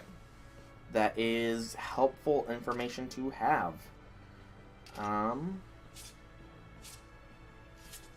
So usually is evade first, and then when it's up, I use Guts so he lasts longer. Okay. So we'll go ahead and use evade now, just because Benkei is about to be blasting us here. But we're still going to try, because Ushiwakamaru has an evade for a turn. So yeah, better to just focus Benkei down a bit. 60 then Del Q on Benkei for you. There we go. Nice damage there. Unfortunately, alright. I will do that to Benkei. And then apply a Goddess Morph. Ku has evasion for 2 times. So Benkei is going to take a big hit here. We can continue focusing on Ushiwakamaru. If we can knock her out before she goes, which is not looking likely. Nope. But we'll see what she can do. She is a single target. Thankfully we had evasion. Okay. And Ku himself is a single target. Okay. So I'm going to swap out these two. We'll drain Benkei a bit. Morph. Battle continuation. Mainly because I want to get the attack boost off from Tamamo first. Vlad here should be able to wipe Ushiwakamaru. Yes, Vlad wipes Ushi. And now it's just Benkei. And there goes Q. Well then. Bye, Q. Sorry, I thought I could keep you alive a little longer. Guess not. Whoops. Maybe I should have gone for MASH. Okay. Let's go for a Brave Chain from Tamamo. Vlad is a good uncle. Yes, Vlad is a very good servant, actually, surprisingly.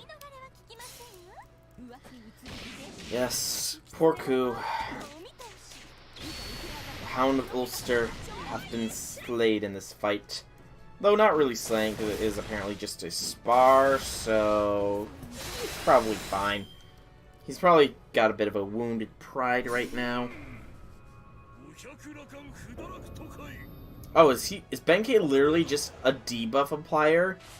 Wow. Wow. I got lucky. I got incredibly lucky, didn't I?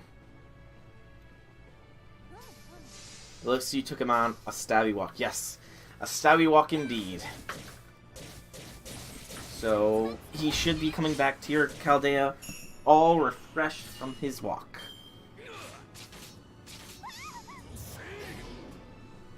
Okay. Benkei also stuns. Good to know. Very good to know. So I guess it was a good thing that we used Sanzang's skill to prevent debuffs. My headphones are currently tangled in my wheel for my chair. There we go. Vlad got a bond level increase to 6. 50k experience. Nothing much in that.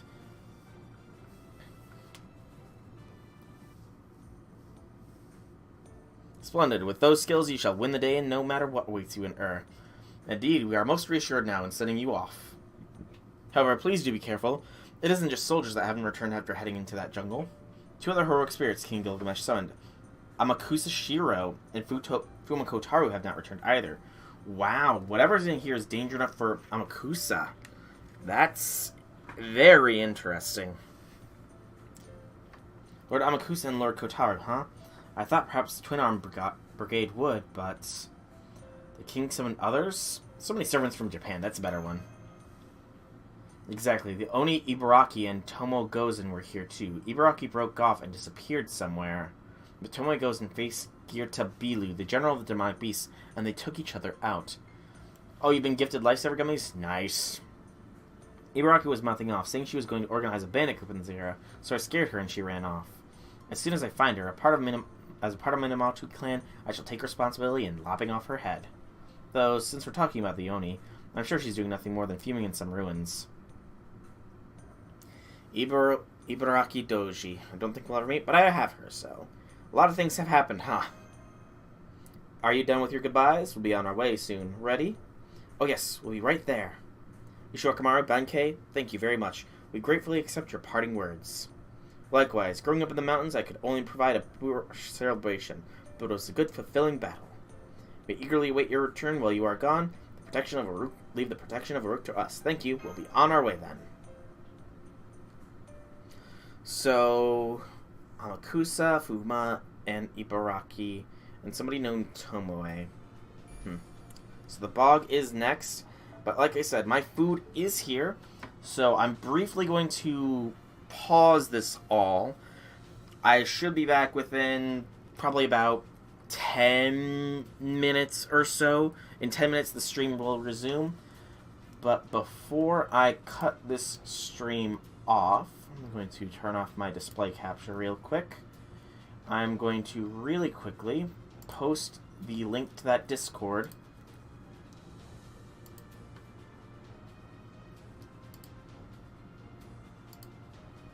I disabled streamer mode. But I will quickly post the link to that Discord so that people might join if they wish. So paste. There we go. And click chat. Alright, so there is the Discord link.